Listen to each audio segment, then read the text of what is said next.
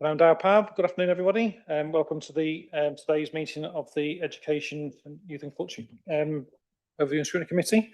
The reason I'm introducing the meeting is because we don't currently have a chair for the meeting, so we will need to ask the committee to appoint a chair.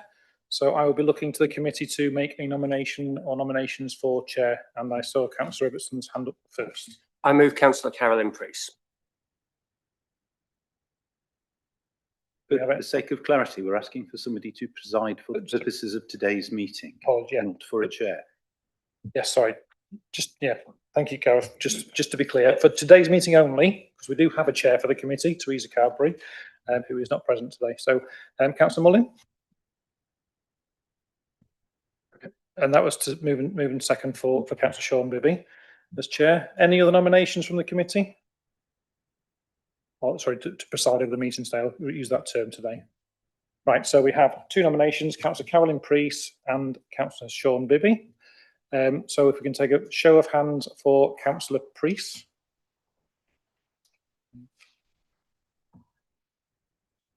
Five. That's 5. And we'll do a show of hands for Councillor Sean Bibby. 6. So I've got 6 for Councillor Bibby and 5 for Councillor Priest. Therefore, I would like to call Councillor Sean Bibby to chair today's meeting, or preside over today's meeting. If you'd like to come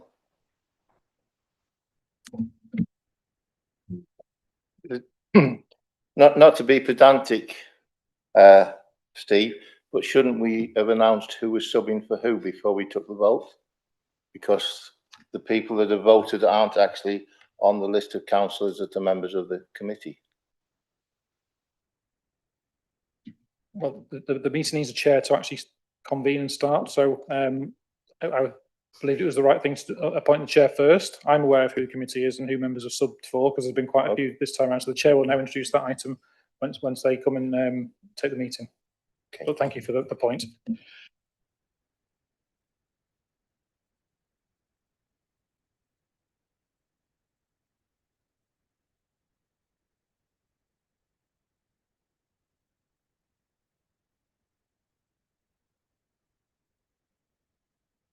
Okay, thank you very much, members. Just welcome to today's meeting of the Education Youth Scrutiny Committee with a call-in meeting on 2 agenda items. I'd like to welcome all members here, any members of the public that are observing in the chamber and online and on the live stream. I'd just like to remind members that I hope we can have a constructive and ensure that we keep this meeting to a decorum that it deserves. We are discussing a very sensitive and emotive item, and I hope we can all make sure that we all act in a manner that that needs to be in such a serious matter, which I'm sure all members will do. Okay, if we can move on to apologies. Thank you, Chair. Apologies have been received from Lynn Bartlett, who's a cooperative member of the committee. Got substitutions now for Councillor Teresa Carberry being substituted by Councillor Chris Bithell. Councillor Ron Davis is substituting for Councillor Ryan McEwen. Councillor Sean Bibby yourself for Gina Madison. Councillor Billy Mullin for Councillor David Healy. Councillor Alistair Ibbotson is substituting for Councillor David Mackey, and Councillor Andrew Parkhurst is also substituting for Councillor Andy Hughes. And Wendy White is in attendance at today's meeting in the capacity as a cooperative member. But not as part of the. She's got the specialism for the Catholic school, and we've got the bishop online as well. So.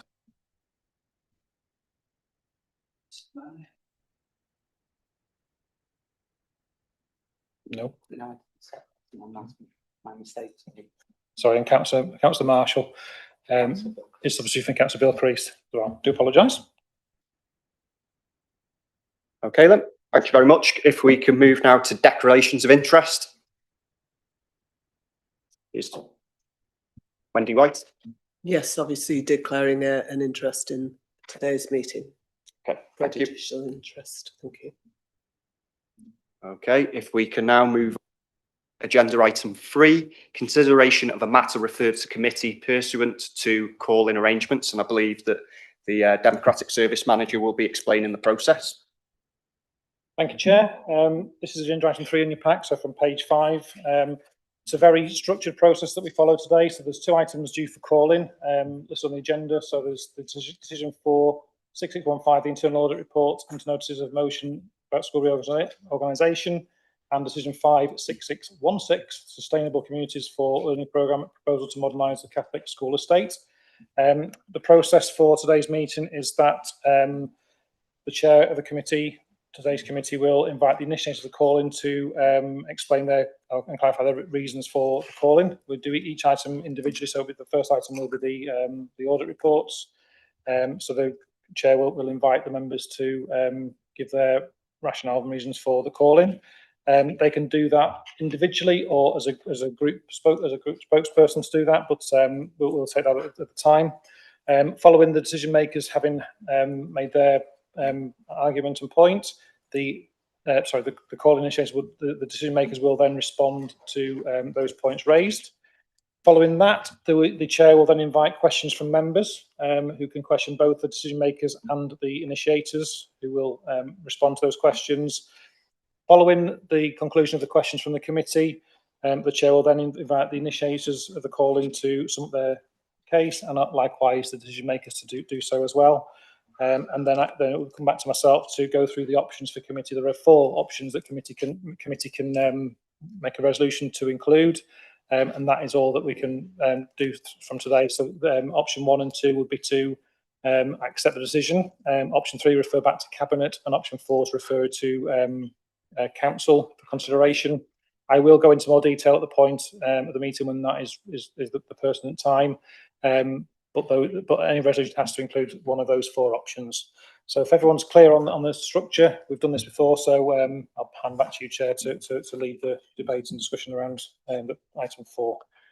Okay, then if we can move on to agenda item 4, which is the call into the internal audit investigation to notices of motion. So I'm aware that the initiators are Councillor David Coggins-Cogan, Councillor Carol Ellis, Councillor Helen Brown, Councillor Andrew Parkhurst, and Councillor Fran Lister. So if I can ask, is there going to be an individual that's going to speak on your behalf, or are you going to speak individually? So, Chair, we will speak individually, but I will be leading the debate. Okay, in that case, Councillor Ibbotson. I'm sorry, Mr. Chairman. Just as a point of procedure, a member of the committee has declared a prejudicial interest, which would suggest that unless they have a dispensation, they would need to leave the room. I appreciate that they might have evidence to give in a capacity related to their membership on the committee, which might be valuable to the committee, but I'm not aware that there's a standing procedure to allow that to happen without a dispensation. Can I ask whether there is a dispensation in place, and if not, whether we could have the monitoring officer's advice? I do think it's important that we get this right and avoid getting anybody in any bother. Okay, thank you very much, Councillor Ibbotson. If I can refer to the monitoring officer.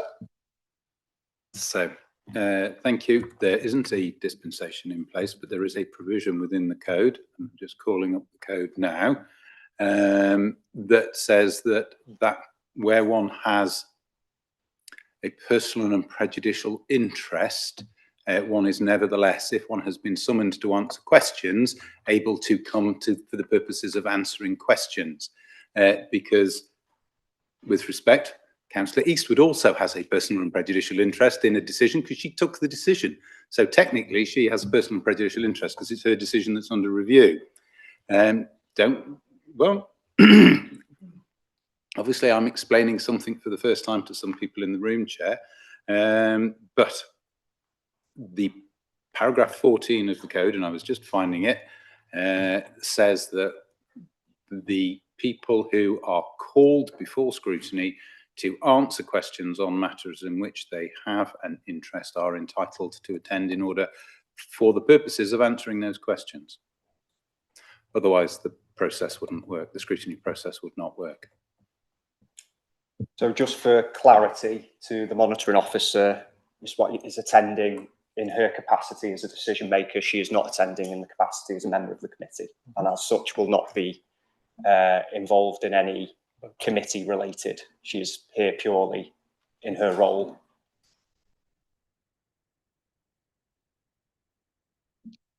It's actually paragraph 13 of the code, not paragraph 14. But the effect is still the same, Chair, that they are able to answer questions. So where you have a prejudicial interest in any business of your authority, you may attend a meeting, but only for the purpose of making representations, answering questions or giving evidence relating to that business. So that's what they're doing. That's what they're both doing, Chair. Okay, That's paragraph 14. Now to Councillor Parkhurst to lead with the Councillor Ibbotson. Sorry, Mr. Chairman, that paragraph says, provided that the public are also allowed to attend the meeting for the same purpose, and members of the public don't have the right to speak or submit questions to this meeting. So I'd suggest that doesn't apply. There is 3A, which might, the question then is whether the committee has required the attendance or not. Has the committee resolved to require the attendance? Well, 3A does apply. It says you are required to attend a meeting with no view and scrutiny committee by such committee exercising its statutory powers. So that's when, but it's a question for yourself, Chair, whether you decided that where Mrs. White is here answering is required, her presence is required by the committee to answer questions. I would believe that to be the case.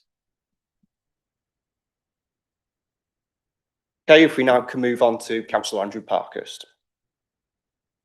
Diolch yn fawr, Chair, pnawn da pawb.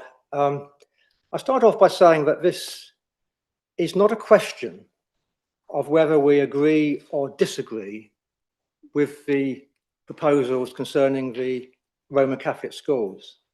This is a question of the integrity of the process, how Cabinet reached its decision. Cabinet's decision was, and I quote, that Cabinet welcomes the assurance that there was no evidence to support the allegations within the notices of motion. That is a short sentence, but let's unpick it. We'll take the first part, that Cabinet welcomes the assurance. I want you all, please, to turn to page 15 of the pack, and you will see that there was no such assurance given in the internal audit report regarding St Anthony's admissions process. At the top of the page, it says, internal audit has produced a consultancy insight report. And it goes on to say, internal audit will not provide an assurance opinion. So Cabinet cannot welcome the assurance if no such assurance has been given. Now you may ask, is that just arguing over simple words? But Chair, words matter. In risk management, the word assurance has a specific and well-known meaning about the objective evaluation of risk. You cannot bandy this word around lightly, or you will misunderstand the nature and purpose of the internal audit report. That was one red flag which showed the report presented to Cabinet had been carelessly drafted, which Cabinet should have spotted. But let's now unpick the rest of the Cabinet's decision. And the second part was that there was no evidence to support the allegations within the notices of motion.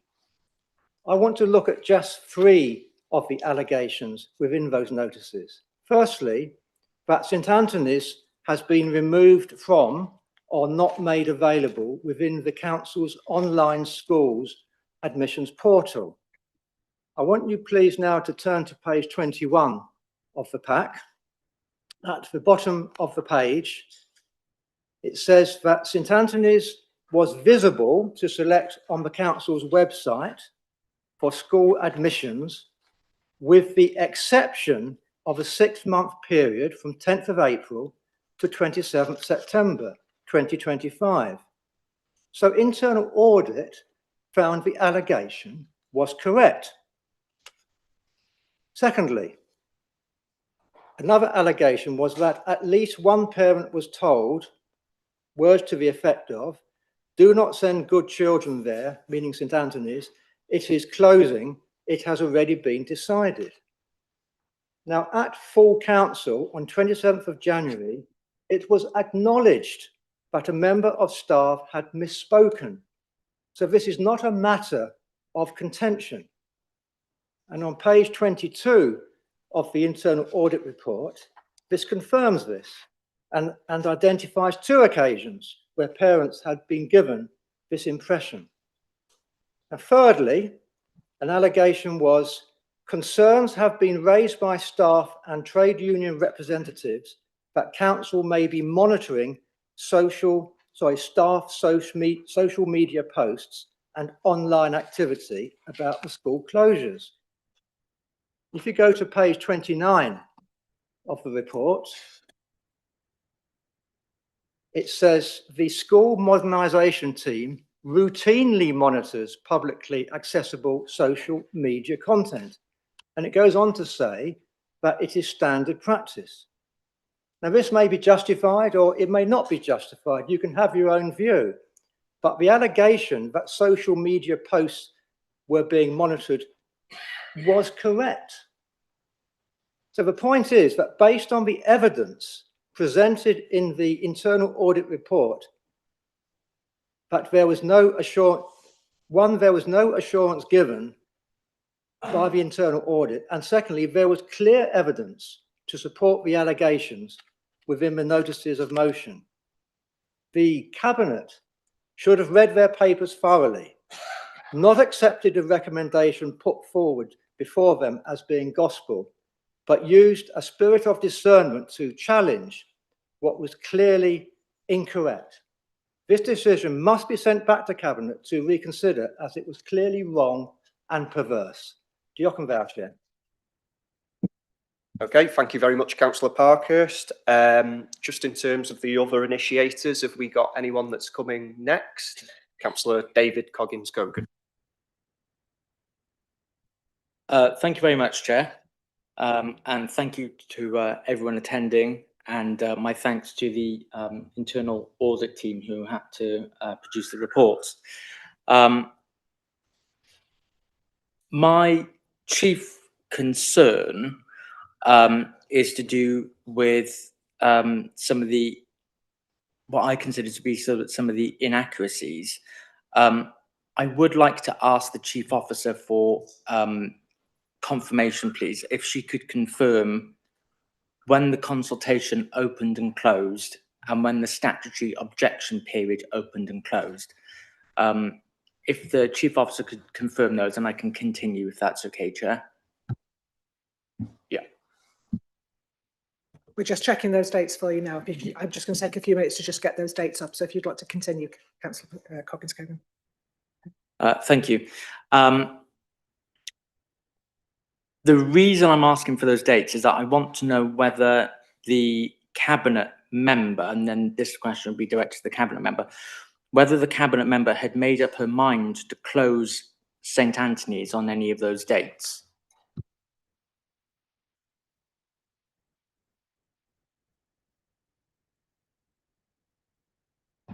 I think at this stage, this is the opportunity for you to present your questions, and then when we go to the decision makers, they will then respond to the points you've made.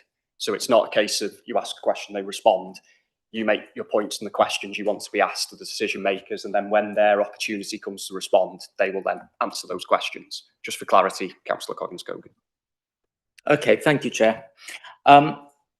It's important because, as I understand it, I think the consultation period was from the 3rd of June to the 18th of July. but I'm not 100%, hence seeking clarification. And then the objection period is from the 18th of November to the 15th of December, all dates in 2025. The dates that are referred to, the period that's referred to in the audit report, is a statutory proposal period. I don't know what that refers to, whether it refers to both dates, just one of those dates, or something else. It's unclear. The reason I need to know that is because I need to know when and if the cabinet member had made up her mind to close St Anthony's.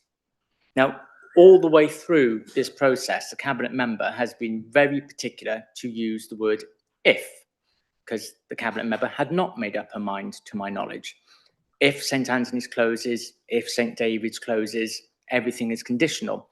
And we've all accepted that on the council and on the committee, that that's a perfectly reasonable use of language, the conditional tense. It seems to be that it's reasonable for everyone to use the word if, apart from this teacher, who said St Anthony's won't be taking on new pupils from September if we don't act quickly. Conditional tense. If we don't act quickly and we get pupils in the school will close. So whilst the cabinet member is perfectly comfortable using the conditional tense, and that protects her from any accusations of predetermination, it was decided that someone who's standing up for their community, someone who's standing up for their school, someone who wants their school to survive, shouldn't use that word, and that their entire social media post had to be deleted.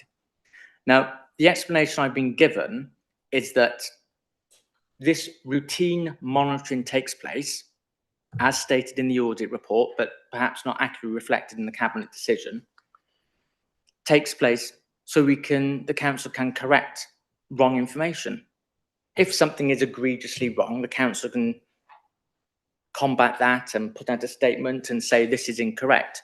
The council did none of those things. What the council did was escalate the matter internally, have a word with the head teacher of the school, and then we don't know what happened after that. We just know that that post was deleted. The decision that Cabinet has made in welcoming the assurance, which does not exist, and saying that nothing happened, is blatantly false. These things did happen. It's also for the Cabinet to take the decision that someone saying, if we don't act quickly, as something which is a determinative fact and inaccurate and needs to be revoked or deleted, is deliberately made to have a chilling effect so that no one can criticise the council's decision, and so that no one who they have a modicum of control over can campaign against this. It is wholly wrong. It was done deliberately to create a chilling effect, and the cabinet members should apologise. Thank you, Chair. Thank you very much, Councillor Coggins-Cogan. Who's next? Oh. So the public consultation period ran from the 3rd of June 2025 to the 18th of July 2025. And the statutory objection period ran from Monday the 17th of November 2025 and closed on Monday the 15th of December. Thank you. Thank you, Chair. Who's next out of the... Okay. Yeah, okay. So if I can now move on to the decision makers to respond to the initiators of the calling.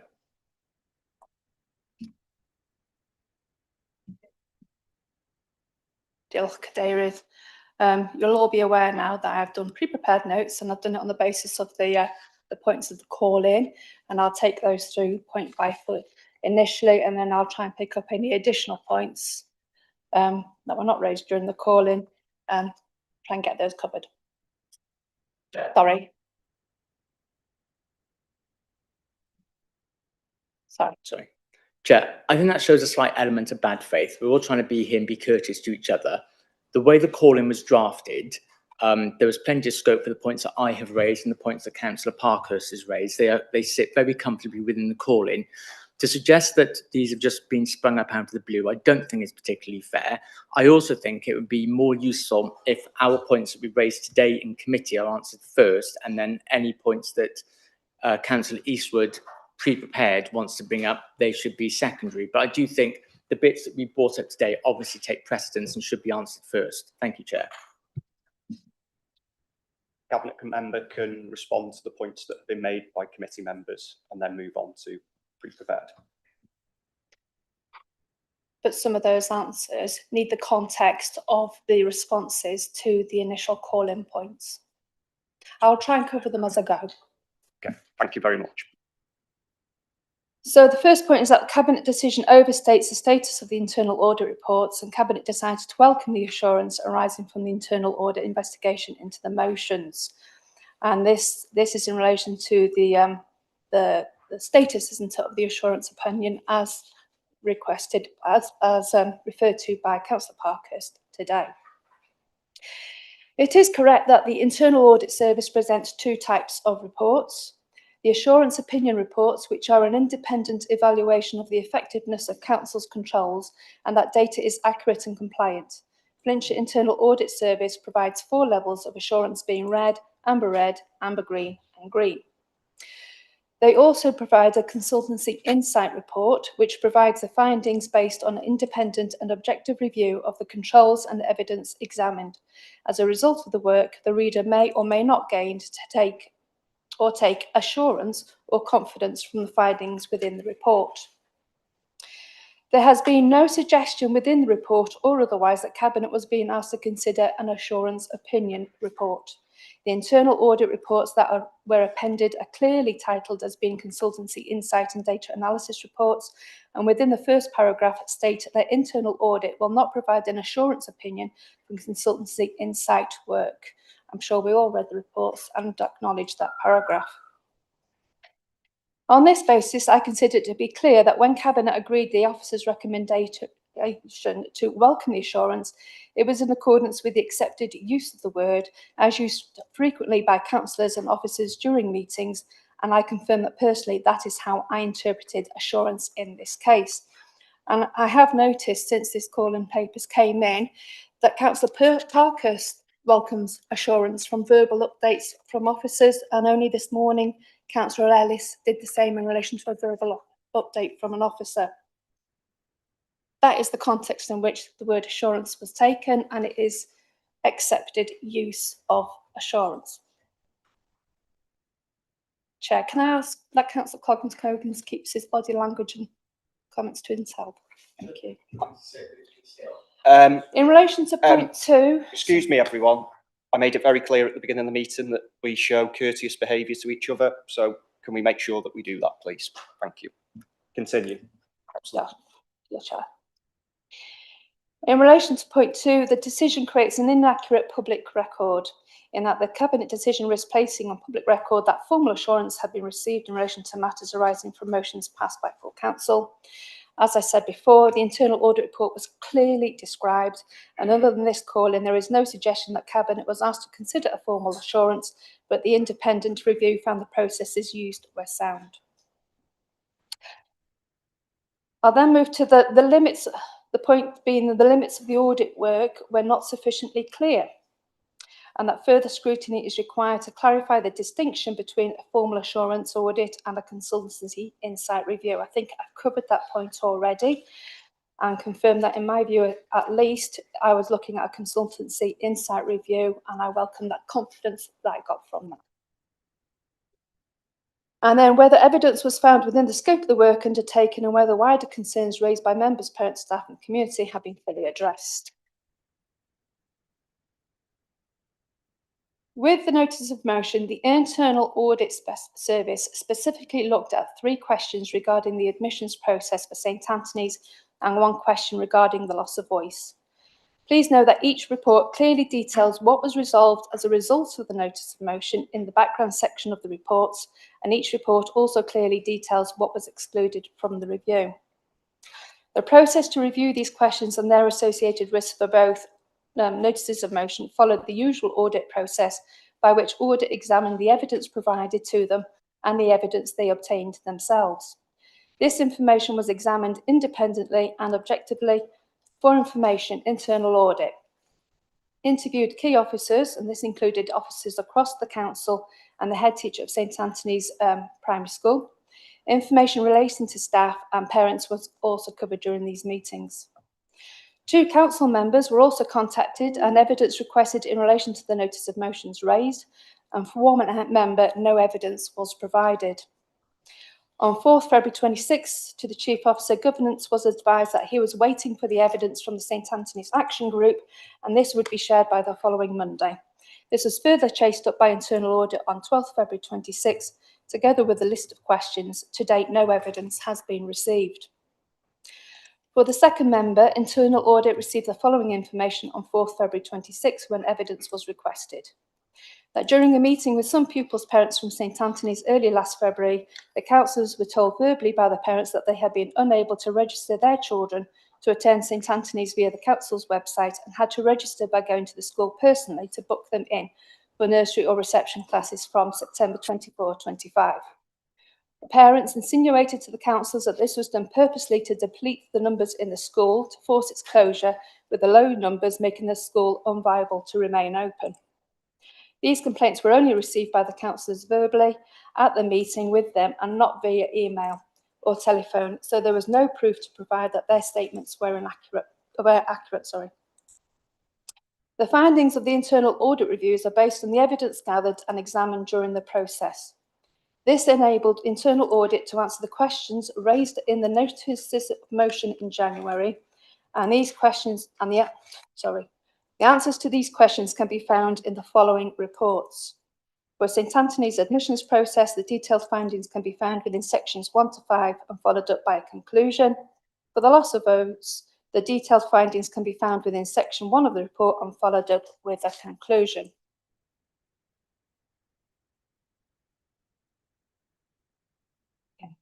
Right, can I just remind everyone just to make sure that their phones are either switched off or on silent, please, because we need to ensure that people have the opportunity to speak and not be disturbed. Okay, so can everyone make sure the phone's switched off or on silent, because it is very disruptive to members who are trying to contribute. Cabinet member to continue. So sorry, to try and pick up the points raised by Councillor Parker, so I might ask for a reminder. In relation to St Anthony's, it was quite clear in the report that it was removed for a period of time because at that time the council was not in charge of the admission arrangements for St Anthony's. So it was removed because it was redundant, not required, and in fact quite confusing, wasn't it? Because at that time, parents had to go directly to St Anthony's in order to admit their children in accordance with St Anthony's wishes.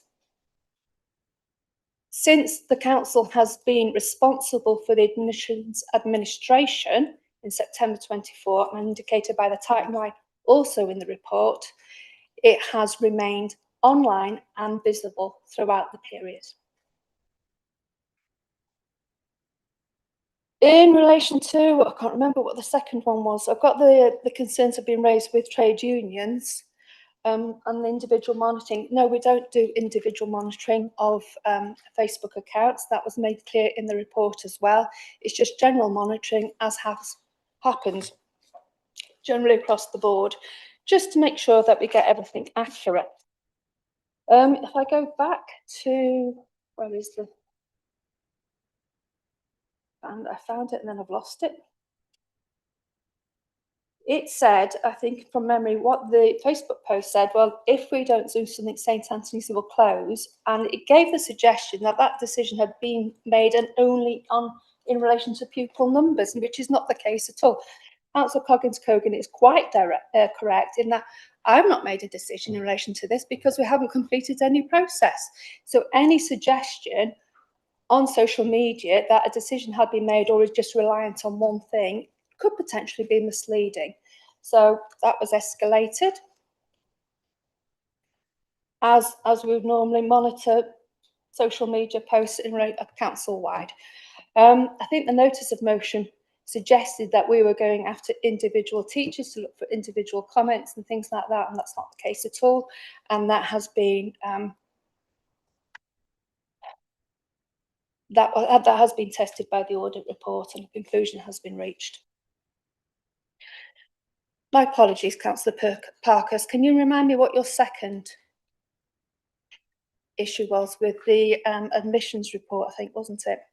Councillor Parkhurst. Yeah, Cabinet Member, my 3 points, which I will just repeat for clarification.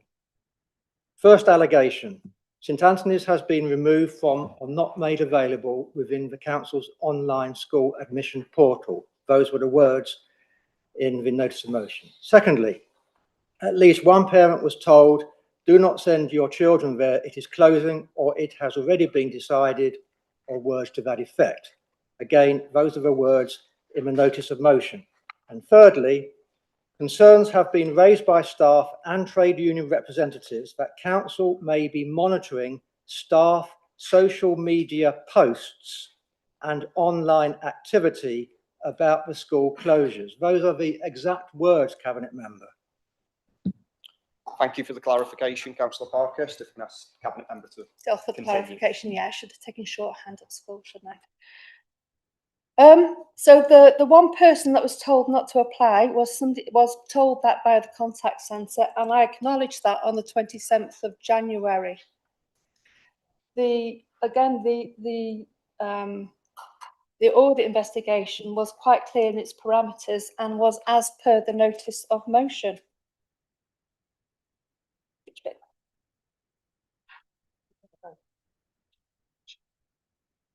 So, and then in relation to the two further instances where parents were advised that the school was part of the contained within a proposal, then that was quite true, wasn't it? So it's not kind of the school's going to be closed, it is formed, they are part of the proposal.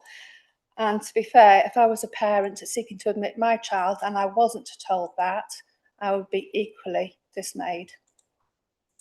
So in the interest of being open, honest and transparent, which I know Councillor Parkhurst is very keen on, that was good information to give to those parents. Moving on then to point 4, the relevance to the new school reorganisation consultation, in that the matters considered in the audit reports are directly relevant. As I've stated already, the audit reports are accurately described as being consultancy, insight and data analysis, and include the statement that internal audit will not provide an assurance opinion for consultancy insight work. Now, again, I confirm I gained assurance from the report in the normal sense of the word, typically used during committee meetings by members around the table. In relation to the 5th point, the Cabinet's apparent predetermination, I mean, I prepared it, the report was in my name, and I prepared an introduction to the report. I can read it here now if you want to see how biased or unbiased it was, but it just pulls out key elements of the report that was appended to the balance report. It's a report to report, isn't it? Sorry. But essentially, the investigations were undertaken by internal audit to ensure independence and impartiality. The outcome reports are detailed and comprehensive, and the outcome reports addressed the concerns that had been raised and confirmed that processes were sound, which is the key thing that we were looking to see and test. The notices of motion were a very public criticism of process and the team, compounded by subsequent social media posts. Assertions have been made very publicly against officers and their professional conduct, and has understandably caused a great deal of distress to them. It was important that this distress is acknowledged, and the outcome of the investigation, that the public challenges against both process and the team were not borne out, was also discussed during a public meeting. Given the level of uncertainty that we're advised has been created, it is important that the wider public can have confidence that the allegations were fully investigated and found to be without substance. Using appropriate channels, it's always right to raise or highlight any concerns regarding process. I'm disappointed, however, continue to be disappointed, that despite the findings of the reports, Councillor Coggins-Cogan has failed to express, as the initiator of the proposal of the initial notice of motion, has failed to express any relief that the process hasn't been confirmed to be sound, and has indeed decided instead to prolong the process by calling in this decision, whilst of course respecting his democratic right to do so.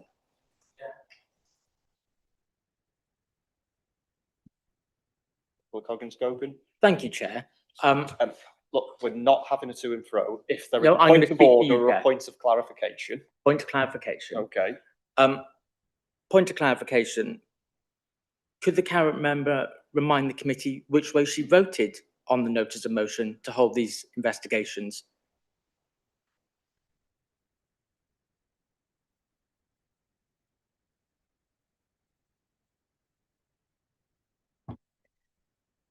I was quite happy for the notice of motion to be investigated. You hadn't taken my word for it, so I was keen for the reputations of the officers to be investigated and found to be substantiated, which is what's happened. Mind everyone, we're not having a debate here, Thank right? you. Now, if you've got a point of order or a point of clarification, fair enough, Councillor Coggins-Cogan, but we're not here to have a two-way dialogue, right? Right. Thank you, Chair. The point of clarification is, I think it is somewhat beneath the cabinet member to suggest that my motivations for voting for the notice of motion are entirely different to her motivations in voting for. The reason I'm saying it's a clarification is because my previous conduct has been brought up here, and so I'm defending it and clarifying how I previously acted. I do not think it is appropriate that the cabinet member can sort of claim to have some unique insight into my mind, into what I was thinking when I voted for it. The cabinet member voted for this as well, after I hastened to add, initially speaking against it. I said, So perhaps if clarification, not one debate. decision. I think there's going to be an opportunity for debate later. We Thank you, follow the Chair. prescriptive process. Can I allow the cabinet member to continue? Chair, may I just then ask that perhaps we shouldn't allow then personal accusations? Here to have a debate. We're not here to, right? The cabinet member is in the process of making her presentation. Okay. Diolch, Cadeirydd. I am nearing the end, but just for clarification, I voted for that notice of motion because to do otherwise, in my view, would show that I lacked confidence in the information I've been given by my officers.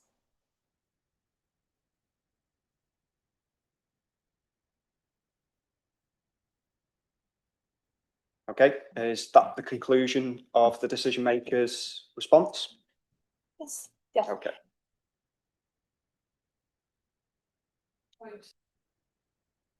So, point of clarification doesn't actually exist. Personal explanation or point of order. A Okay. personal explanation. Okay. But you haven't And Continue. my name was mentioned by the cabinet member as making reference in a committee this morning, and I failed to see where the relevance is to mentioning my name and what I said in a committee that had nothing to do with this calling this morning. So I'd just like to know why that was done. Well, It was my name that was mentioned. Yeah. As I said, we have the opportunity to debate this matter. We have the initiators of the call-in have got their opportunity to make their reasoning behind the call-in. The decision makers have got their opportunity to respond to those questions. I'm just getting a bit, we're trying to open this up into a bit of debate. I think you may have the opportunity to challenge that with the cabinet member when we come to the debate. Relevant while she's just spoken now, so it was fresh in her mind, so she could actually explain Okay. why. Thank you. Just a point of order. Councillor Ibbotson many times has told us that we can only do a point of clarification after somebody has spoken and not in between and interrupt them. So I think something went wrong there. Okay. Chair, just to be clear as well, it was a point of personal explanation, but that relates to if a member has been misunderstood and has spoken. So it was neither explanation nor clarification. So it's probably not anything in the Constitution that exists as such to do that. So I would suggest, Chair, that we've concluded the first two parts of the calling process, which the initiatives have given their arguments and the decision makers their response. It may be appropriate now to move on to open the floor to the committee to question both parties. Okay, so we will now move on to questions from committee members to both the decision makers and the initiators. And I have Councillor Alistair Ibson first. Thank you, Mr. Chairman, and may I say that it is a pleasure to serve under your chairmanship. Might I ask, it's been the practice of the chair and vice chair of this committee to ask that when a member has multiple questions, they ask them one at a time and wait for response before asking the next. Is that your preference, or would you prefer me to ask them on block? I think it would probably be better that we take one question at a time. Thank you, Mr. Chairman. I shall proceed on that basis. So my first question is to the decision makers, and I appreciate that the decision makers might wish to ask the officers to respond to some of the technical aspects of this on their behalf. In relation to the monitoring of social media, who was it who authorised that practice to take place? The most senior manager who gave authorisation for that?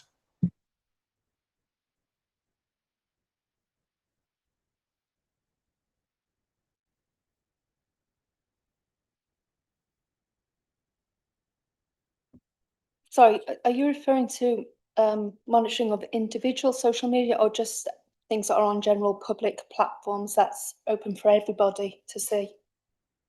The decision to task officers with going onto social media and seeking out public comments about the council's decisions and consultations in relation to this issue. Chief Officer. It's always been standard practice that officers will look at public social media sites in relation to their work to check that if there are any misconceptions, that they can be addressed. So there wasn't a specific decision at a specific point in time by a specific officer. My understanding is it has always been routine that anything in the public domain is available for anybody to see. So that's our response to that. Okay, Councillor Ibson. Was the officer who conducted this monitoring logged into Facebook at the time?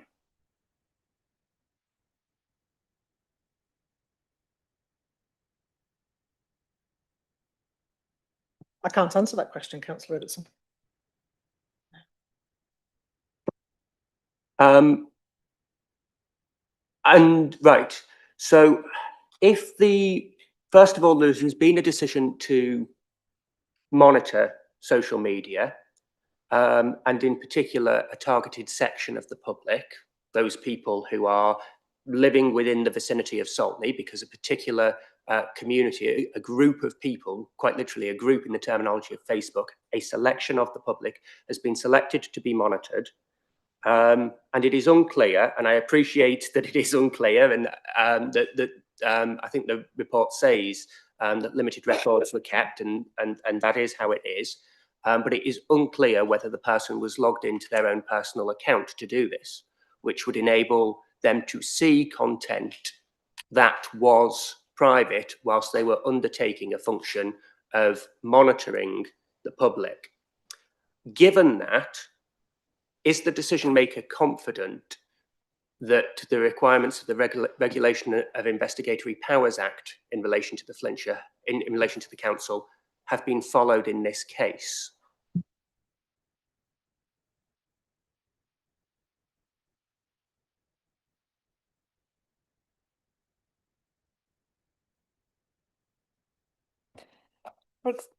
First, I can't agree that a selection of the public was identified to be monitored.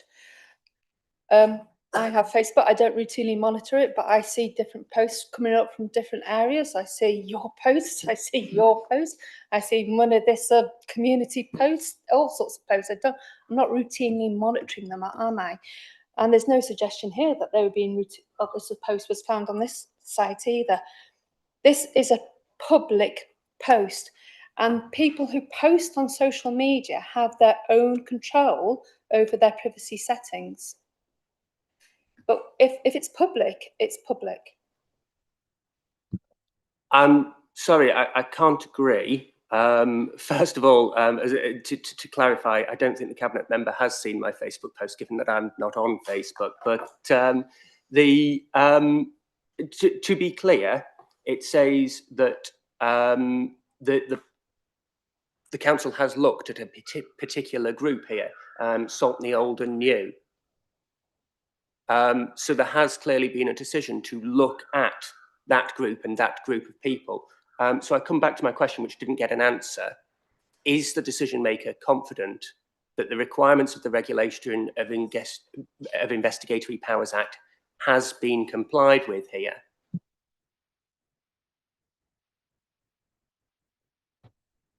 So you said that there's clearly been a decision. The report says a project that became aware of a post. We don't know how they became of a post, so there's nothing clear about any decision being made. Sorry.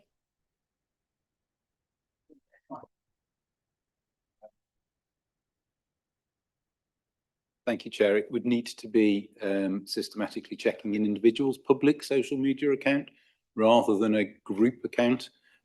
Just simply logging in and seeing a public post doesn't or would not breach the Regulation of Investigatory Powers Act. Sorry.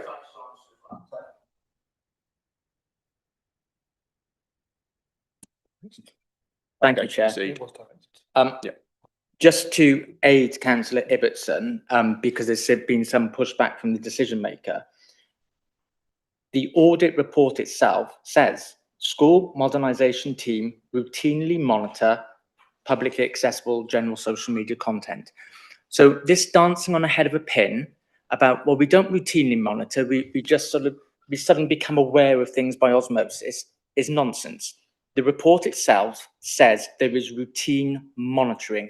So I think what Councillor Ibbotson's track is entirely reasonable to ask.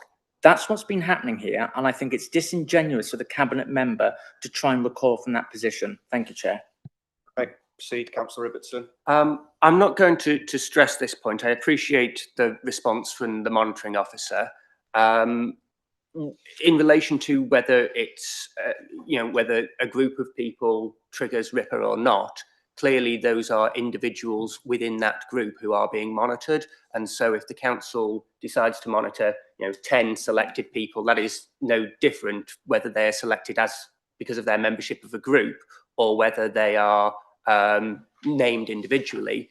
And I'd note precedent in this where, for example, police forces have taken undercover surveillance of far left and far right activist groups where they've not known all the members, the names within those groups at the time they commenced that surveillance, but they nonetheless commenced that surveillance. That is nonetheless covered by RIPA, despite the fact that they're targeting a group rather than, at that point, named individuals. So I do think that is important, and I would welcome sober reflection outside this meeting, because I don't think that we're going to, I appreciate this is technical, and I don't think we're going to get to a conclusion in this meeting now, but I would welcome sober reflection after this meeting on the council's position in regard to RIPA as far as this activity is concerned. My final 2 points. We've talked about the need to correct misapprehensions and misinformation regarding the consultation. If there is general routine monitoring, as the report says, obviously we're hearing that there's particular targeted response to posts which have been sort of dobbed into the council as well. And I appreciate that the two might be distinct here in response to this question. But if the council, as is said in the report, is undertaking routine monitoring of social media, how is it the council's intention to correct things that it sees? Obviously, in this case, it's gone to the person's employer, which I consider to be questionable, but I'm not asking about that. I'm asking what steps the council has taken in response to other misapprehensions it sees. For example, on the Facebook group in question, there are a number of posts which suggests that the cause of the decisions being made and the consultation is councillors receiving brown envelopes. An allegation that I'm sure will be familiar wearily familiar to all members of the committee. I would posit that that is misinformation and a misapprehension. However much I may disagree with this decision, I don't think it's being made because of corrupt reasons. Nonetheless, that is being said, and the council has presumably seen that given its routine monitoring. I mean, it's pretty hard to miss on social media. And yet the council has not sought to correct that. So why has the council not sought to correct that, but it has sought to correct other things?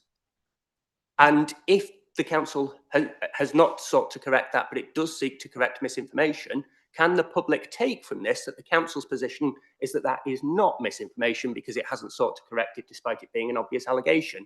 So is the decision maker of the view that the logical conclusion the public will take from the reports is that the council does not consider that allegation to be misinformation?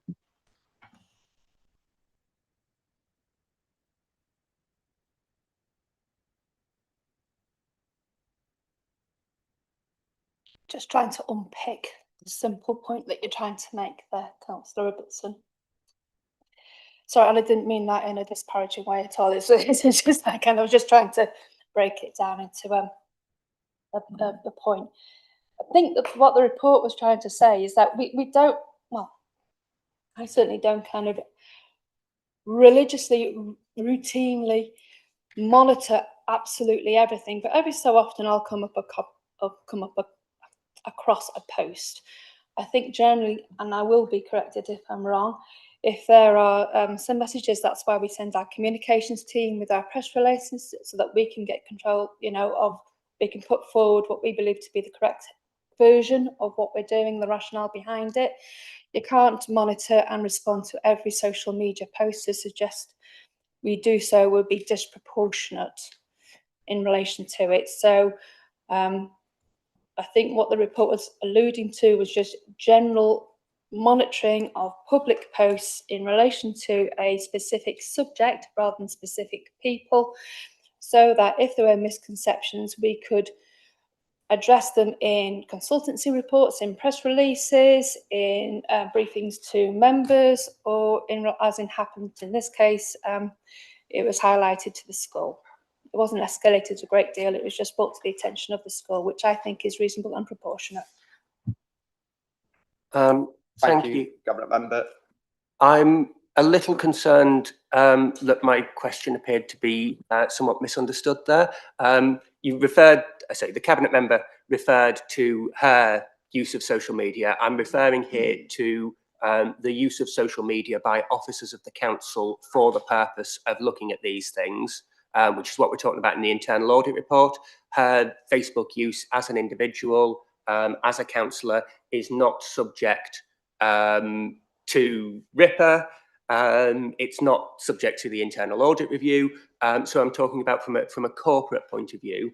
And then the point about if it is considered that the brown envelopes allegation is misinformation, why has it not been corrected when it is pretty publicly made and frequently hard to miss? Or is it not considered misinformation? Because one of those, either it is or it isn't, and if it isn't considered misinformation, that is one end to it. And if it is considered misinformation, why hasn't it been corrected?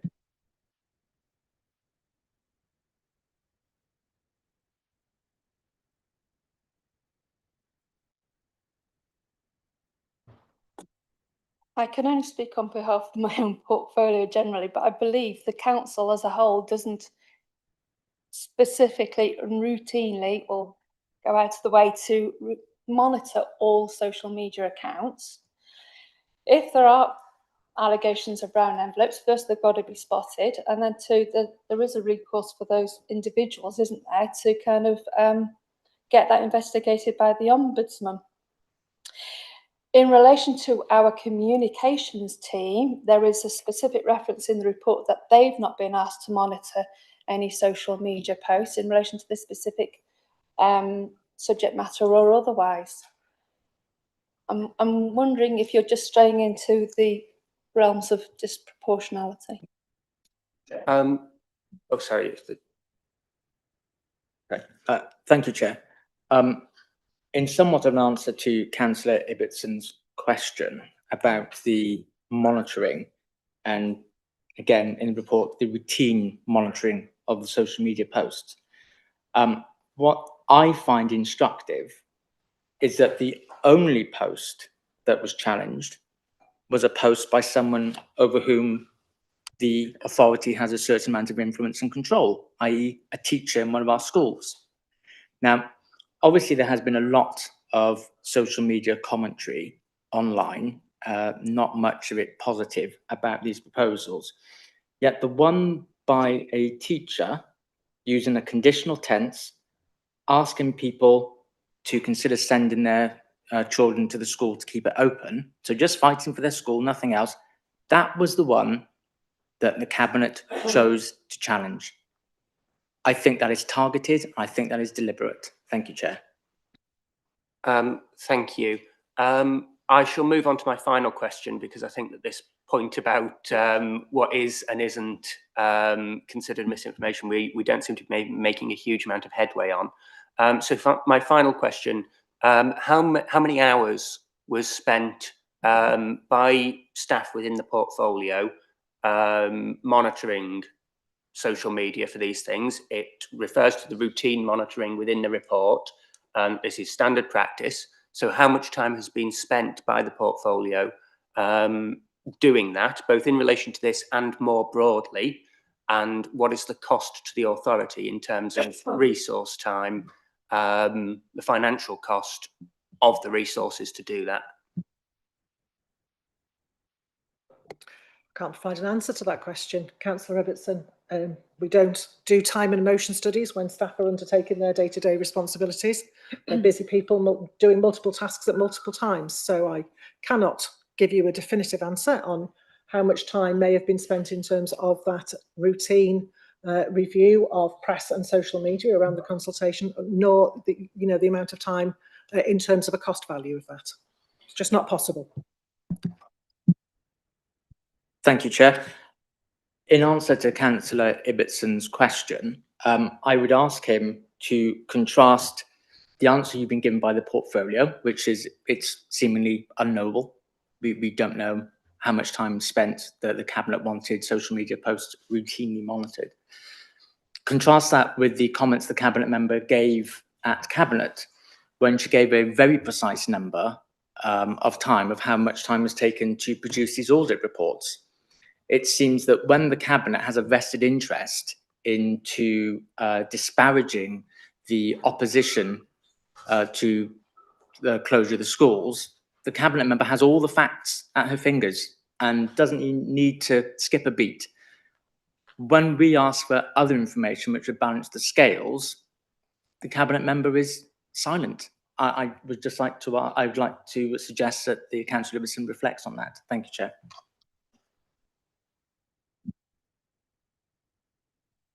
So in the report, the number of audit days taken to conduct the investigation was detailed in the report, presumably because they cross-charged the portfolio then that has requested that investigation. Also within that same report, it recognises that the cost of the officers and other members who have contributed to that investigation could not be costed out because that was not measured. Okay, is there any further members of the committee? So I have got Councillor Carolyn Preece. Is there anyone else after Carolyn Preece? Councillor Fran Lister and Councillor Chris Biffle and Councillor Marshall. We can move to Councillor Preece. Thank you, Chair. I have a number of questions. I'll do it one at a time like we've been doing. Okay. So I'm just amazed why there are no records maintained of social media monitoring activities, being this was such a sensitive consultation, or whether there was no records at all in the process that took place afterwards. Can that be explained to me? Thank you. Chief Officer. I want to say it's not a sort of a routine task, as it were, in terms of, you know, we are spent. Sorry, I thought I'd been directed by the chair to speak. Thank you. Point of order. Thank you. With respect, Chair, that when questions are brought by the committee, they're directed, unless specified otherwise, to the decision maker. So it's not for the chief officer to answer it. It is for the decision maker, i.e. Councillor Eastwood. Apologies, Chair. The decision maker is able to refer to officers where there are technical matters.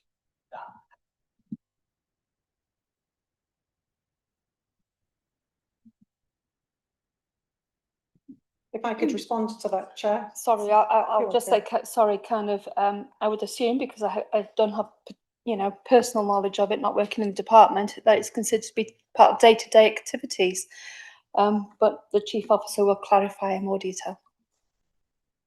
Yeah, thank you. So the reason for my response is that sits within the operational sphere of the portfolio as officers, rather than obviously than the cabinet member. So as I say, we do not keep records. I don't understand why Councillor Priest might think we would keep records. As I say, we are, you know, there is a general monitoring of social media and press coverage of an exercise like this in terms of the consultation, knowing that it is you know, it is an emotive consultation. It is going to be eliciting responses from members of the public.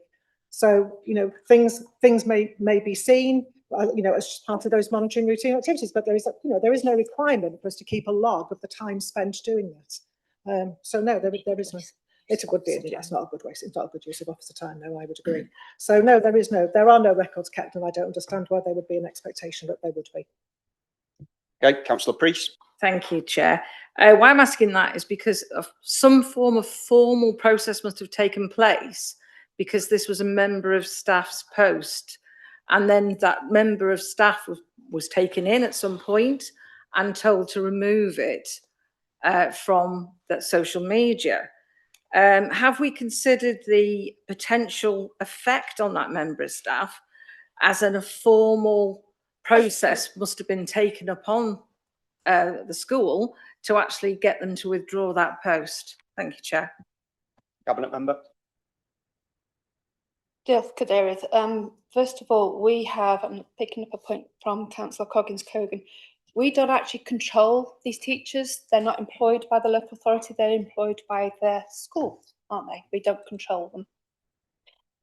And must have, why must they have? It's you're making a presumption there, and one I don't agree with. We do not know what happened at that school once they've been highlighted in relation to that post. There would have been concern, no doubt, one, in relation to the misinformation, but two, teachers have a professional, I'll just get the quoting here, professional role and standards that they're expected to maintain, aren't they, in relation to communications they may make if they are seen to be representing a school or a body. So they might put themselves forward as having a sensible authority, and then they've just got to be very, very careful with what they post on that basis. So I don't know if there's a must-have. It could have been a quick chat, couldn't it, over a cup of tea? Don't know. Thank you, Chair. I think Councillor Priest brings up a point which has been interestingly interpreted by the cabinet member. As we understand it, that post by the individual was posted under her own name. It was not posted as teacher at St Anthony's. It was not posted as interested person at St Anthony's. It was posted as a name within the community group. So I think the cabinet member is splitting an increasingly fine hair, that now we go beyond just what people do in their capacity of one sort or another, and it now strays into any comment they make. The commentary was not in the capacity of the teacher. The comment was as a concerned person in the community who wanted to save their school.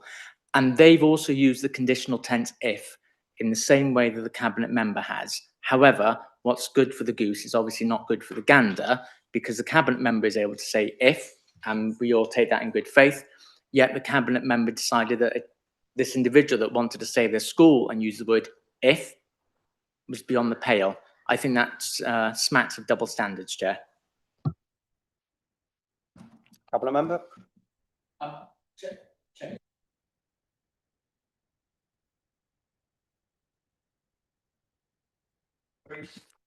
Thank you, Chair. I think I'll move on from that one. I do know that people in different organisations do put on their own personal Facebook pages, these are my own views and not of the association that they work for. And that's usually a disclaimer that they usually use on their social media pages. But I'll move on from that one. I just want more clarification on an assured audit versus a consultancy and insight report. Sorry. It's very important that there's a distinction between the two. And I know that the cabinet member is referring to that they welcomed the assurance. An assurance report is totally different than what we've got in front of us, which is a consultation insight review report. So to elaborate it and take it to a higher degree, was the actual auditor informed that they were going to be using that term, welcome the assurance, in the terminology in the cabinet, whereas it's inaccurate wording and it's almost inflating the report to something that it actually wasn't. So there could be a misconception by the public that this report was an assured report and not what it was, which was a consultancy insight report. Can I have an answer on that one, please? Thank you.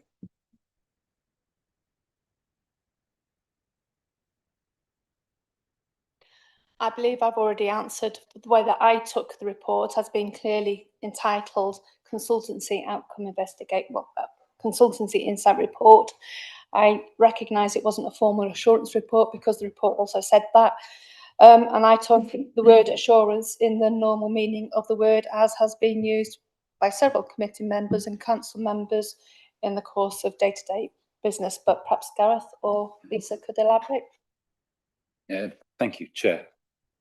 Chair, I drafted the report. I drafted the recommendation because, of course, once the notices of motion were moved at council, we wanted an impartial investigation into it, and in order to ensure that it was separate from Claire's department, it was undertaken by the Internal Audit Service, and I did the report back. There's a couple of things to say, aren't there, Chair? I don't think the members of the public know the difference between a consultancy report and an assurance report within the council, I'll be honest. I think that where we had a question, as we did, about the integrity of the process, we asked for the internal audit team to carry out a review in order to establish whether that process did indeed have integrity or whether that process was flawed. And there is always a moment of trepidation when going into such an investigation, because whilst as senior managers we set processes and we give guidance to our staff, you never quite know whether somebody in the heat of the moment might have done something that, with the benefit of hindsight, doesn't bear scrutiny. And when one subsequently gets a report from the internal audit team to say, well, actually, essentially the process is fine, the breath of relief, the sigh of relief that one gives is, in common parlance, I think, assurance. Because you sit there and you look at it and think, oh, thank heavens for that. Actually, yes, that is, that's okay then. And that was the basis on which I drafted that recommendation. We don't like drafting reports that say to members, just note this report. We like to have something that's a little more positive and a little more active.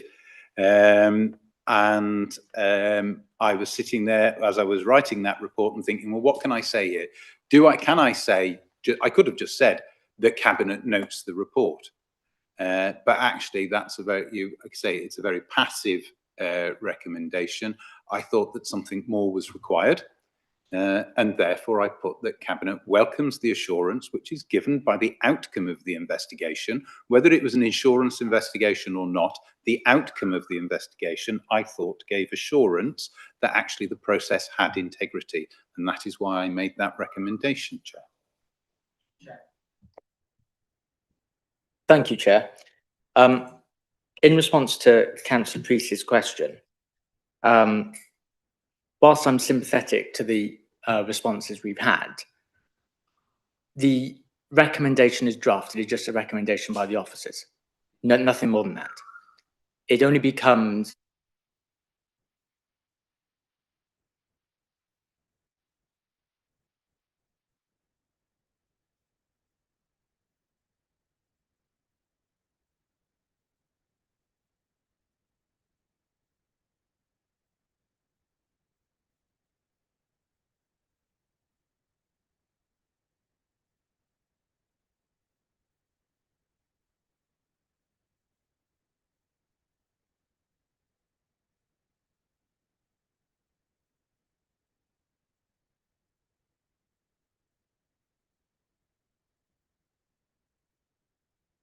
the Cabinet was completely wrong. Sorry, Chair, do you want me to pause? If you can just pause for 2 minutes, Councillor Coggins-Cogan, we're just having confirmation of whether we've got some technical issues with the live stream. The sound's come back on now, Chair. Thank you.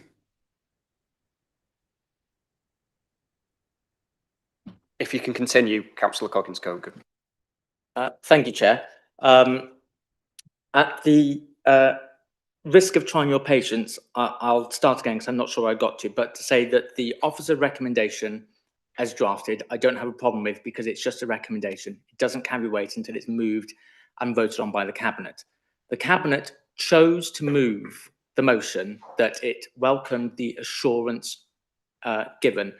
That is remarkably sloppy language when we are discussing an item which has a very technical definition of assurance, consultancy, insight reports. All these have a very particular meaning.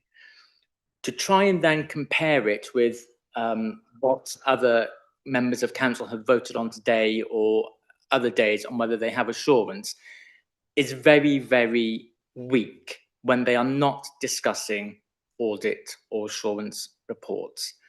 It is also not appropriate, I dare say, for the Cabinet to say, well, they made a mistake, so we're entitled to make this mistake too.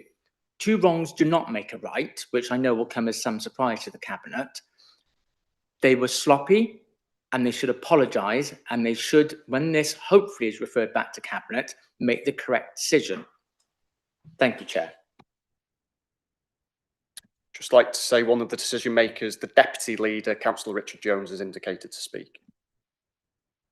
Yeah, thank you, Chair. And firstly, I've got to apologise for my voice because I've had dental surgery, so I've got 30 odd stitches in my mouth, which makes it difficult, so you have to bear with me. I'll try and make myself understood. So when it comes to assurance, I've heard a lot of this conversation now between Councillor Coggins-Cogan and Councillor Ibbotson. I wasn't really, the word assurance to me was formulated not from the recommendation, even though we agreed with that recommendation. It was due to the content and the conclusions of the report. So what I did, as we should do, I read all the content of the report. I read the conclusions of that report, and I was therefore assured that the claim within the notice of motion was unfounded. So I didn't rush to the recommendation as provided by the officer, but I was assured because of the information and the evidence provided. So I don't think, I think as Councillor Eastwood has already said, the word assured is common parlance in the council. We understand what we mean by assured. That evidence and information within the document provided me the assurance that there was no the claims within that notice of motion that was provided in full council were unfounded. That was my point. The recommendation, the word in the recommendation is neither here nor there, in my view, because I was assured that's what the recommendation said. So I was happy to go along with the recommendation because of that fact. Thank you. Thank you, Mr. Chairman, for allowing me to make a point of personal explanation. The Deputy Leader says that he has made reference in his speech to remarks made by me in relation to this issue of assurance. I have made none. I have not commented on this. I have not asked any questions on this. So I'm unsure to what he's referring. Well, then I apologise, Councillor Ibbotson. It was Councillor Coggins-Colgan I was referring to. Sorry. Thank you. I'm grateful for him withdrawing that. No, my contribution was focused solely on whether it's a good use of taxpayer money to snoop on people's Facebooks. So I'm grateful for the opportunity to refresh his memory on that point. Okay. Perhaps it's the effect of the medication for his dental work. Thank you very much, Councillor Ibbotson. Can we move now to Councillor Priest to continue? Thank you, Chair. I'm still undecided. The answers that I've received has not given me an assurance that it was the correct language and wording, because it was such a sensitive topic that we were looking at, and having that in the wording, as my personal opinion, is that that would have inflated the report that was being presented and could be misunderstood by the public. And I don't think it has been answered. It could have been changed. The wording could have been changed. It could have been amended, but it was used not necessarily on purpose in that format, but it has been interpreted that way and will be interpreted by the public that way, that it was an assured report. And that is my personal thoughts on that matter. I think, because I've got so many questions here at this point, because I know we've got another motion as well, I think I'll hold it at this one because they relate to the next one as well. So thank you, Chair.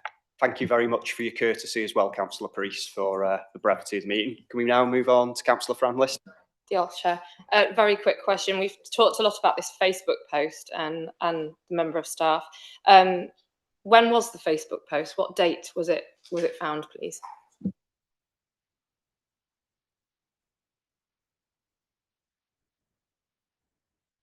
Councillor Coggins-Colgan. Thank you, Chair. I'm happy to wait if the Cabinet member wants to answer first, of course. Well, I don't know who the question was directed to, Councillor Lister. Anybody who can answer it. Amber? Well, I've only got the outcome of the report because I wasn't involved in that investigation. So I'll have to pass to officers or. Chair, Mrs. Bramble's just looking for the information because it was one of her team who identified the post. So he's looking to see whether that was recorded. How long do we anticipate before? Thank you, Chair. It's on page 29, that in February 2025. So I can't answer Councillor Lister's precise question when it was posted, but the department portfolio cabinet became aware this nebulous term, although routine monitoring is elsewhere in the report, in February 25. Now, elsewhere in the report, it says that the routine monitoring is during the statutory proposal period. Now, as has been confirmed earlier on, depending which period that refers to, because I still haven't had an answer to that, that could stretch from the 3rd of June to the 15th of December last year. This post was in February. So I think that offers up the question, why was it being monitored at that period when the information that's been given to the internal audit is that the routine monitoring only happens during the statutory proposal period? And again, that term is not recognised anywhere else in the report. Is that the consultation period? Is that the statutory objection period? We don't know. It's another of these nebulous terms. This is why I have a problem with the way Cabinet dealt with this report. It has shown a chronic lack of intellectual curiosity and wanting to dive deep into the detail here. and instead has been so keen to cover itself and pretend nothing went wrong, it's just accepted what it can to brush it under the carpet. So in answer, February 25, which is at least 4 months before the audit report says that the routine monitoring should have happened.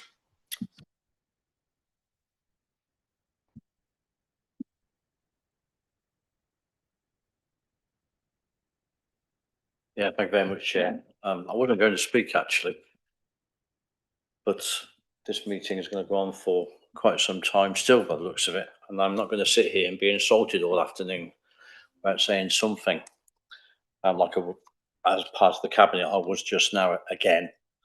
I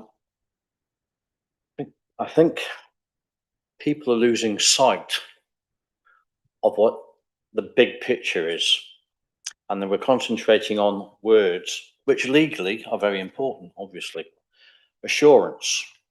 Councillor Richard Jones spoke just now, probably from a hospital bed, in fact, so well done to Richard for doing that. And he probably felt compelled to speak because of the insults that keep coming towards us. Sloppy, the cabinet's been caught this afternoon.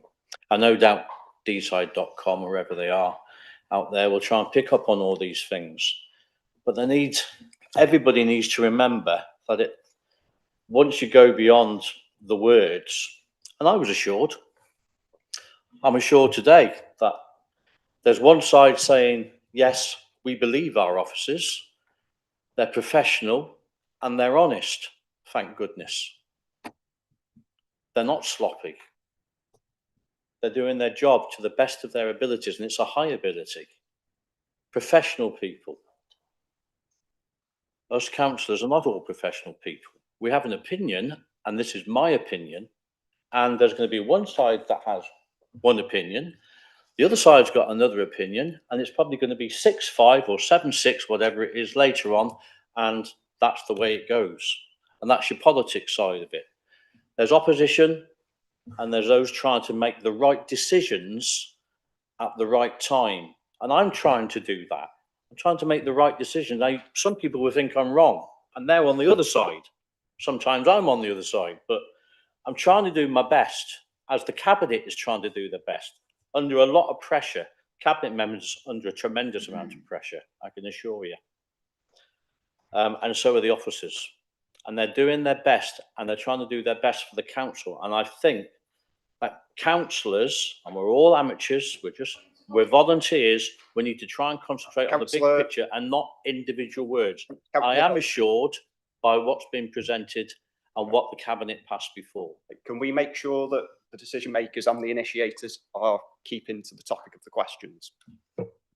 Thank you, Chair. That's exactly what I was stating. Thank you. Move on to Councillor Lister. Have you got any further questions, Councillor Lister? Thank you, Chair. I think I've been very, very, very clear, and under the direct gaze of the monitoring officer here, that my criticism is firmly with the cabinet. I have thanked the audit report. I have thanked the officers for being here. I've never suggested once that the officers were being sloppy at all, and I resent the accusation of that. I've been incredibly clear where my criticism lies, and it is with the cabinet. Doesn't matter what's written here. The whole purpose of things being written here and being presented to cabinet is that cabinet reads the document and then forms a motion from it. So to suggest that I've said the officers are sloppy is wrong.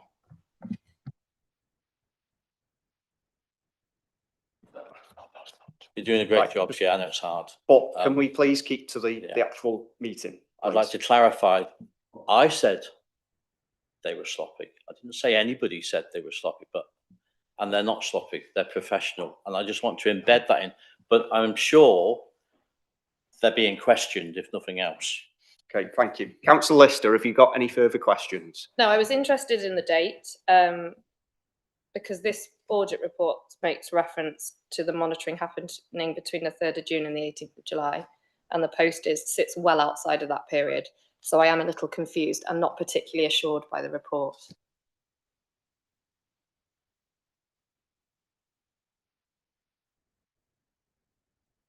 Yes, thank you. A simple question, really, which I'm sure the officer can answer. It's in relation to page 4 of the 9, and it's in relation to the admissions process. And now, as a former cabinet member, I chaired the admissions forum for many years, and it was always the case that in applications for faith schools, the Catholic schools particularly, the schools are their own admissions bodies. And I'm just wondering, what happened in that particular period. I think it was about 5 months when that didn't happen. The suggestion is, I think, that the head teacher had asked the admissions team to deal with the applications at that time. I'm not sure why that was, and it was later then referred back to the St Anthony's. Could I just have clarification on that? It's not clear to me what happened in that particular case. Just double check which page number you're referring to, Councillor Biffle.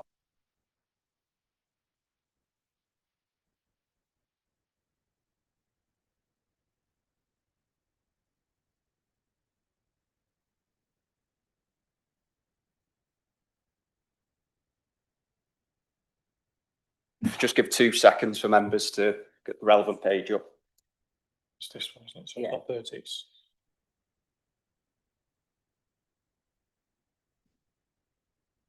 Page 18. Sorry. 18. Okay, who is going to respond to Councillor Biffle's question? The cabinet member. Sorry, Councillor Biffle. I've got a paper copy of my original agenda, and then the iPad, which is just not going anywhere. So it's just kind of, I'm struggling to keep on.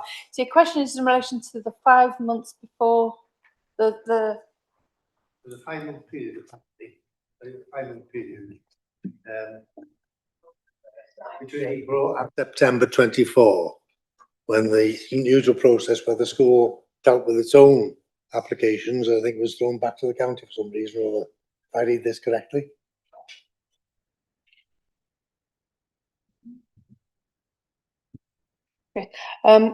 Yeah, before September 24, at its own request, St Anthony's was its own, well, it's still its own admitting authority, but it also did its own admissions arrangements. But I think for the more technical answer, I'm going to defer to Jenny. Thank you, Chair. Just to clarify, there was a system change during that period. We moved to a new system, Synergy, and that particular school, because it was its own admitting authority, was not included in terms of the availability on the website. As soon as that the school became aware, they contacted the admissions team, and that was rectified within a day's. And that was the consequence of the head teacher, because the previous head teacher had not wanted for us to take the administrative burden of those admissions. But as soon we had a new interim head teacher change, and as soon as that was identified, we worked together on it to rectify it. Does that answer your question? Thank you very much. Dogan. Thank you, Chair. To sort of provide a further answer to Councillor Biffle's question, and again, why the Cabinet should have delved slightly deeper. It says that the investigation found that St Anthony's handled its own admissions, but the school was visible on the council admissions portal, apart from a period of 5 months when it was removed at the request of the school. That's incorrect, as was stated at the Cabinet meeting. Yet, because of that directly contradicted by the audit report, the Cabinet still found full assurance. These are the questions that are highlighted because of the mismatch of what the report is saying and what Cabinet wanted to take from it. Cabinet has tried to pretend nothing went wrong, nothing to see here, it wasn't our fault. And that's not the case. I'm not suggesting that there was deliberate actions. I'm perfectly content that the school was missed by going on to the new system. That may be so. But the original notice of motion said there was...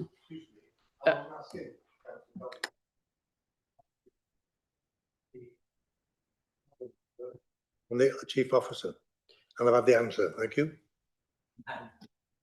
Chair, I believe also the initiators do have the opportunity to answer questions, but yeah, if you can keep it concise. Yeah, thank you, Chair, and thank you to Councillor Biffle for clarifying, always helpful. The notice of motion said that it was not visible on the portal. That's been found. The audit report says so. Yet the Cabinet has chosen to take an assurance that nothing in the notice of motion, none of the allegations passed by full council, voted on by the Cabinet member, were found to be truthful. That is blatantly false. Thank you, Chair. Thank you. Councillor Biffle, is there any further questions to ask? Okay, can I move on to Councillor Marshall? Thank you, Chair. As Councillor Dolphin has said, there's been a lot of time spent on the meaning of words here without sort of looking at what's behind it all. You know, we spent a lot of time talking about routinely. There's different words for that: occasionally, continuously, continually.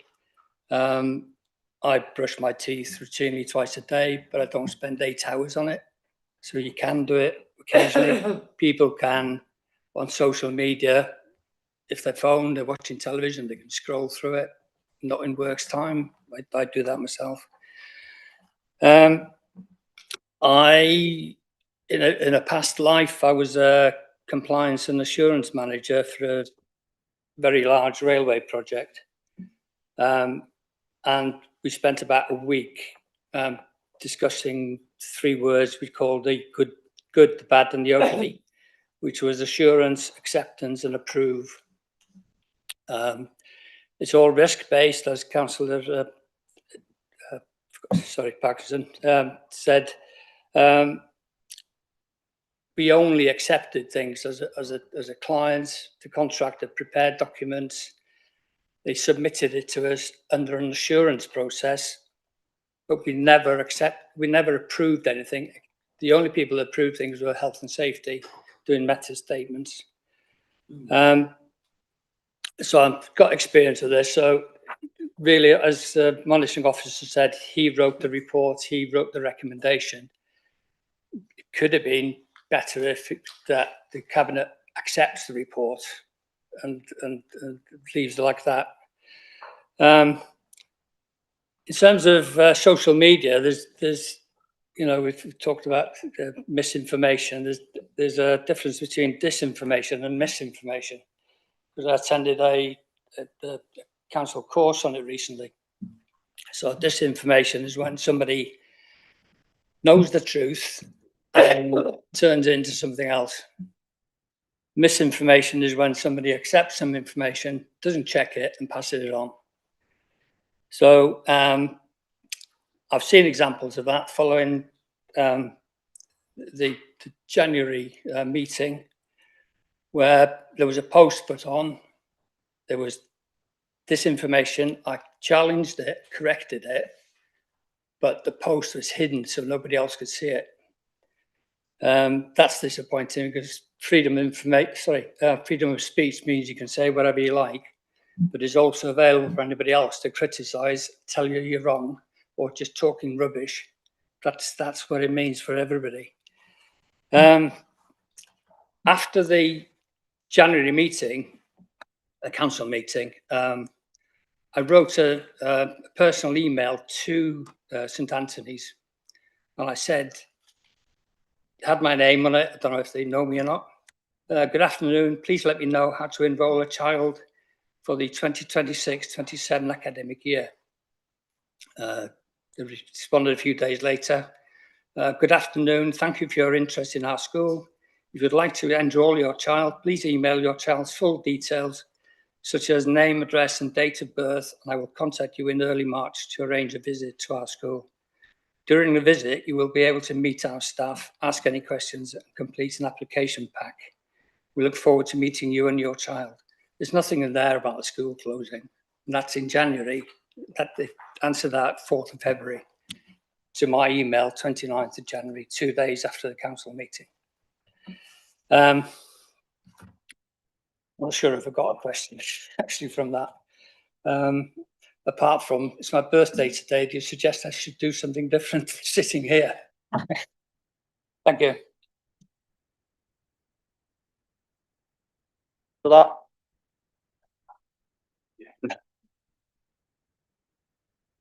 Thank you, Chair. I take the point of what Councillor Marshall is saying about brushing his teeth routinely doesn't mean scrolling his teeth 8 hours a day. I would suggest the answer to that is context. When this report says that social media is routinely monitored, I think it implies more than just perhaps 2 occasions a day. I don't know. I really don't know. But what it does say is that it happens routinely.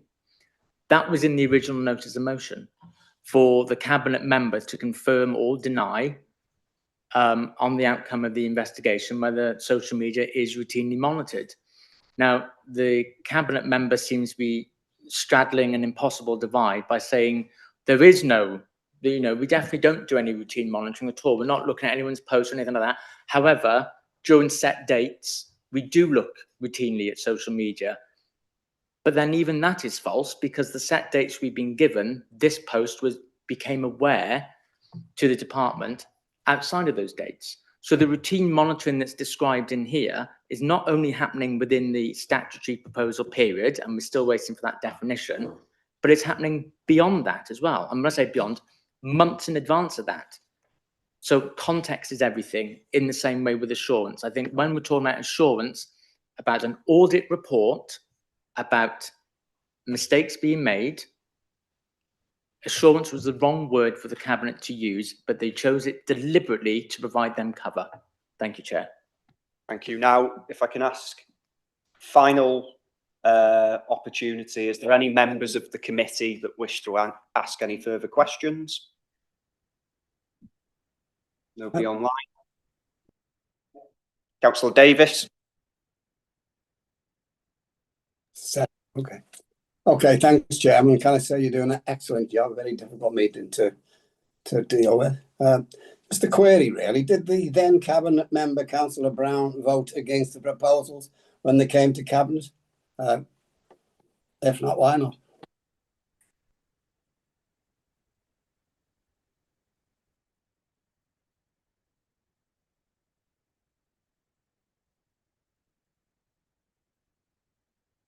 Councillor Brown wasn't a cabinet member at that point when the reports came back at the beginning of March. I don't think, and if she still was, I don't think, from recollection, I don't think she was in the meeting. Okay, she's not in the room either at the moment. Yeah. And I'll take a look at the minutes, Chair. Okay. I'll take a look at the minutes, Chair. Okay then, so if we can now move on, I will hand over to the Head of Democratic Services to explain the committee's options for the decision contained in the Constitution. Right. Oh, apologies on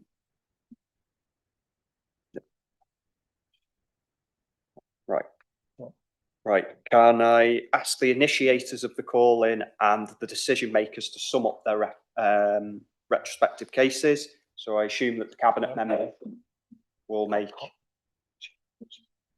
and then the instigators first. Are the instigators going to respond collectively or one by one? 2. Okay. So Councillor Parkhurst and Councillor Coggins-Gogan. Okay, is Councillor Parkhurst going first? Okay. Thank you, Chair. Well, I must congratulate the cabinet member. She has an uncanny and extraordinary ability to defend the indefensible, to call night is day and day is night. She said, and I quote, that the findings were found to be without substance. Well, we have already seen that they were of substance, and I will repeat them again in a minute. She also said that the council doesn't routinely monitor social media posts, yet the audit report says that social media posts were routinely monitored. So the cabinet member's grasp of what is correct seems to be extraordinarily inaccurate. Regarding the word assurance, we've had a lot of debate on that. the Cabinet member has a legal background. She knows the importance of words and the significance attached to them. So it is disingenuous to rubbish the claim that the word assurance only had a general meaning and not a specific technical meaning in connection with risk, with risk management. I'm going to repeat, for the sake of clarity, the three elements in the notices of motion which were correct. Firstly, St Anthony's has been removed from or not made available within the Council's online schools admissions portal. The internal audit report said that it had been removed from 10th of April to 27th September. There is no debate about that. It occurred. It doesn't matter why it occurred or how it occurred. The fact is, it occurred. So to say that that is false is not true. Secondly, regarding the parent being told, do not send your children there, it is closing. Again, the Cabinet member has acknowledged that a member of staff misspoke. She said the same thing at the council meeting in January. So to say that that is without substance is absolute nonsense. It's deliberately, well, maybe not deliberately, I don't know, but it is certainly not true. And then concerns have been raised by staff and trade union representatives that council may be monitoring staff, social media posts and online activity about the school closures. Again, the internal audit report said that was happening and it was happening routinely and it is common practice. The chief officer has said that it is common practice. It's been going on for years. So how can the Cabinet member and indeed the whole of the Cabinet say, oh, the report hasn't found anything? It's just total nonsense. This has to go back to the Cabinet for proper consideration because what they agreed was perverse and wrong and needs to be rethought through. Thank you, Chair. Councillor Coggins-Cogan. Thank you, Chair. Tough act to follow, so I'll make it very brief. The decision made by Cabinet is unsound. In fact, it is completely irrational. It bears no relation to the facts presented to it. The Audit Service has provided a thorough investigation and report, which I'm more than satisfied with, and has presented facts to the Cabinet. The Cabinet has chosen to ignore the bits they don't like and then cling on to this perverse definition of assurance, which it would not accept in any other circumstances, but is accepting now. So I would urge the committee to send the Cabinet a message that this will not stand. We cannot allow the Cabinet to make such unsound, irrational decisions, especially when they're doing it with our money. Thank you, Chair. Move on to the decision makers. Who from the decision makers is responding? Summing up, sorry. I suppose that's me. Thank you. Take it in point, the Councillor Coggins-Cogan said that he's satisfied by the internal audit report. Well, so were the Cabinet. We were also satisfied by the internal audit report. There was a clear explanation. There was a clear explanation as to when the St Anthony's was taken off the online portal and why. This was before the council was responsible for the admissions administration, and that is also quite clear in the report. So when we took on the admissions administration, St Anthony's has been on the online portal. There has been, I am satisfied and I am assured that the process has been correctly followed in relation to that. We acknowledged in relation to the contact centre officer, the question of impropriety, I think, was targeted against the admissions teams, and that's where the investigation was focused. And it has been found that the admissions team have actually done nothing wrong. I'm assured on the process in relation to that. Routinely, I think it's semantics, whether it's routinely, they have a look about social media, everybody has a look at social. There wasn't a specific instruction to either the communications team or to the school modernisation team to target specific people. That's what it says in the report, that they routinely monitor public pages, and that is what was clearly detailed in the report, and that's what I've accepted in the same way that Councillor Coggins-Cogan has accepted it. Where am I going on this one now? Don't know.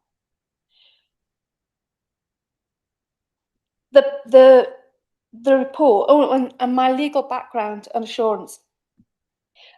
My legal background also lets me use the word assurance in the normal context. A councillor did use the word assurance this morning in relation to a verbal update on an audit report. I don't say that in saying that this councillor was wrong, just that that is accepted practice, that is accepted terminology, and it is disingenuous to say that it should be applied differently because a cabinet member uses that typical terminology. The notices of motion were a very public criticism of process and the team, compounded by subsequent social media posts. Assertions have been made, I'm saying it clear because it's important, assertions have been made very publicly against officers and their professional conduct, and has understandably caused a great deal of distress to them.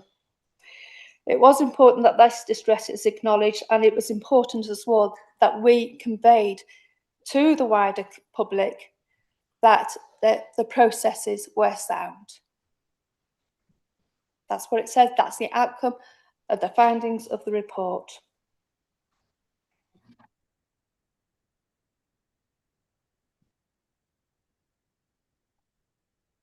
Explanation. Okay. Chair, the only thing, the personal explanation is my comments have been mischaracterised by the cabinet member who said that because I have confidence in the audit report, as does the cabinet, we are of the same mind. We are not of the same mind. I have made a rational decision that the audit report supports the notice of motion. The cabinet has made an irrational decision in welcoming it as a complete assurance. It does not. The audit report supports the notice of motion, and the findings in the audit report support the allegations within the notice of motion, as listed by Councillor Parkhurst. The three elements he mentioned are all uncontested facts within the audit report. The cabinet's irrationality is finding it as a complete whitewash. And that's all I'm saying, Chair. It is incorrect to say that I agree with the cabinet. Thank you. I believe a question was asked whilst I was out of the room, whether I voted for this in March. No, I didn't. I wasn't on the cabinet, and if I was, I would have voted against it. Thank you. Have you concluded in your summing up?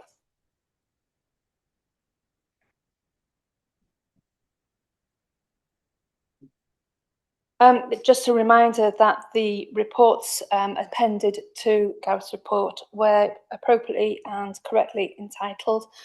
Also, the statement that when it was removed, that the St Anthony's was removed at the request of the school was corrected at the meeting prior to the discussion, because this had been highlighted prior to the meeting. So it was quite clear that it was removed at that time as the school administered its own admissions at the time.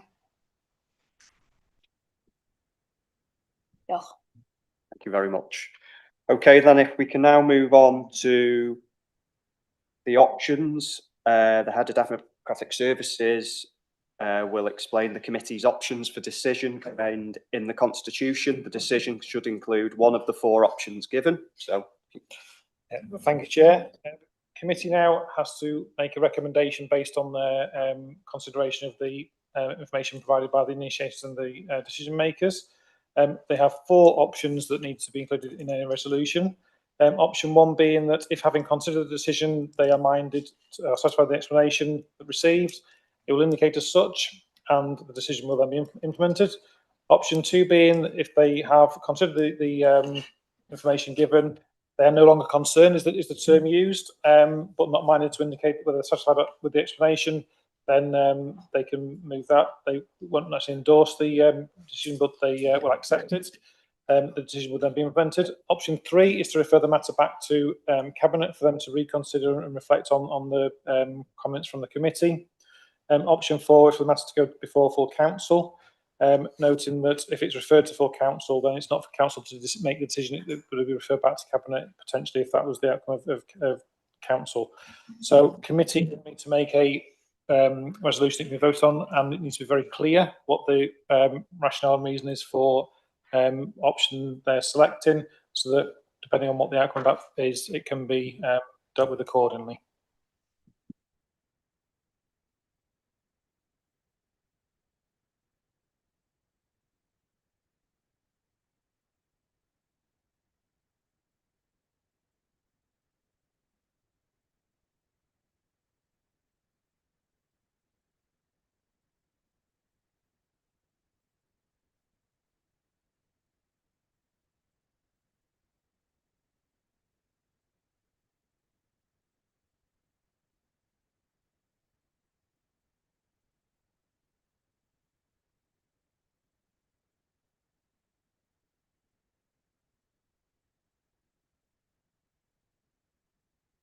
Thank you, Chair.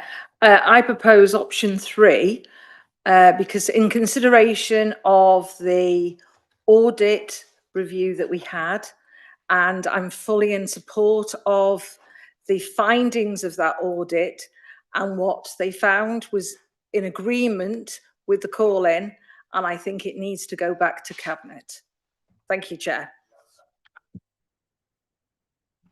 Thank you, Mr. Chairman. In seconding Councillor Priest's motion that we adopt option 3 to refer this matter back to Cabinet, I want to be very clear about my reasons for doing so, because I do think it's important that this committee, puts aside its partisan blinkers. We have had at times a fractious meeting today. We should be clear about what we do and don't agree on.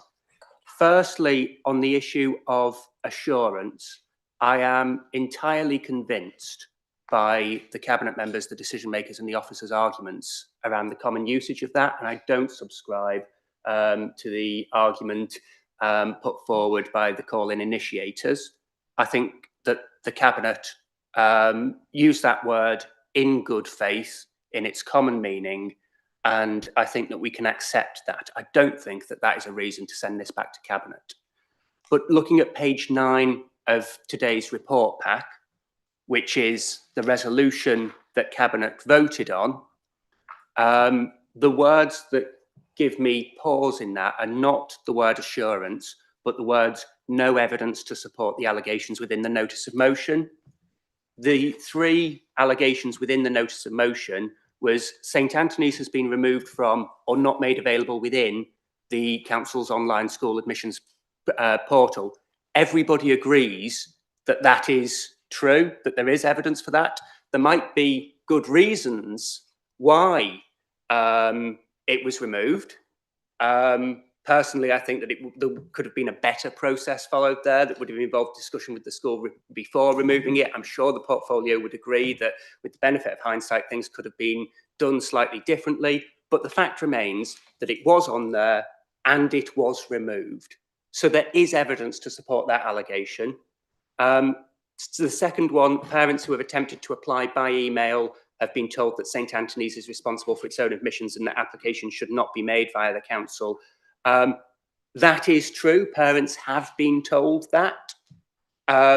So again, there is evidence to support that allegation. And thirdly, at least one parent telephoning the council's admissions team was reportedly told words to the effect of, do not send your child there, it is closing, it has already been decided. Again, the portfolio has said that that is deeply regrettable that it happened and it was an error. And I think that that can be accepted in good faith, but it was fessed up to in the full council meeting where this came, that was given to at least one parent in error, and that the council took steps to correct its position on that. The fact is that there is evidence to support those allegations, and the words on page 9 of today's pack, that there is no evidence to support them, is factually wrong, and it is important when bodies of this council pass motions that they are true. So if Cabinet had passed a motion that says Cabinet is assured by the internal audit reports, then I might disagree with that, but it would be true. The fact is, these words have no evidence. At a time when truth, everybody has their own truth, and truth itself is on trial in our politics, it is important that we take a stand and say, yeah, when we get things wrong, we'll correct the record. And that's what this is an opportunity for Cabinet to do. We can stand on the side of truth, or we can be Trumpian about this. I think we can all agree there's common ground for truth here. Councillor Ibbotson, you've covered everything. And finally, Mr. Chairman, I move that the vote on this be recorded. Do you have the relevant individuals? Okay. Yeah, I do have to correct something that Councillor Alistair has just said. He made a specific reference to a member of the admission team incorrectly advising a parent that the school was closing. That is not correct. It was a member of the contact centre, not a member of the portfolio admission team, and we've been clear about that throughout this process. And that matter was dealt with at the time. It was not a member of the admissions team, so that's factually incorrect. Councillor Ibbotson. Sorry, I am happy to correct the record, and that my remarks should reflect that.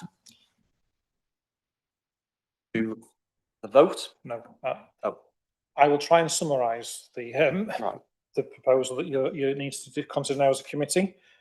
So the committee are proposing that option 3 be the preferred option of committee, that the matter is referred back to Cabinet. And the reason for that being that, and this is... So Councillor Priest moved simply that it be referred back. I was giving my reasons for supporting it. Those don't form part of the motion. But well, for Cabinet to be able to do something when they get that back, if it goes back to them, they would need some kind of indication as to why.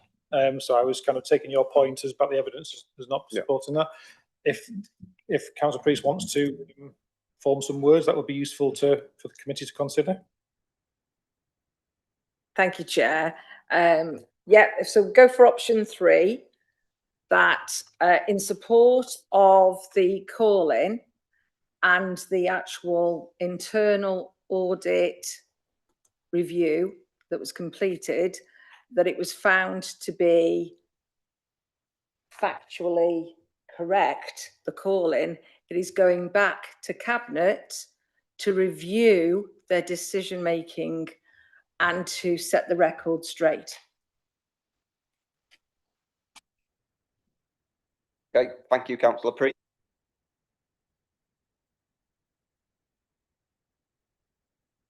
Can move to the vote, please. Well, it's now debate that. So no, it's normal debate on that. So if anyone wants to make any comment on that or discuss that motion. Don't think anyone in the room wishes to make any further comment, so I think we can move forward to the vote. And Chair, as it's recorded vote, I will do that if that's okay. Yeah. If it's entirely up to you. Even though we've got to work out the substitutions now, so that's the actual committee, so it's not actually very helpful. But thank you anyway. Right. So right, I will do it by roll call, and it won't be alphabetical. I've literally done a note of names from left to right in the room and online. So I will do it that way round, just because that's the way I've prepared my notes. I know it's not the normal way of doing alphabetical order, but we'll do it that way for the time being. So if I call Councillor Franlis, are you voting for or against that particular motion, or abstaining, obviously? For. Councillor Andrew Parkhurst? For. Councillor Ian Hodge? For. Councillor Carolyn Priest? For. Councillor Alistair Ibbotson? For. Then we move on to Councillor Debbie Owen? For. Councillor Alan Marshall? Against. Councillor Billy Mullin? Against. Councillor Chris Bithell? Against. And then online we have Councillor Ron Davis? Against. And Councillor Gladys Healy? Against. Thank you. And yourself, Chair? Against. Okay, I will top those up. I have 1, 2, 3, 4, 5, 6 for, and you won't be surprised to find I have 6 against, which is a tied vote. So therefore, Chair, I will against. So that motion has fallen. Okay, so can we now have any? Do we now have any movers or seconders for any other options? Councillor Chris Biffle. Can I move option 1, please, Chair? Do we have a seconder? Councillor Mullin. Councillor Ibbotson. Do you mind? Thank you. I can understand if members of the administration don't want to send this back to Cabinet, but to say that you're satisfied with the reasons when objectively the assertion that there was no evidence to support those allegations is untrue, I think is dangerous. This comes back to, Cabinet has passed a resolution that is objectively wrong. Yeah. There is a moral duty to correct the record there. If the point of view is that you can say anything you like, it doesn't matter if it's true, and you just style it out, that is Trumpian. It is not. And whatever my differences with the Labour Party and with some of the independents on this council, it is not how any of those have set themselves up historically as behaving. I mean, even option 2 here, whilst in my view would nonetheless be a dereliction of duty to get Cabinet to correct that record, to actively endorse what is known to be false would be, frankly, an outrageous step. There is a moral duty that we don't sit here and endorse something that we know to be false, that the decision makers in today's meeting have said they acknowledge to be false. I mean, come on, guys. So I encourage people to vote against this, and we can discuss other options. This is about whether we are on the side of the truth or on the side of what is politically convenient. We all lose our ability to call people out for this kind of thing if we ourselves cross this line. We all have our integrity. You can only lose that once. So do the decent thing here, and let's discuss other options. Option 1 would be an obscene dereliction of duty by members of this committee, and I move that this vote too be recorded. Okay, so the number of prerequisite members have indicated for recorded vote. Sorry, anyone else wishes to debate? Councillor Biffle. Yes, this matter was referred to Audit for an independent review, and it was received, and it's before us. And again, obviously, I think it's a classic example of people who will accept a report if it agrees with their particular views and their particular predetermined views on a particular issue. And again, I think that's been demonstrated here today, with all due respect. The report is an independent review, and again, it's by a council department which does this for us on behalf and can be very critical of the council and committees and cabinet members on occasions when it's necessary. That is not what I see before me here today. There are issues here and so on which were raised and have been answered as far as I'm concerned. The issue about the admissions forum, as I said, I chaired the admissions forum for years, and the schools were their own admission bodies. Now, there was some hiccup there with the system, for example, as I read it, and again, for that reason, it was asked to go back onto the system. So I mean, these matters have been answered in the report to my satisfaction. Now, again, we can throw this out and ask for somebody else to report on this. And again, I was quite anticipating that would probably occur today. Ask for legal counsel opinion, and again, they wouldn't agree with that if it didn't agree with their particular views and opinions either. And again, they would then criticise the council for wasting money on council opinion. Basically, this has gone through due process, our own processes here. It's taken 16 days for Audit to go through this. And again, people are querying the time taken and the expense of that, but it's been done as we would expect thoroughly by a particular body which is responsible for this kind of thing and has a high reputation in this particular way, and not always, favourable to those on the other end of the line, as it were. So I'm quite satisfied with the report that before us, and the actual assurances given in there that there's nothing really of any great concern really in terms of the process which would cause it to be overturned. Thank you, Chair. Thank you, Councillor Chris Biffle, sorry. Councillor Parker. Yeah, thank you, Chair. To echo Councillor Ibbetson's comments, to vote for option 1, to say that there is nothing to see here, the report was totally factually correct, when it blatantly wasn't, when the internal audit report quite correctly and professionally confirms that the concerns raised in the notice of motion were true. To say the opposite is an abomination. We've got the Bishop here. He knows about truth, and this is the opposite of truth. And to sit there, Councillor Biffle, to promote falsehood is totally unbecoming of this council. Councillor Priest, and that'll be the last speaker. Thank you, Chair. I'm sitting here today thinking I'm in the wrong place, because we are all voted in representatives of this Flintshire County Council, and we're here for the best of Flintshire. This is what we're here for. And when a report, an audit report, comes to us and says the call-in is correct, that the findings they have found, all 3 items are on that audit report, and it is blatantly we're being told, no, have blinkers on. No, that's not true. It is true. It's fact. And that you want to vote that everything, there's nothing to see here, it's all correct. Well, I can't do that, because I know right from wrong. I was part of Labour, and I cannot believe the behaviour in this room today. I really, really can't. Why people would vote to say there is nothing to see here. It needs to be amended. When something has happened and it is wrong, you hold your head up and you go, that was wrong. We can't just ignore it. Let's make sure what we do is correct, not put it underneath the carpet. You can't do that. We've got to stand by things.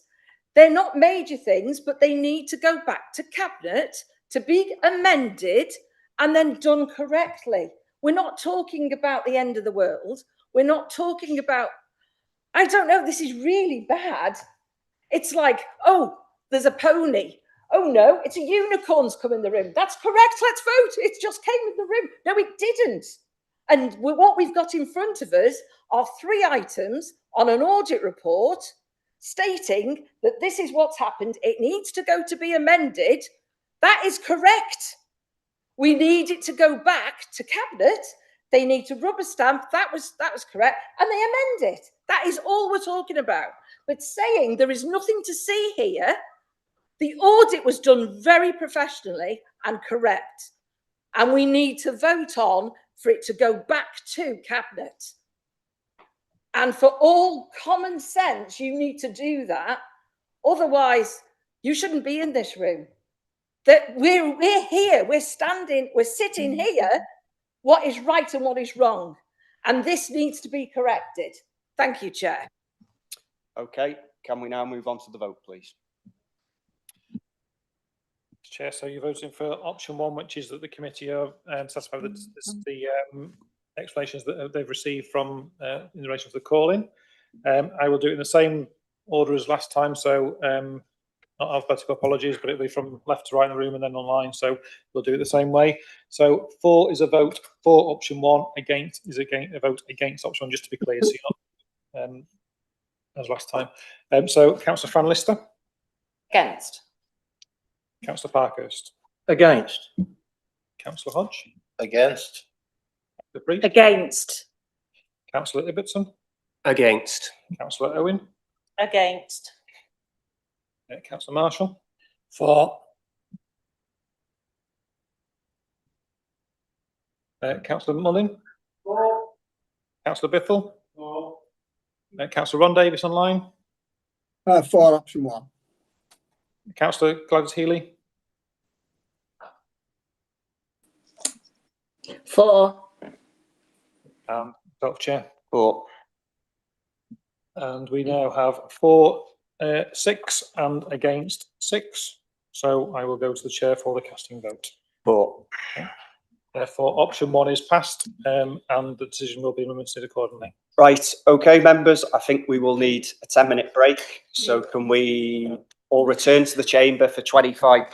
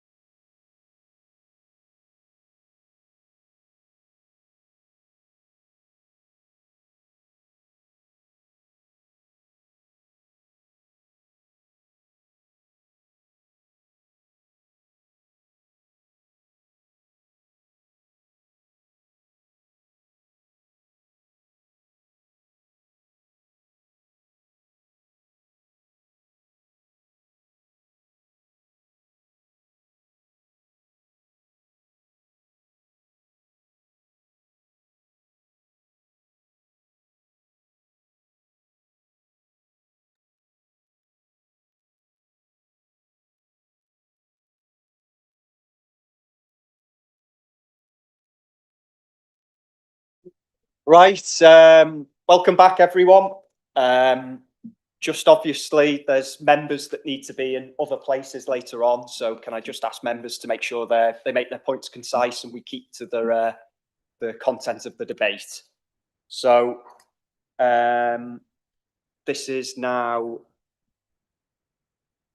let's get this up. Sustainable Communities for Learning Programme proposal to modernise the Catholic school estate.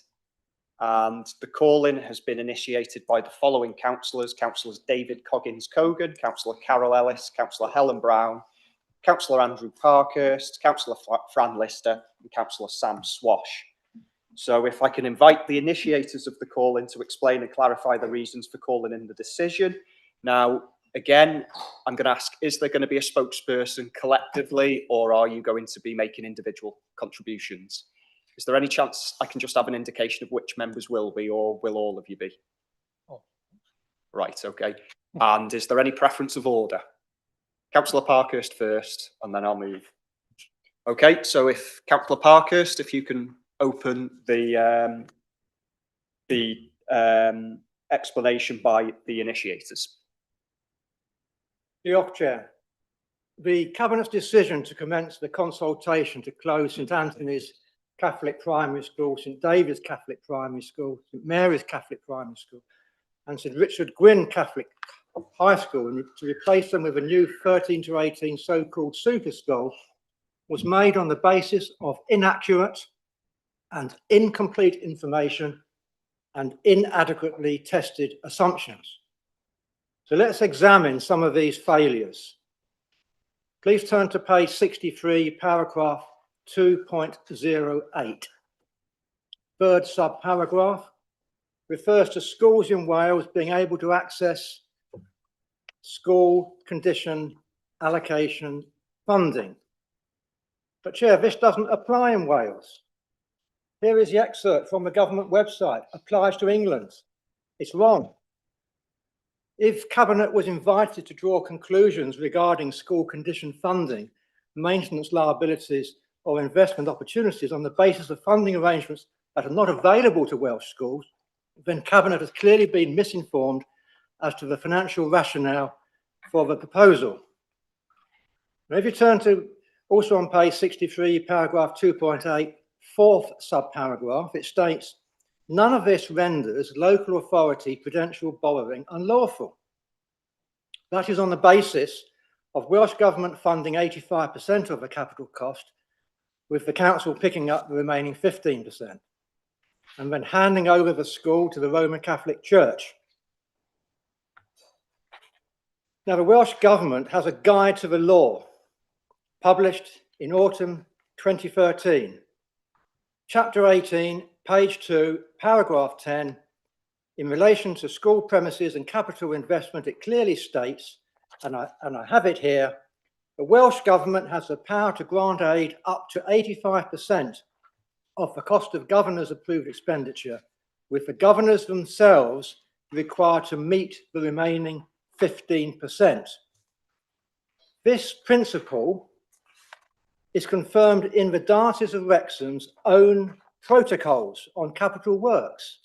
I have it here, which states in Protocol 2, governing bodies will ensure that they comply with their legal requirement to pay the 15% capital contribution. So whilst it would be lawful for the council to use capital receipts and prudential borrowing if the proposed new school buildings were to remain a council asset, it would appear not lawful to gift the new building to the Catholic Church without a 15% capital contribution. Is the Cabinet therefore proposing a course of action that is unlawful, or is there another behind-the-scenes deal being discussed that may result in the diocese giving the council perhaps a plot of land in lieu of a cash contribution? If so, is that what is implied by the statement in the council's press release on 8th of May that, I quote, the legal challenge over the Catholic schools proposal could also have implications for the Scrutiny schools consultation? We don't know the answer to that, Chair, because no one appears to want to be transparent about what deal, if any, is being considered. So let's now look at the proposed cost of the proposals. Page 65, paragraph 2.14. The report relies upon a proposed capital investment project, which originated back in 2024. But there is no evidence within the report that Cabinet was provided with updated construction cost estimates reflecting current market conditions, inflation, labour costs, supply chain pressures, or revised building requirements. Cabinet was therefore being asked to approve consultation on a scheme whose affordability may be materially different from that originally anticipated. So further scrutiny is required to establish whether the estimated project costs remain accurate, whether updated costings have been prepared, and what the likely borrowing requirement now is. And then what about Welsh Government funding? If you look at page 40, paragraph 1.08 at the bottom of the page, it says that Welsh Government approved Flintshire Strategic Outline Programme in October 2024. However, approval of a strategic outline programme is not equivalent to approval of a final business case or a guarantee that Welsh Government will fund all future costs associated with the proposal. Cabinet does not appear to have been provided with evidence that Welsh Government has committed to meeting any increase in project costs since 2024, nor what proportion of any future cost escalation would fall to Flintshire County Council. And realistically, is the new Plaid Cymru government in Cardiff going to support a proposal which is based on out-of-date financial assumptions, has overwhelming public opposition, and will result in Welsh children being deprived of a Welsh education? The report expressly states that parents in Scrutiny may seek places across the border in England because admissions are not impeded by county boundaries. So this creates a real possibility that Welsh resident children may be educated outside Wales rather than within the Welsh educational system. So before the consultation proceeds, further scrutiny is clearly required on this, as well as on how the proposals would comply with the new 2026 School Organisation Code, the lessons learned from a previous consultation, and how previous concerns raised by thousands of residents have been addressed, or have they just been ignored? So to conclude, the Cabinet based their decision on inaccurate information, out-of-date financials, over-optimistic assumptions about Welsh Government support, inadequate consideration of the effect on pupils, parents and teachers, as well as dubious legality. Their decision was clearly wrong and must be reversed. Diolch yn fawr, Chair. Thank you very much, Councillor Parkhurst. Councillor Franley. Diolch, Chair. I'm going to focus on point 2 of the call-in, the adequacy and transparency of the consultation material, particularly the integrated impact assessment.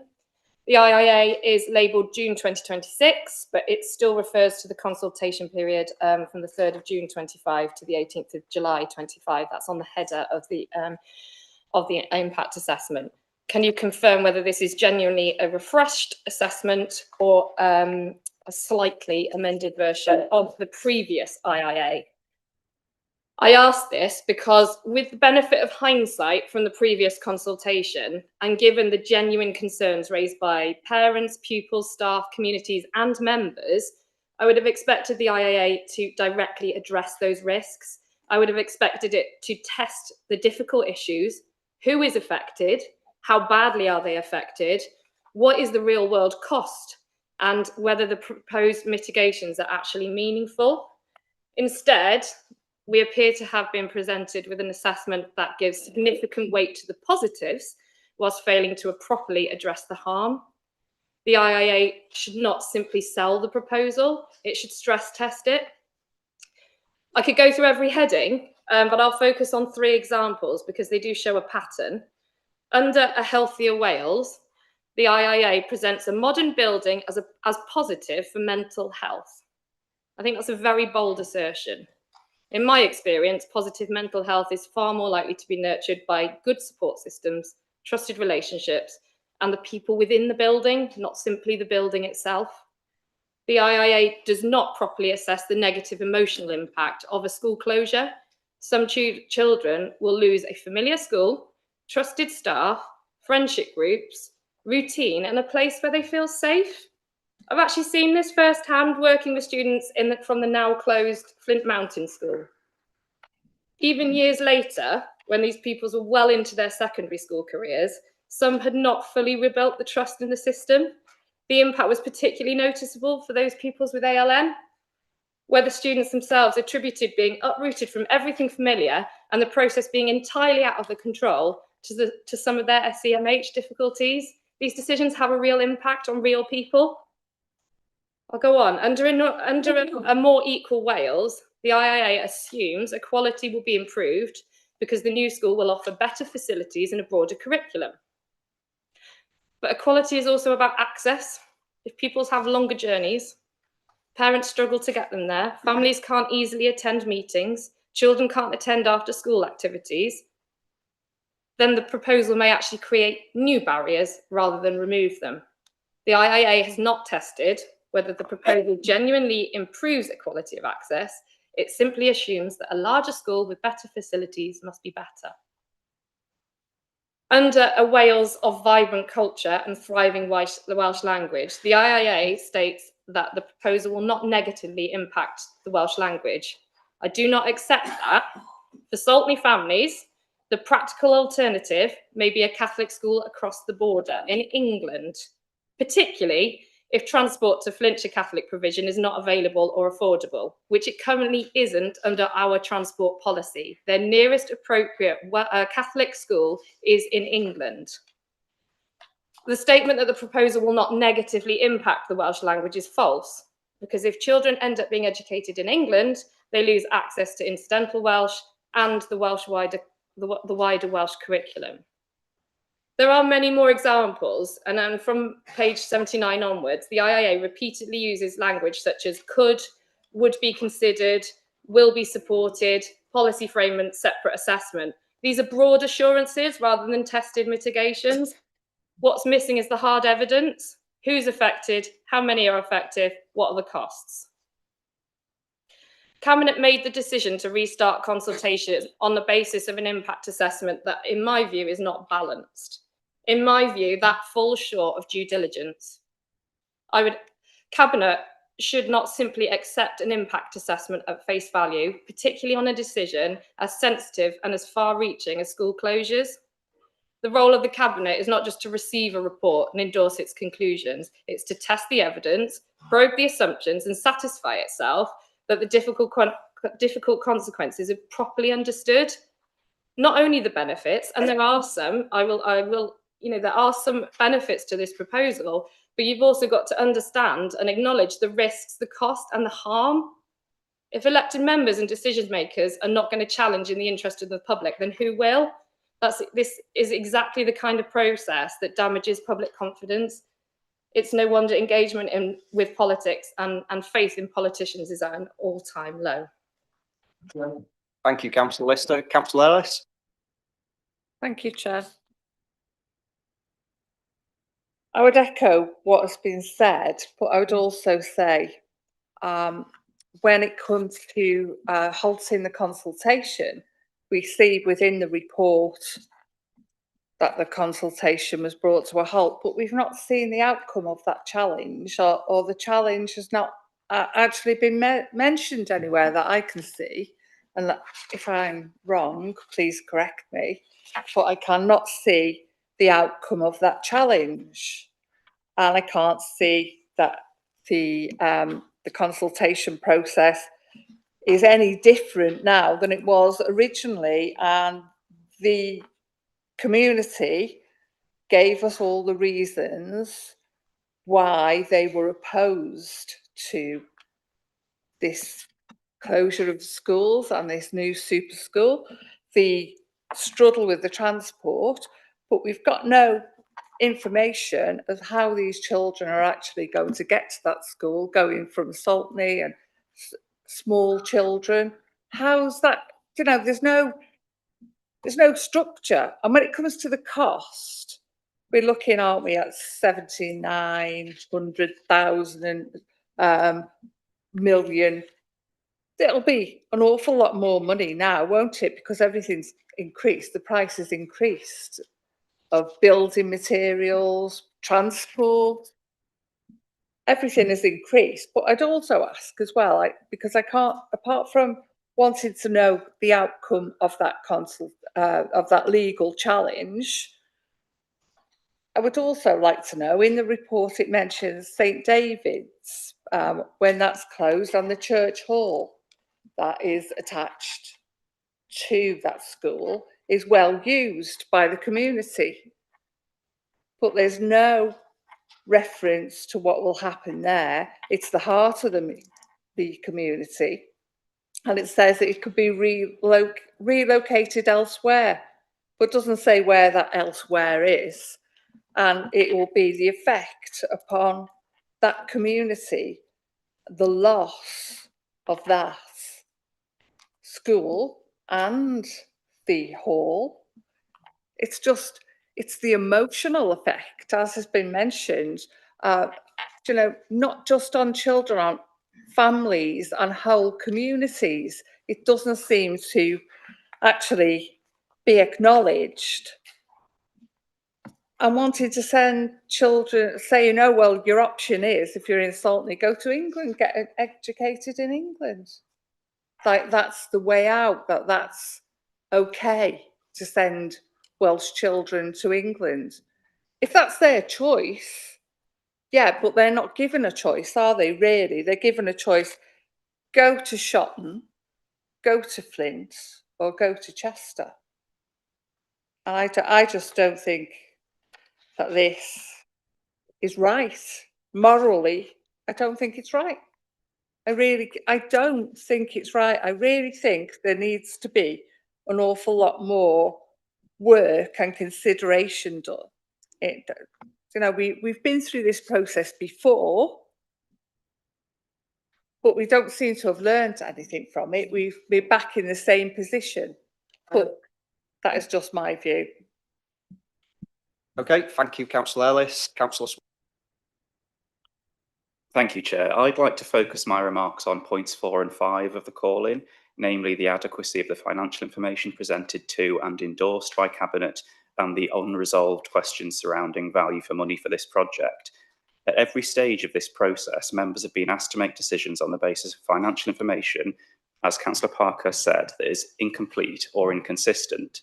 Members will recall that a motion passed by full council required the presentation of a true cost summary to the Corporate Resources OSC earlier in the year, but when that happened, the finances simply didn't add up and the meeting had to be adjourned. CROSC is still waiting for that true cost summary. And that matters because the report presented to Cabinet and the one before this committee today raises yet more questions still. When the cost summary was presented to CROSC in February, the estimated annual transport cost was £212,000. In that same meeting, it was then suggested the true cost would be closer to £93,000 a year. But the report in front of you today is now saying that the annual transport cost will be £16,000 a year. So we've gone from 212,000 to 93,000 to 16,000, all in the space of 4 months. Now, I find it incredibly difficult to accept those figures at face value. What has changed? The methodology, the pupil numbers, the assumptions, because given the drastic differences in the figures presented over the course of just a few months, one could be forgiven for thinking that these figures have been plucked out of thin air. And transport isn't the only unanswered question. The call-in refers to the fact that the costs already incurred through the consultation haven't been accounted for, nor how much restarting that process has cost or will cost. And that brings me on to another question, which to my mind has been studiously avoided by the decision makers to date, which is why is spending £80 million on this school considered good value for the residents of Flintshire?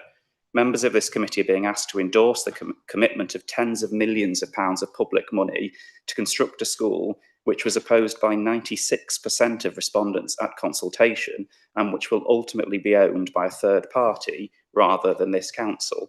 Not only that, but Flintshire residents will continue to bear ongoing financial responsibilities associated with the site. And yet, as far as I'm aware, and I've attended most of the meetings that have discussed this proposal, and despite repeated requests from members of this committee, no convincing justification has been provided to date. To endorse this decision today is to endorse it without having clarity over the true financial cost. And the Cabinet have been given opportunity after opportunity after opportunity to provide that information, and yet here we are still waiting for it. The first duty of any council is to be a responsible steward of public money. Before spending at least £80 million on a school that will be handed over to somebody else, the very least residents are entitled to expect is that their elected representatives know exactly what they're paying for. Thank you, Chair. Thank you very much, Councillor Swash. Councillor Coggins-Cogan.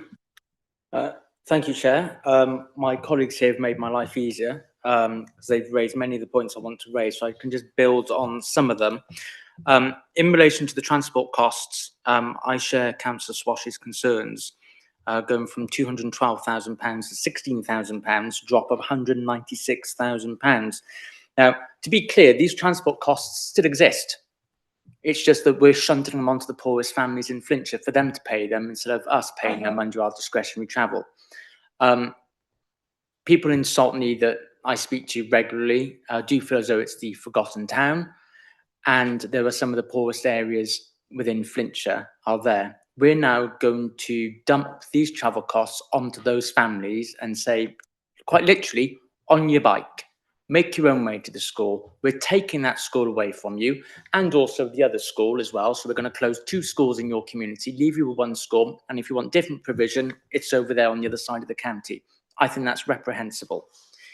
To add on to Councillor Ellis's comments about the first consultation, in fact, it was the first 2 consultations that failed, because the consultation for the modernisation of the Catholic school estate and the Saltney school, they both failed. We are yet to know why. All we're told is that the Cabinet member doesn't know if there was any wrongdoing or not, or any, well, however we term it, that it wasn't lawful. The Cabinet member had the legal advice, wasn't able to say whether there was any mistakes or not, but we're rerunning the consultation. How can we go out in good faith, rerun a consultation when we're not even able to tell people who spent time and money responding in the first place why they have to go through the entire process again? It makes the council look shambolic. In point 208 on page 63, I am surprised that, as Councillor Parkhurst has mentioned, the recognised percentage is at 15% contribution from the governing body. That's missing from the 3rd paragraph. Instead, we've just got an empty percentage sign. I'm surprised the Cabinet didn't exercise its curiosity in wondering what that percentage represented. I mean, if the governing body was going to contribute 90%, then I don't think we'd be here today. We'd think, okay, wonderful, 90% contribution, brand new school, it's a no-brainer. But it's not. It's a 15% contribution as recommended, and we're not even getting that. We've no idea what the contribution is going to be, which is why I suggest that is blank. How can we go out to consultation, ask people to make a decision on the value of money, the value for money of this proposal, when we're not even saying what contribution we're getting from a body that we're just going to hand that school over to at the end? It is unjustifiable. On page 65, under 2.14, the top of page 65, we have Welsh Government funding, council funding, and estimated cost of borrowing over 50 years, which is £474,000 a year is the average annual. You'd be forgiven for thinking, looking at that table, that that's how much we'll be paying back, £474,000. That's what it's got there. But it's not, because for some reason, the vital figure of the principal sum has been omitted, which is 8.250 million, which the council is borrowing. So on top of that £474,000, we'll also be paying back the principal of £165,000 per year, which takes us up to a grand total of approximately £640,000 a year. Why was that not included in the table? Why did Cabinet not exercise its curiosity to ask why there's no payback of the principal? How can we expect members of the public to understand these figures when seemingly our own Cabinet doesn't understand these figures? And finally, Chair, my concern is with the due diligence. Now, I've been involved in capital asset transfers, and the council rightly is stringent over who takes over its assets because, you know, we have to be able to afford to maintain it and that type of thing. When the Director of Education was here at the last call-in, and I apologise if she's here again at this call-in, I asked the Director of Education, Mrs. White, that the diocese does have a fiduciary interest in this new school being built, because presumably the maintenance costs of a brand new school would be less than the maintenance costs of the existing schools. To my genuine shock, I was told that those costs had not been modelled. Now, some new buildings are expensive to maintain and repair because they may have cedar roofs and, you know, sedum roofs and that type of thing, and have all sort of, you know, various fancy things which save money on the long term but cost money year to year to maintain. The diocese hasn't modelled those costs. I find that astonishing, and especially as the bishop at the last meeting also said that the church, the diocese of Wrexham, is in a state of quite severe impecuniosity and couldn't really afford anything. Don't worry, Flintshire taxpayers are going to jump in, stump up the cost of 30 million over 50 years, and then we'll get Welsh Government down in the bay to stump in the rest of it. It's outrageous that we're being asked to give that money over to an asset the council will not own, and we don't know, and the diocese doesn't know, if they can afford the building. Now, I, as an opposition backbencher, shouldn't be the one asking these questions. These should be questions for the Cabinet, and I am genuinely shocked and astounded that they have not asked those questions, haven't even thought to ask those questions, let alone provide any answers here. And those are the reasons for my calling. Thank you, Chair. Thank you very much, Councillor Coggins-Cogue. To the decision makers, so I believe the Cabinet Member for Education will be responding. Are there any other Cabinet Members that will be adding anything to this? Okay. They may do so as we proceed, but again, I've got pre-prepared notes. I will try and capture comments that have been made as I go through those notes, but otherwise I'll try and do a mop up at the end of anything that I've missed out. I did have quite an easy one. Where's Carol Ellis's? Just for clarification though, Councillor Ellis, St David's Church Hall is not attached to the school. It's quite a separate entity and is not involved in this proposal. It's quite separate. So in relation to point 1, compliance with the 2026 School Organisation Code, the decision made by Cabinet on 13th of May 26 was to authorise the commencement of a statutory consultation regarding the proposal to reorganise the Catholic school estate within Flintshire.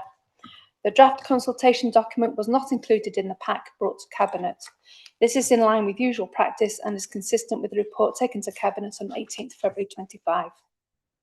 Officers are now reviewing the key changes introduced into 2026 code, including strengthened requirements relating to consultation clarity and accessibility, presentation of options and rationale, enhanced impact assessments such as ALN, community and Welsh language, transparency of evidence and data sources. Once the consultation documents are finalised, they will be assessed against the new statutory requirements to ensure full compliance. The Council will also take this opportunity to respond constructively to issues raised during the previous consultation exercise and matters highlighted in Council's legal advice. Council's advice, as you're aware, is subject to legal professional privilege, which the Council must maintain to protect its legal position. However, whilst the detailed content of that advice cannot be disclosed, any procedural improvements arising from it will be fully reflected in the revised consultation documentation and process. The Council remains committed to ensuring that statutory consultation is lawful, transparent, code compliant and procedurally robust, and that all stakeholders receive clear and accurate information throughout the process. In relation to point 2, the adequacy and transparency of consultation material, the proposal is unchanged from the previous consultation, as the initial reasons for the strategy to secure a sustainable, robust and high-quality Catholic education offer for children and families within Flintshire, both now and the future, remain. The proposal is focused on reducing the number of surplus places, which diverts resources away from frontline delivery to pupils, improving the learning environments of some schools, strengthening school leadership arrangements so every pupil benefits from a high-quality education offer, providing a full curriculum offer for children from age 3 to 18, further developing Welsh education within a Catholic context, maximising the financial investment available from Welsh Government through its sustainable communities. Whilst the proposal may be unpopular with some stakeholders, popularity alone cannot determine the strategic direction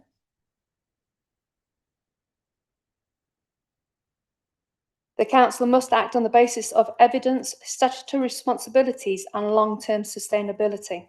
The concerns raised during the previous consultation have been carefully considered and will be addressed in the revised consultation materials, but they do not negate the fundamental case for change.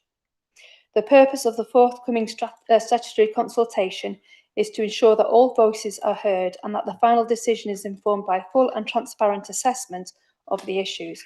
The Council remains committed to a lawful, fair and robust process that reflects both community views and the strategic needs of the education system. Because the reason for that point is that the proposal appears to be substantially unchanged, would I invite Wendy to make any comment as to why, with agreement with the Council, it's been decided that the original proposal be unamended going forward? Proceed, Mr. Roy. Yes, well, we've looked again, as have the Council, at all the reasons. As we know, this is highly complex. Some people want to bring it down to very small elements of decision, but it's a highly complex decision, and all the factors that have been stated previously in decision making remain exactly the reasons why this is not only the best but the only proposal that the diocese and the diocesan trustees can support to move forward. Yeah. Moving on to the Welsh language and Welsh education concerns. As I've alluded to before, the revised codes means there's going to be an enhanced consultation document in relation to the Welsh impact. And a separate Welsh language impact assessment will be published alongside the statutory consultation documents. This is standard practice and ensures that consultees have access to the full suite of information at the point the consultation formally opens. There is no procedural requirement for the assessment to be published earlier, and the timing does not prejudice the consultation process or stakeholder engagement. It is acknowledged that some families may consider the journey between St Anthony's and the Venerable Edward Morgan School in Shotton to be a factor in their decision making, and under the school's admission code, parent carers retain the right to express a preference for a school in England if they wish. This is a matter of parental choice and not a consequence of the proposal itself.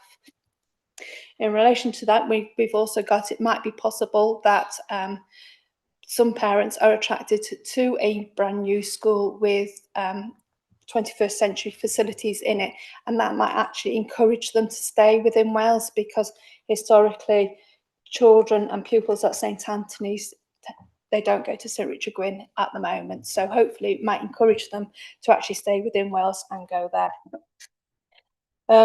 And as you know, we've also reviewing the school transport policy, so whilst it's not a guarantee at the moment, there is every possibility that these pupils would be eligible for transport at the appropriate time should the proposal succeed. Point 4, financial information and value for money. The assertion that Cabinet did not consider updated financial information is not supported by the evidence. Cabinet did receive updated information on borrowing costs, transport costs and revenue implications as part of the report presented on 13th May 2026. The increased estimate of borrowing was given in paragraph 2.14, and to pick up Councillor Coggin's Cogan's point now. If he goes back to paragraph 2.07, then the borrowing costs complete with the initial capital sum is detailed in there. I appreciate it's in a separate paragraph, but it is in there for us to be considered. In light, together with updated transport costs, in light of concerns raised during the initial consultation, a more detailed transport cost assessment was undertaken using the current cohort. The assessment was conducted on the hypothetical basis that all pupils would be entitled to free school transport, and that exercise concluded that there would be an additional £60,000 uplift in school transport costs for St Anthony's to the Venerable Edward Morgan, subject to them being entitled to that transport. And there will be a reduction of £44,000 for the pupils going to St David's.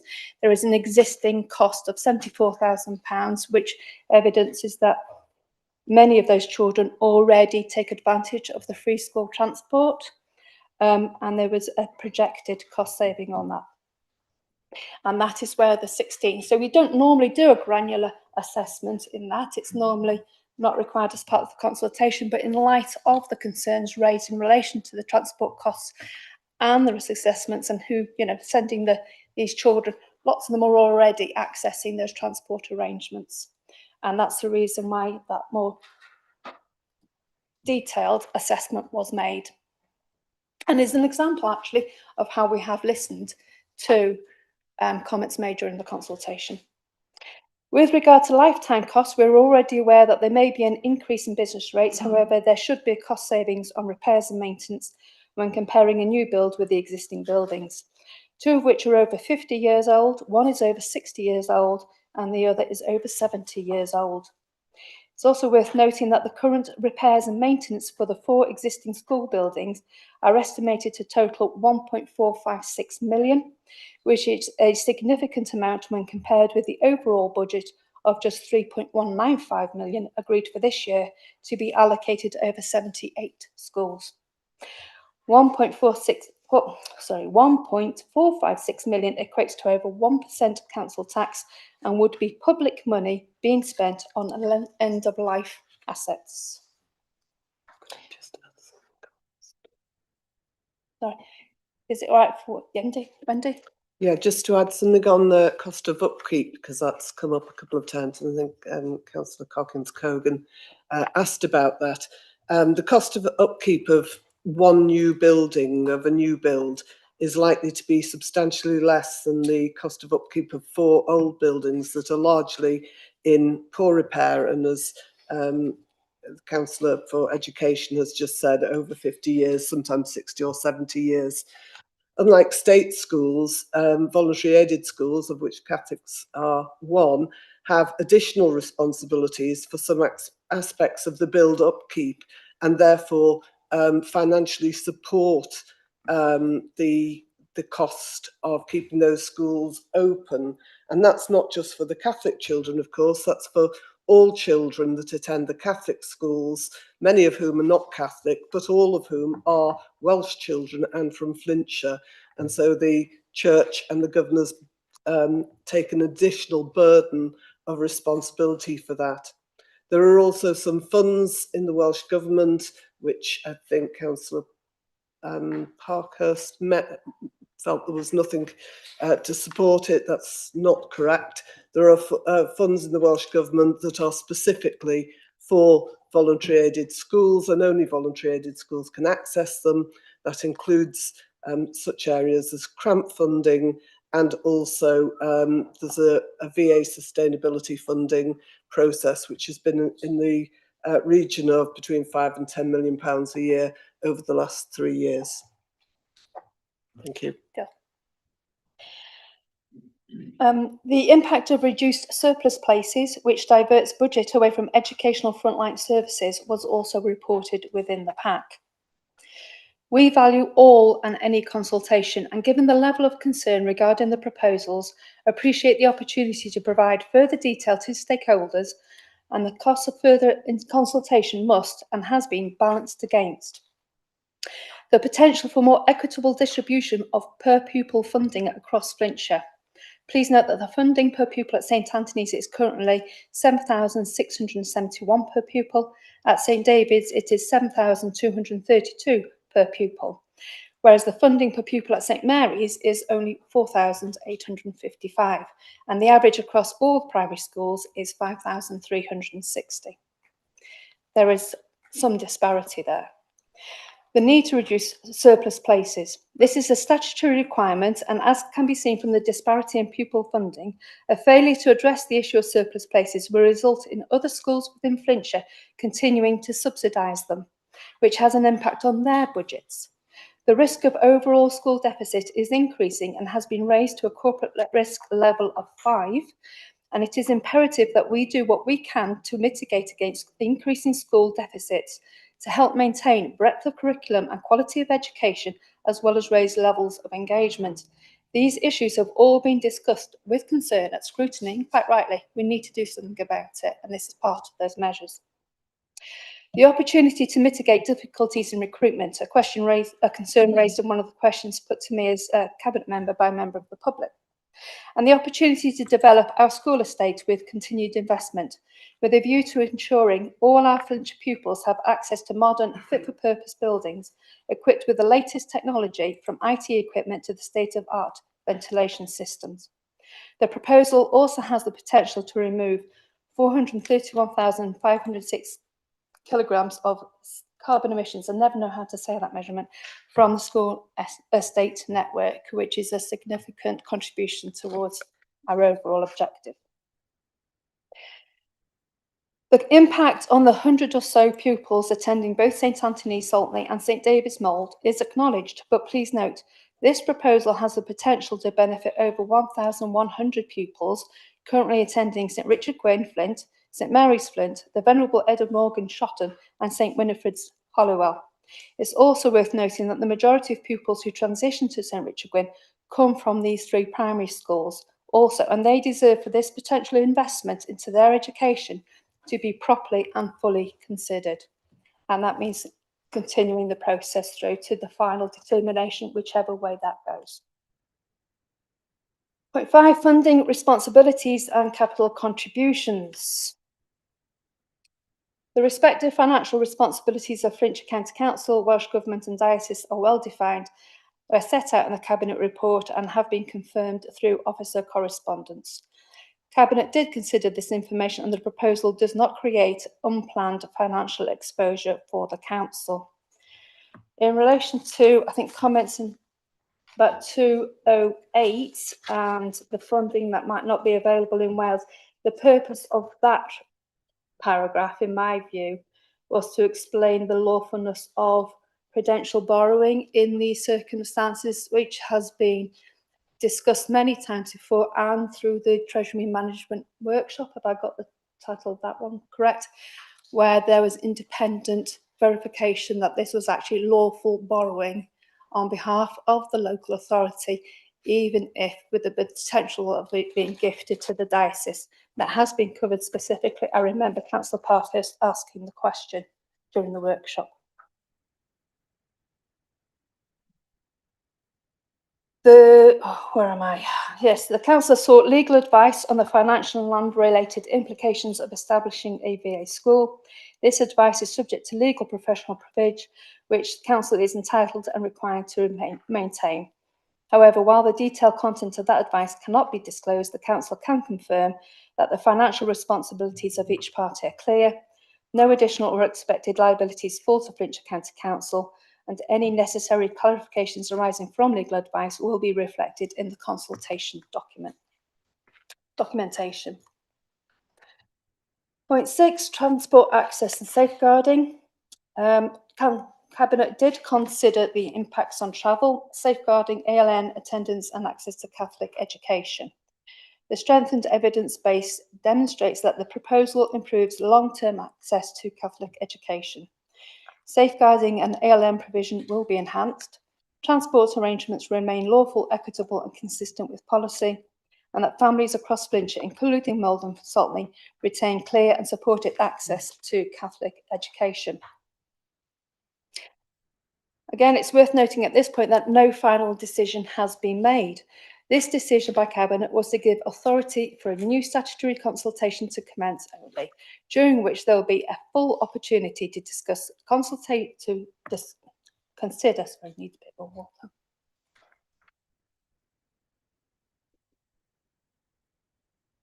To consider consultation responses in relation to pupil travel, safe routes, safeguarding, ALN, attendance, access to a Catholic education and impacted families in the affected communities.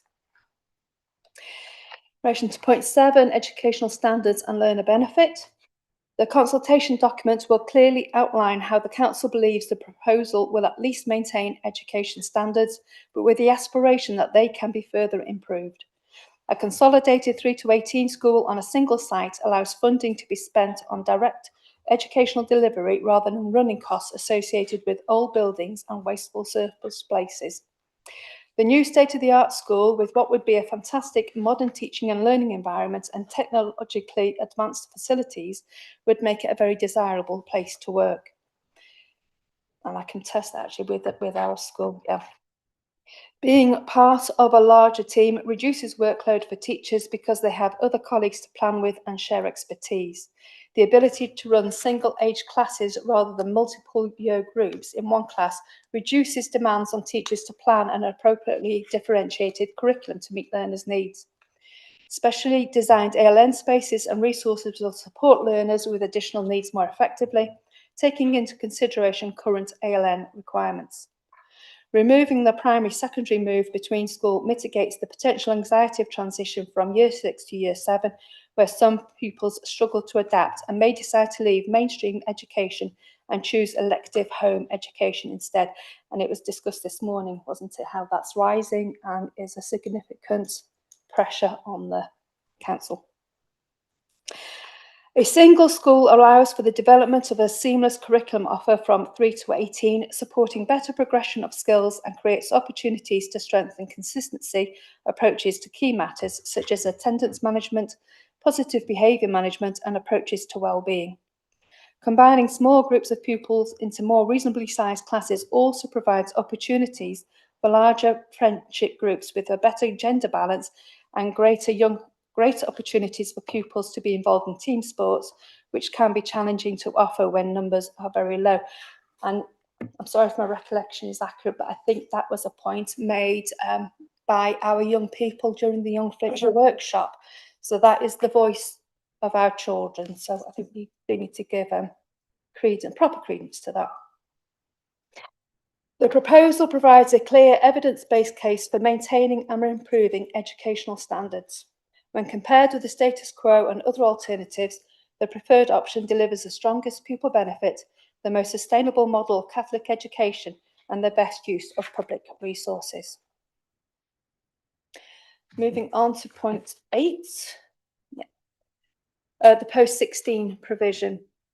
A full statutory consultation will be undertaken and the consultation document will be issued to all relevant post-16 stakeholders, including local post-16 providers such as MP colleges, sixth form centres, neighbouring secondary schools, regional skills and post-16 planning bodies, the Diocese of Wrexham and neighbouring diocese, neighbouring local authorities where cross-border post-16 flows exist. These bodies were consulted during the previous exercise and will be consulted again to ensure transparency, consistency and compliance with the school organisation code. Further, a 3 to 18 model provides clear educational benefits. There is seamless curriculum progression from GCSE to A-level, stronger pastoral continuity and safeguarding oversight, greater stability for vulnerable learners who struggle with transition, and a broader and more sustainable post-16 curriculum offer due to combined staffing and economies of scale, and a strengthened Catholic identity and ethos across all phases. And this approach is consistent with the strategic aim to secure a sustainable Catholic education system across North Wales. In relation to point 9, Council's advice is subject to legal professional privilege, which the Council must maintain to protect its legal position. While the detailed content of that advice cannot be disclosed, any procedural changes arising from it will be fully reflected in the revised consultation documentation and process. The Council remains committed to ensuring that the statutory consultation is lawful, transparent, code compliant and procedurally robust, and that all stakeholders receive clear and accurate information throughout the process. Just if you can bear with me, I'll go through my notes to see if there's anything else I need to pick up. Is there anything I've missed?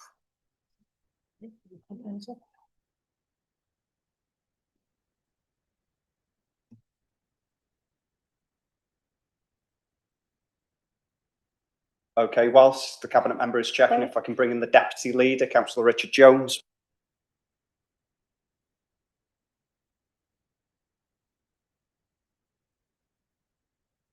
Sorry, thanks, Sean. Right, thanks for that, bringing me in. So, just a couple of things. Councillor Ellis had mentioned transportation costs and felt that was, I think it was her words, that the option was to send Welsh children to England. Well, that absolutely isn't the case. And I think it was mentioned by Councillor Eastwood that included within this proposal is £60,000, which would be the transport cost to take pupils from St Anthony's to the Venerable Edward Morgan. That's part of the proposal. And so we're not expecting that. We're actually putting within the proposal the amount of money that would be required if parental choice is taken to retain those children within a Welsh educational learning. So no, it's absolutely not the case that we're not considering that. We've considered that, and it's part of the equation, which leads me on to the point that Councillor Coggins-Cogan mentioned. And if you just go to 207, I think it's on page 63, where they estimate the average over 50 years of 639. Sorry, Councillor Jones, we've just had a point of order. Okay, sorry. When I attended a cross meeting remotely and didn't have my camera on, Councillor Jones point of order to require that my camera was on, so I shall return the favour and invite him to turn his camera on too. I think the explanation is provided that Councillor Jones is recovering from surgery. That's exactly right. Thank you, Chair. I appreciate that. And I Chair, appreciate your... yes, the camera's on so we can validate the individual on screen, and I think we can tell it's definitely Richard Jones speaking. Yeah, thank you. Thank you for that, Chair. And so on 207, you'll notice that the average over 50 years is 640,000. Councillor Jones, Councillor Parkhurst. Is a point of order justified where something has been stated which is totally incorrect? No. Just say again, Pete. Continue, Councillor Jones. Yeah, thank you. Thank you for that. So the 639,000, and then I might just want to reference past 207 onto 214. So if you just scroll down to 214, just to make that explanation, just 1 second, I'm going to do that myself. So you'll notice that there's a calculation there which shows 474,000, and the line above that as council funding was 8.25 million. If you divide 8.25 million by 50, the difference is 165,000, which when you add to 474 gives you that value of 639 that you'll find in 207. So there is no clarification required. That funding of 8.25 million is part of, if divided by 50, is part of that calculation that gives you the 50-year spend, which is 78.719. And then, of course, 16,000 that we have as net cost, the difference between St Anthony's, the Venerable Edward Morgan being 60,000 and St David's to Flint being 44,000 decrease, gives you that 16,000 of increased cost. And over a 50-year period is £800,000, resulting in a total cost of 79.519. So there is no disparity. There is no difficulty in understanding that number. It's perfectly correct and provided absolutely spot on. I think it doesn't get much better than this. This is a, intervention rate of 85% on a building that's going to cost 55 million. Well, I think that's really good value for money. I think a lot have been said about whether 8.25 million and the associated cost with that is good value. Personally, I think it's great value for the education of children in Flintshire, regardless of faith. I don't care, because a lot of the children that go to the Catholic schools are non-Catholic, and that's fine with me. and this affects other voluntary aided schools in the same way. So when we start questioning about voluntary aided schools, I think we need to be careful which other schools might fall into that category, where we start making points where they shouldn't be included, or we shouldn't fund them in that way. You know, that just isn't right. So as far as value for money goes, this is probably the best value for money you can ever get. It'll provide a school which, you know, let's just face it, it's going to provide a school that has lots of benefit in terms of curriculum, the teaching, retention of teachers, the learning, you know, between years 6 and 7, that kind of time when children decide, sometimes in the recent past, that they might want to leave school and do home learning. It takes away that transition period. Sharing of technical aspects within school. You know, all these things are just really beneficial for the children, but also beneficial for the education department, and also beneficial for the governing body of that school and the teaching staff therein. So I've got there is not a doubt in my mind, other than perhaps some people wanting to make some political points in this. But as far as I'm concerned, this is the best money you could ever spend. Thank you, Chair. Thank you. Just to come back to Councillor Eastwood, was there just anything further? I know you were looking for something.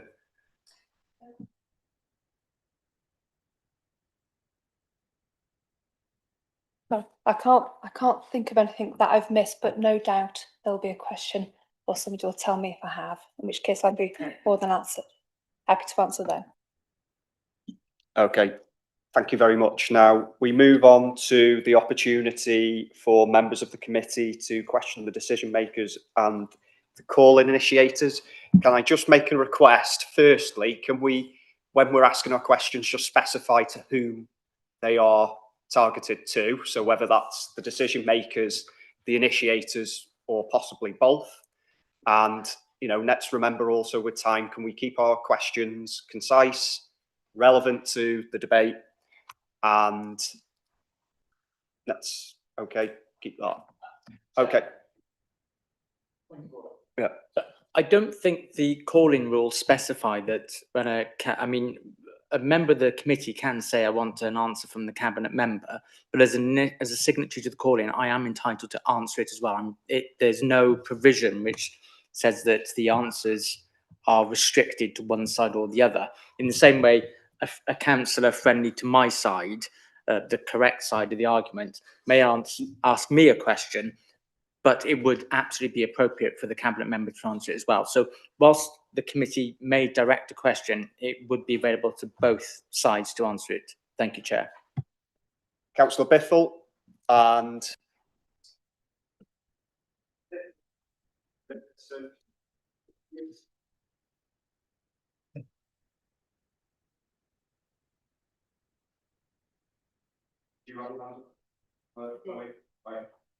Hodge, Councillor Lister, Councillor Parkhurst.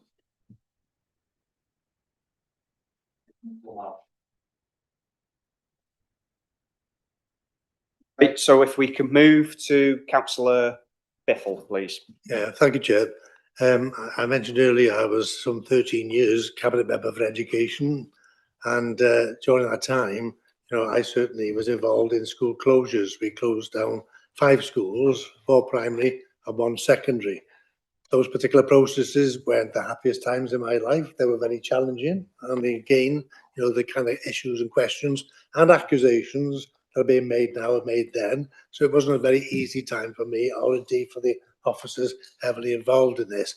We were confronted by governing bodies, by parents, by pupils themselves, and by members of communities challenging the proposals that we were making at the time.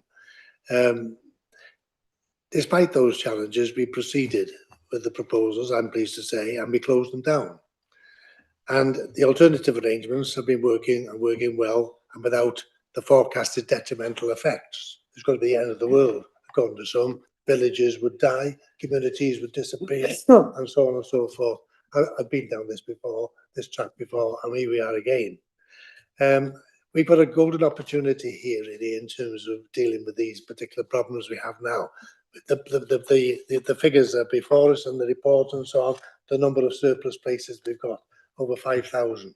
That comes at a cost. And again, those costs are spelt out for us in relation to the schools we're discussing on page 60, what it's costing to actually spend per pupil on those schools currently, as opposed to the average of the county. And we talk about 2,000 plus in the case of one school, 2,311 and 1,872 in another. And again, if we could argue that the children in those schools are benefiting from that, it would be something. But basically, they spent money on wasted space, on heating, lighting, repairing, maintaining, keeping clean areas of the schools which are not really used. And again, we made these decisions too as a council. We sit in this chamber now because we made a decision to leave County Hall, an old building, long past its sell-by date, and so on, difficult to run and organise, and that's why we're here now at a considerable saving. And these are the kind of the same actions that are required in relation to schools. It wasn't just the usual primaries and the secondaries that we closed at that time. We also went on to close 3 special schools, and that was very controversial because those special schools were highly cherished. Ysgol Belmont in Buckley, Ysgol Delyn in Bold, Ysgol Bringlas in Shotton. You know, they were very, very close to people. And we were actually dealing with the children with the most profound additional learning needs in this respect. And we closed them down, and we built 2 new special schools in Flint again, one on the site of the secondary school there, Ysgol Maes Hyfryd, and the other one, the primary school, Ysgol Pencoch. And again, they're state-of-the-art schools, much improved facilities for the children and the educators in that particular institution, and doing some marvellous work there, really. Therapeutic pool and goodness knows what. I'm glad we made those decisions. I don't regret them, despite the accusations and the comments and the abuse that we suffered at that particular time. All of these school closures, as I said, we're challenging, but you know, we've got these 4,985 surplus places currently, and we need to deal with this.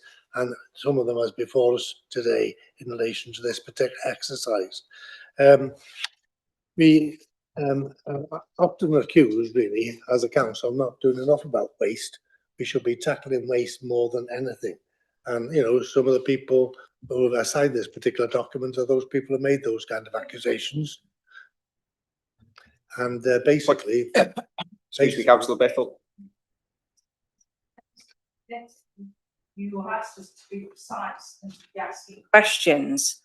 As a member who subbed as a member of this committee, that's not a question that you're asking. It's a monologue, and we are short of time. Thank you, Chair. Councillor Biffle, if we can move on to a question, please. Yeah, you know, basically, you know, is it correct and right that the county and indeed the Catholic Authority are seizing on this opportunity to use this money that's available at this moment in time? Is it not a very good and attractive proposition? The fact that 85% of the money for this will come from Welsh Government, not from the county. Is that not a good deal, really? And it would be rather foolish not to seize it at this moment in time.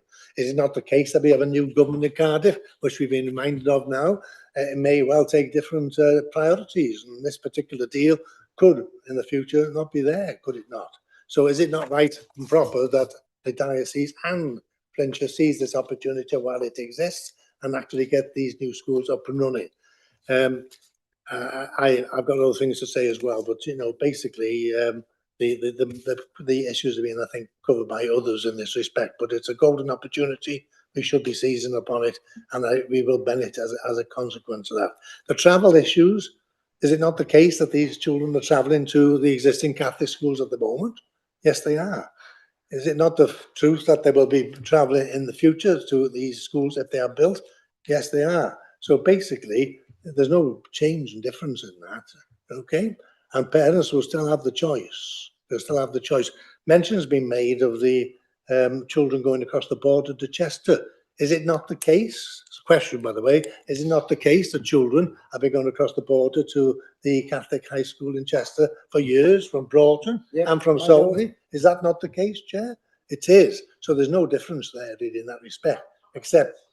Right, excuse me, right. In all fairness, when members have been contributing, right, we've given them the opportunity to be able to be heard, okay? Can you sum up, please, Councillor? Yes, basically that exists at the moment, that particular choice across the border. And again, the effects on Welsh education has been raised, but it's a well-established route for people of the Catholic faith to actually choose that particular direction rather than going across the county to St Richard Gwyn, which would actually be more expensive, really, in terms of travel costs. So, you know, basically, I think most of the issues that have been raised are well covered in the documents. They're there, they're well established, and again, they've been answered, I think, in this meeting by others and by myself. Thank you, Chair. Eastwood.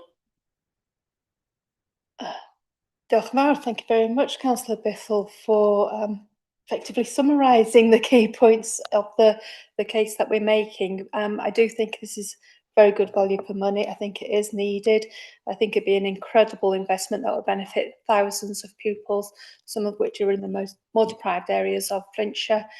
And again, in relation to the Welsh impact, kind of we've got the new school attraction, haven't we? It might actually encourage pupils to stay within Wales and complete their full education within Flintshire. So, and is it not the case? Yes, it is. Yes, it is. And diolch yn fawr. Councillor Coggins, go. Thank you, Chair. I'll make it brief.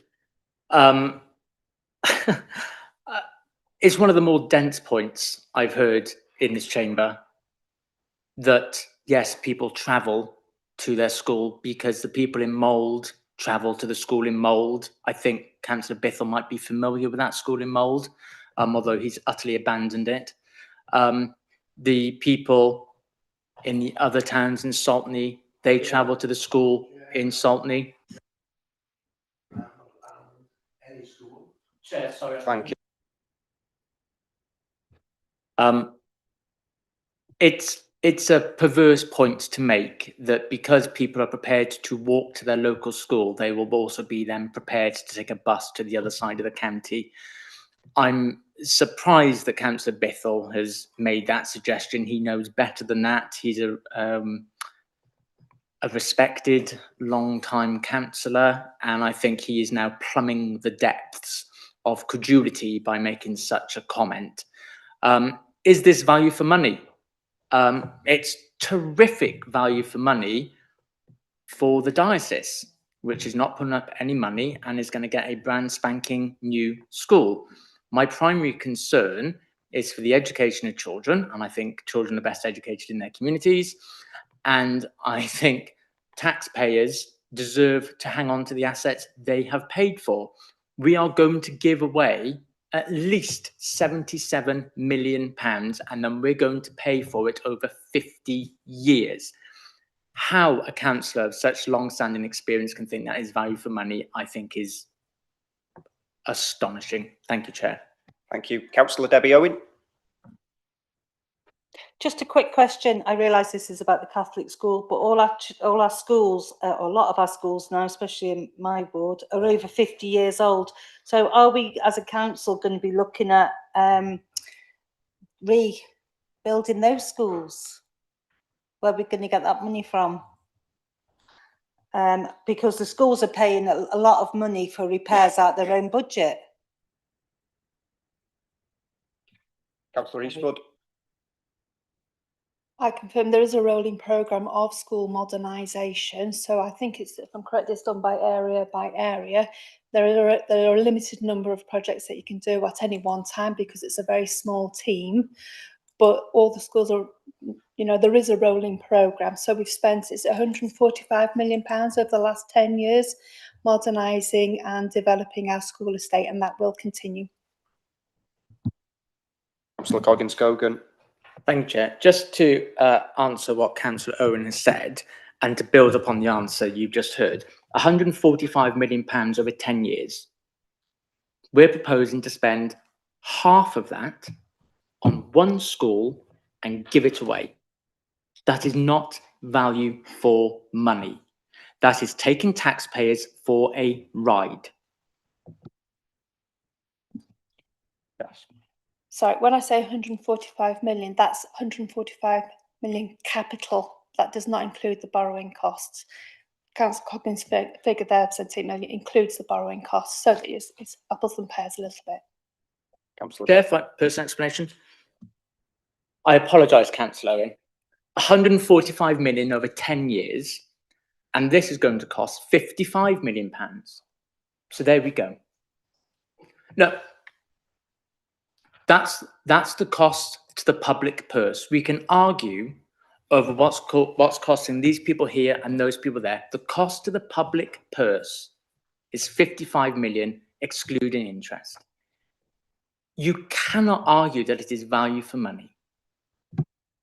Thank you, Councillor Coggins. Is it a point of order? Point of...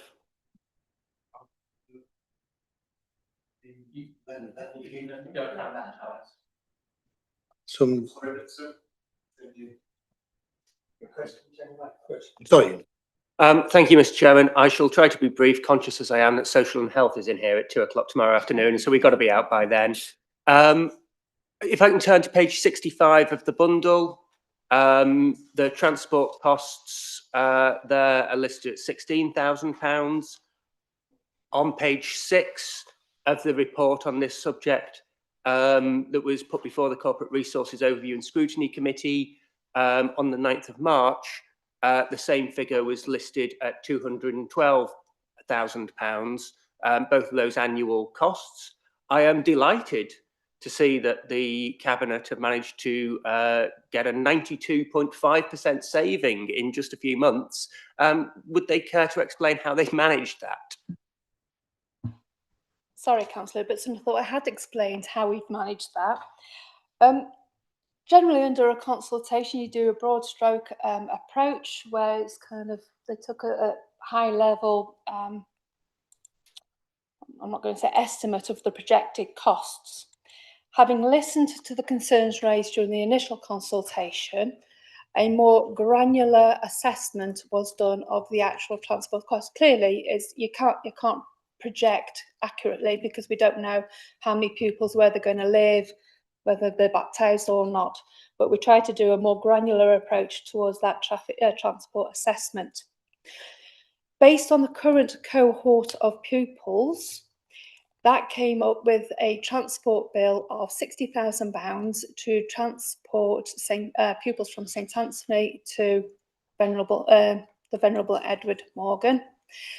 And then there was a potential reduction of £44,000 because we have existing transport costs of £74,000 in relation to pupils being transported to St David's. So the net increase in transport costs, done on the basis that everybody is eligible for free school transport, would be £16,000 per annum. I'm slightly astonished at that answer. The suggestion that the previous figure was incorrect and is out by 13 times is, I think, quite concerning about the finances on this. I mean, one order of magnitude is bad enough. 13 times is concerning. Equally, the calculation that was mentioned there was for St David's transport to Edward Morgan, which it is not clear, and under the current transport policy, children in Saltney none of them will be entitled to transport to the Edward Morgan under the current policy, something that the council have neglected to mention in the consultation. So I think that is very concerning, and I assume that cut, once we decipher what the Cabinet member says, is because in the initial version they assumed that children would be eligible for transport from Saltney to Shotton. Now they've realised they haven't. They've not included any budget for that. That is what it seemed to me. Now, moving on, page 41 of today's agenda pack, paragraph 1.09 refers to a late legal challenge, which has also been referred to in press releases from the council as well. Can the decision maker please explain what is meant by late here? When does the decision maker consider it would be appropriate for a legal challenge to be launched? How long before the decision is even made can a potential litigant challenge the decision? It is my understanding, and perhaps the cabinet member will sort of set me right here, but you can only ask for a judicial review against a decision that's been made, not one that somebody might make in future. So in giving notice before the decision's made, I would suggest that it's come early rather than late. And does the cabinet member disagree? When does she think it would be appropriate for that to have been made, if not at the point that it was? Councillor Eastwood. I don't think it wasn't appropriate for it to be made. So, and when we're saying it's a late legal challenge, it was late within that process. It's also always acceptable to present a legal challenge, and there is no issue with that. The issue that there was, though, is that in order to fully consider that challenge and fully consider any advice that we got in relation to that challenge, then the consultation process deadline had expired. But there was no issue with a challenge being issued, and no issue, don't switch your mic off, in relation to the timings. It's so kind of, you know, we wanted to take the time to fully consider that legal challenge. We've always said there's no predetermined exactly in relation to this one, and if it was appropriate to stop the consultation and to defer making the decision at that point, then that was the right decision to do. So it seems to be accepted that it wasn't late, given that the decision hadn't been made that people were inclined to challenge. So I hope the cabinet member will stop using that terminology. The legal advice that's come as in response to that letter, has the cabinet member seen that legal advice? The professional officers have seen the legal advice. Have you seen the legal advice? What, in relation to the objection letter? Let me go. No. So for the avoidance of doubt there, because I'm not sure it was picked up on the live stream, the cabinet member said, I don't think I have. Oh, yes, please. Thank you. So I have seen some council advice, but because of the sequencing, I was wanting to make sure I was referring to the wrong one. So I'm very sorry if you've taken issue with me making sure that the information I give to the committee is correct. But I have seen council's advice. Whether it's the one that you're referring to is the one I was getting clarification from, but I have seen council's advice. sorry, I'm now confused.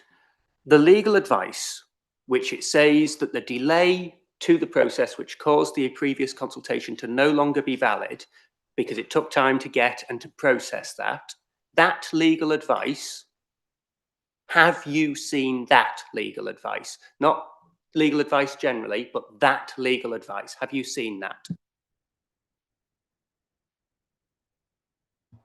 I have seen that legal advice, but I think we were able to calculate the consultation period and when it expired without the benefit of that. It didn't advise on that, did it? Don't remember. But I have seen the legal advice that was given towards the end of the consultation period. Will you share that? Not the consultation period, was it? I'm getting my terminology mixed up now. So statutory consultation period. Yeah. Will you share that legal advice under confidential cover with members of the committee? That advice has already been shared with members of the committee. Thank you. And in terms of the additional costs of running the consultation again, what are those?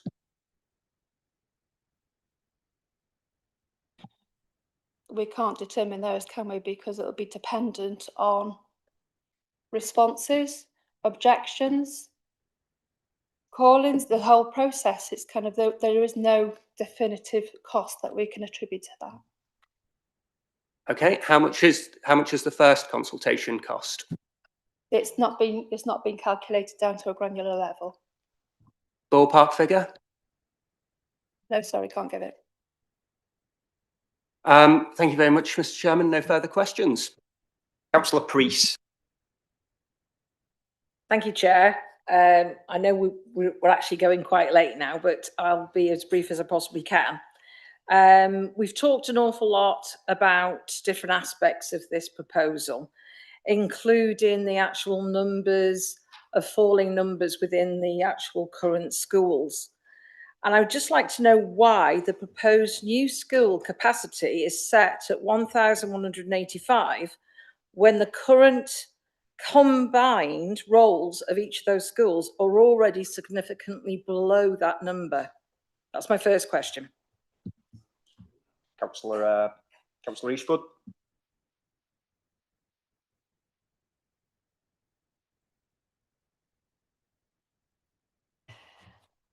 I think these figures are based on anticipated numbers, but with the falling the school, the design will take into account the pupil numbers at the time should the proposal be accepted. So we've always said that. So if we think that the school needs more because there aren't the current pupil numbers at that time to fit, then it's you build a smaller building with provision to extend, the same as we've done at a school Cymraeg Croesati. So the school is built to cater for the current pupil admission numbers with a view to be able to extend that should the need be to future-proof it. But that's my understanding of it. I'll invite Jenny to give you a technical answer. Okay, thanks, Chair. Yeah, that's exactly what we've done. We've looked at what is in the system at the minute, what we consider to be a minimum size school, looked at the sixth form provision and looked at the primary provision based on forecasts, and that can shift as we move through processes, and we will be reviewing it as we move through the process if that is the case. Thank you. Does that explain? Councillor Codd. Thank you. To sort of answer Councillor Priest's point, it is bizarre, isn't it, that this entire scheme is on the premise of falling numbers and these schools can't survive. And I think we've had the term wither on the vine. They just have to go, not enough Catholics are having babies. So the only solution, obviously, is to spend £80 million on a brand new school that can accommodate 1,100 pupils. That's the only answer. It's another example of why this scheme is bonkers start to finish and should be dismissed now. Thank you, Chair. Councillor Hodge. No, sorry, that was just my first question. I've got about 5. Okay. So my next question is again about the transport access and the safeguarding.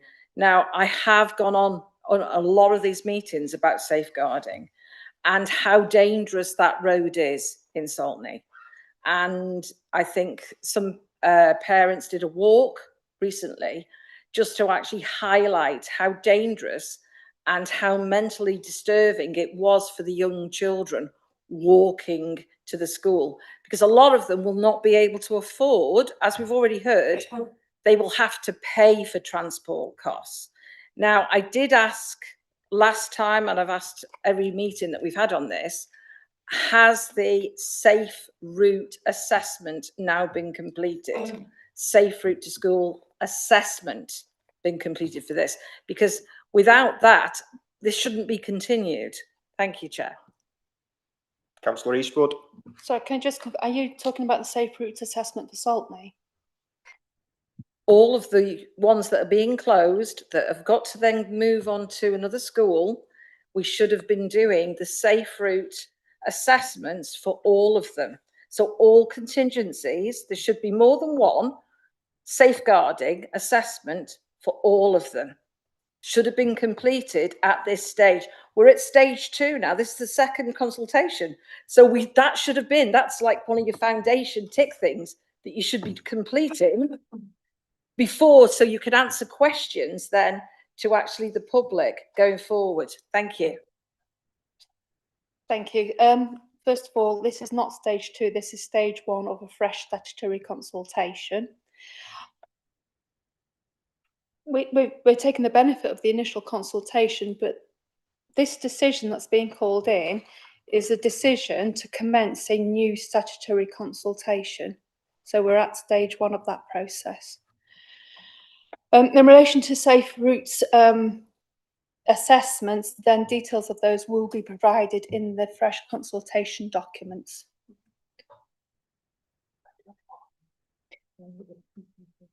So in relation to the children who are already walking to the schools in Flint, being St Mary's and St Richard Gwyn, then those risk assessments which are working will kind of continue. And then the pupils that will be transferring from either St David's or St Anthony's will be they won't be walking to school, will they? Because they're outside.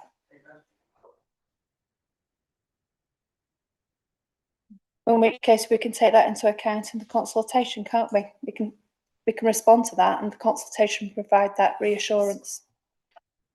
Thank you, Councillor. Thank you, Chair. Now, this is about standards again. Now, at the last consultation meetings that we've actually had, one of the actual key stakeholders was Eston. And Eston have stated that this will not improve the outcomes for learners.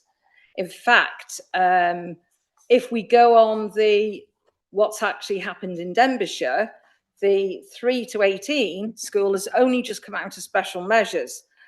Which school in Wales are we mirroring this new school on? Thank you, Chair. Councillor Eastwood.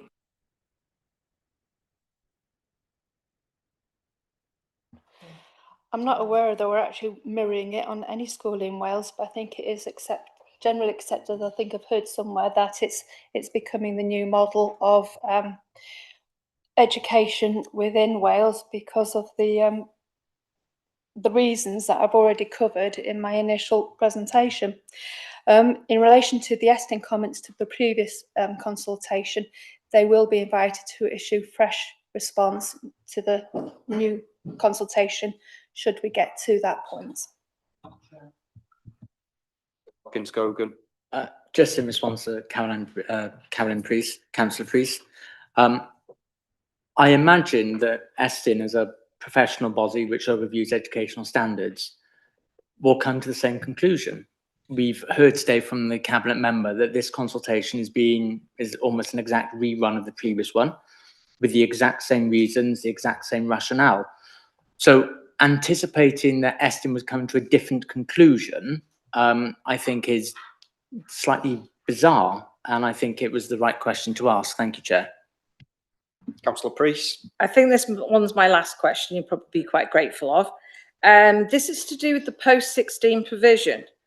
Now, we had a few years ago where secondary schools, most of them got rid of their secondary provision because it was more economical to build one building or two buildings, etc., which is Colin Cabria. Also, we've got the Deeside zone there and also Northup.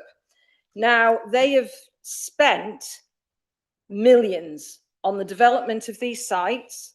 And what we're talking about is on point 8 of the actual call-in, it says, whether have the appropriate post-16 bodies been engaged. Now, it's not just a matter of engaging Coleg Cambria within this. These are the pupils or students that would have gone to Coleg Cambria, who've got the transport already in place, etc., or they would have gone over the border to Llandudno. Now, we are spending money here that is unnecessary because we have state-of-the-art development, etc., at Deeside 6, at Coleg Cambria, at Northup site, and at Yale. So why are we putting forward a post-16 development for a 3 to 18 school when that is totally unnecessary? The ones that have only in schools that have stayed there are Mold Allen. Take me if I'm wrong, there might be another one as well, but Mold and Castle Allen, is it? Yeah. So we've got those, but that is not a model.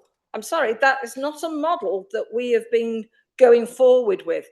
We've been going forward as a county and as Wales, and that is why Welsh Government have invested in Coleg Cambria to take those provisions with their state-of-the-art development that they have been doing there, and they have done an extremely outstanding job in that.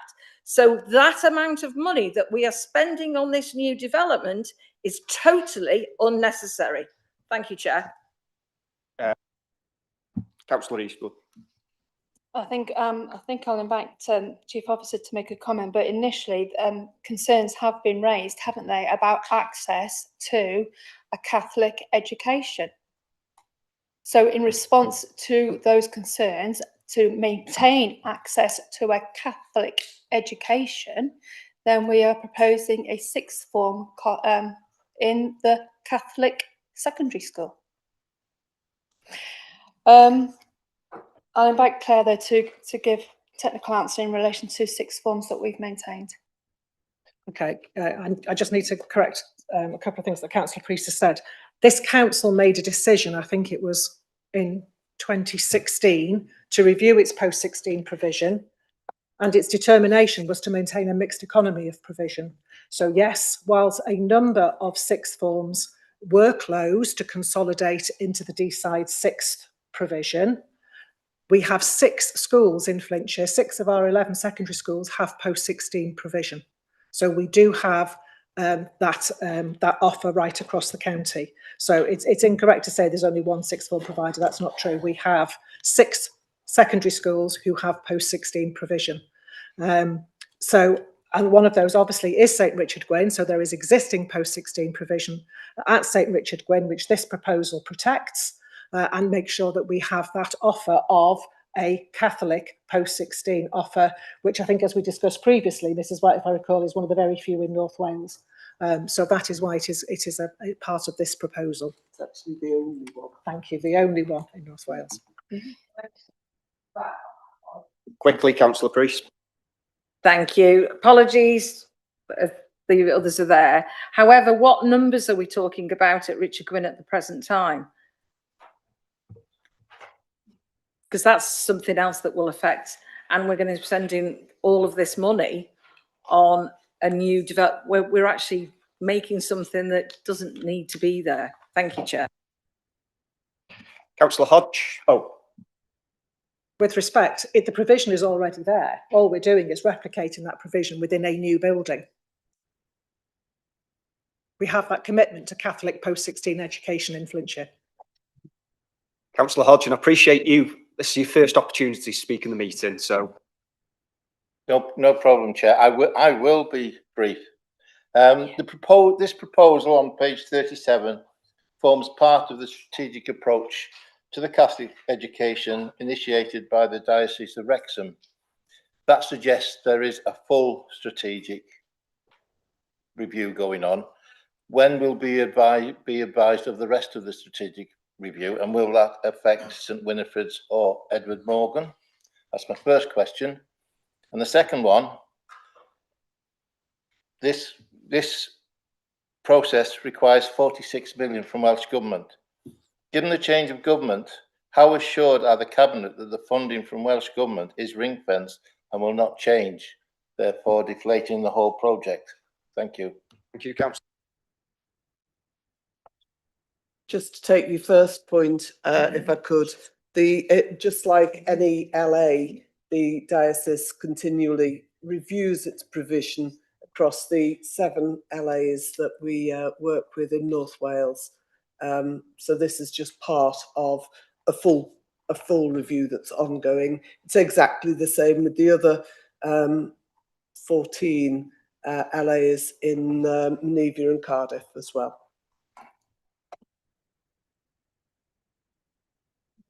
Perhaps if I could add to Mrs. White's commentary, and I think we have explained to the committee before that when the diocese undertook all of its consultation work across all of its Flintshire schools, that did include the schools that are not now in this final proposal, and a very clear rationale was given as to why St Winifred's and the Venerable Edward Morgan were not included in the proposal.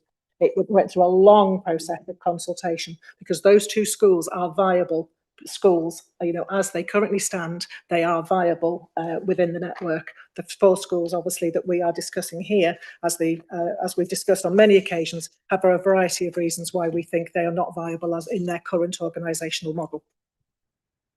Thank you. Councillor Fran Lister. Thank you. I've got sort of procedural question, probably for Democratic Services, if that's all right. Why did this go straight to Cabinet and not come through scrutiny first, as the first time it went out for the statutory consultation period?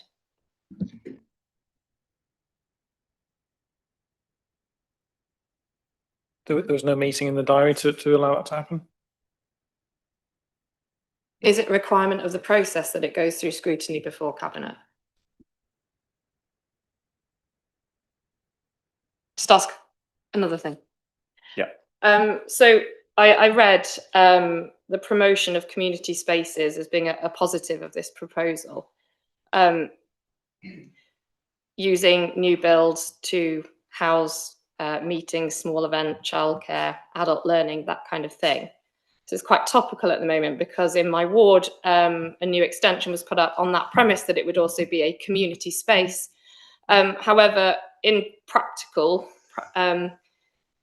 the council's own policy requires a £10 million public liability insurance for any users to use those spaces. So I think it is slightly disingenuous to promote this within the consultation, that it's going to be used as a public space, when actually the community can get very little use out of that. The second thing, and Councillor Coggins-Cohen's already alluded to it, the consultation suggests that net zero carbon technologies will remove maintenance costs, or reduce costs to the school. And I have problems with that as well, in that speaking to Chair of Governors in my ward and other governing bodies that have had relatively new builds or new technologies to reduce their carbon footprint, has actually put an immense financial burden on them to maintain those pieces of equipment that weren't actually really fit for purpose in the first place. So again, I think that assertion needs to come with some caution.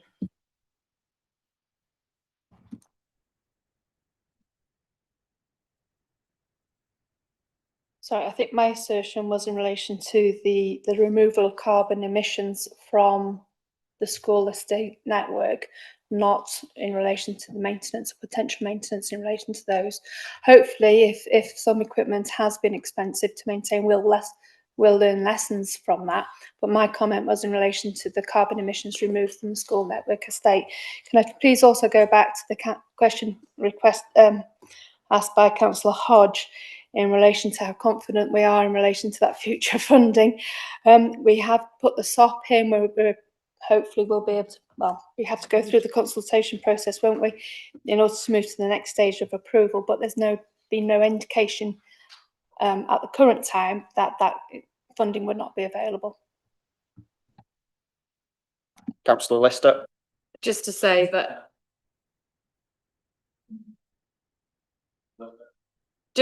that in the impact assessment, it says that the new building and net zero carbon technology will remove maintenance issues and reduce costs. So that is where I got that.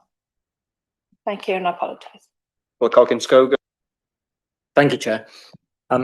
Councillor Lister raises an important question, which is that these schools, which are in the hearts of their communities, provide more than just educational spaces. They provide support to their communities. The cost of the new school and its maintenance, I would reiterate, as we mentioned in the last item, the diocese has previously confirmed that they have not modelled those costs. We've heard that it is likely that the cost may be less than the existing maintenance costs, but I would urge the decision makers, hope is not a strategy. I am astonished that with all the facts and figures that have been thrown around today, this simple figure of how much the cost has been modelled to maintain this brand new building has not been assessed. So I thank Councillor Lister for her question. Councillor Parkhurst. Yeah, Chair, I've got some questions based on what Wendy White said, which I might address primarily to the cabinet member. She can confer if she needs to. Wendy White said that this is the best and only proposal that diocesan trustees can approve. Who are those trustees? Does that include the governors of the schools affected? That's the first question. Wendy White also said that existing buildings are in poor repair. So I'd ask the cabinet member, what are the expected repair costs for St Anthony's and St David's? Because of the total figure mentioned, I understand those two schools is actually quite modest. Would the cabinet member confirm that the reference to the school condition allocation funding, which applies only to England in paragraph 2.08, is incorrectly stated, therefore? And cabinet member asked if there were any points not raised or not answered. I haven't heard any mention of the assurance, if I can use that word, about Welsh Government continued funding. Thank you.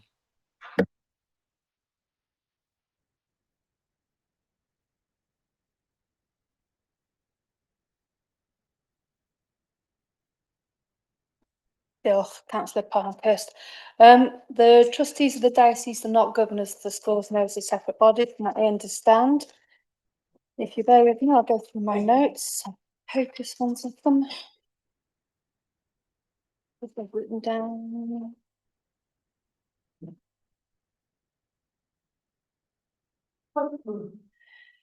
The repair and maintenance costs of St Anthony's is currently estimated to be 21,000, and of St David's is currently to be 179,000. That's detailed in the report. You might think that they're insignificant, but the surplus places within those schools form part of the rationale behind the proposal. And the suitability of the building, and it's when you take the four, if you say, well, that's not worth it, then you kind of risk the investment and risk the education provision for St Mary's and St Richard Gwyn, which are connected in the proposal, and the repair maintenance cost for St Richard Gwyn, which is over 70 years old. So saying no to this proposal means that those pupils will remain in that 70-year-old building with repair and maintenance costs of £854,000.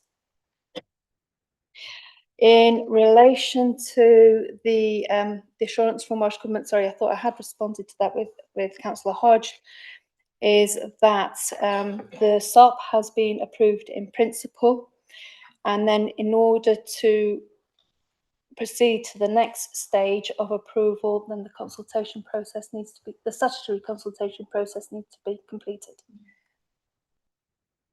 Oh, and sorry, and in relation to the point in 2.8, I will, if you're telling me that that's not applicable in Wales, I will accept that, but it's an incidental point. The main drive behind that paragraph is the lawfulness of our prudential borrowing, and that's unchanged. Councillor Park. Chair, can I just come back quickly, and perhaps the committee should acknowledge that the governing body of St Anthony's stands fully behind the school and is doing everything within its power to support its continued operation. So clearly the governing body does not support these proposals. I note the cabinet member's admission that the reference to the school condition allocation funding is incorrect. And if such a fundamental aspect is incorrect, then I think it calls into question other aspects. Wendy White was using the repair costs of the existing buildings as being justification for this proposal. It may well be justification for doing something in Flint. It is not justification for doing something in Saltney and in Mould. And I note that the Cabinet is still relying on the 2024 discussions with the Welsh Government, and it has done nothing in the meantime to consider whether that position still stands.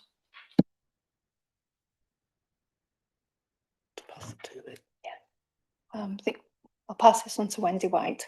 Thank you.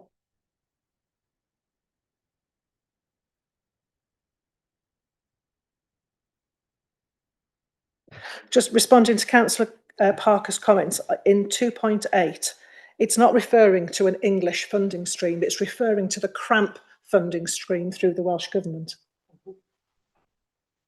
There seemed to be some suggestion that we had erroneously referred to an English funding, capital funding stream in this report. We have not. The reference in the third paragraph in 2.08 refers to the Welsh Government funding scheme known anecdotally as CRAMP. So, point of clarification.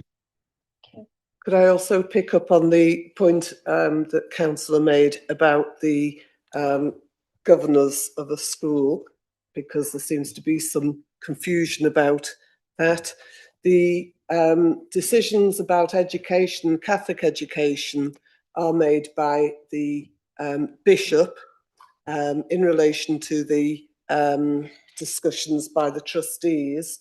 The governing body comment that you made about all the governing body of St Anthony's have said that they are against the proposal is not correct, and the recent letter that went out is incorrect and has been recalled to be corrected.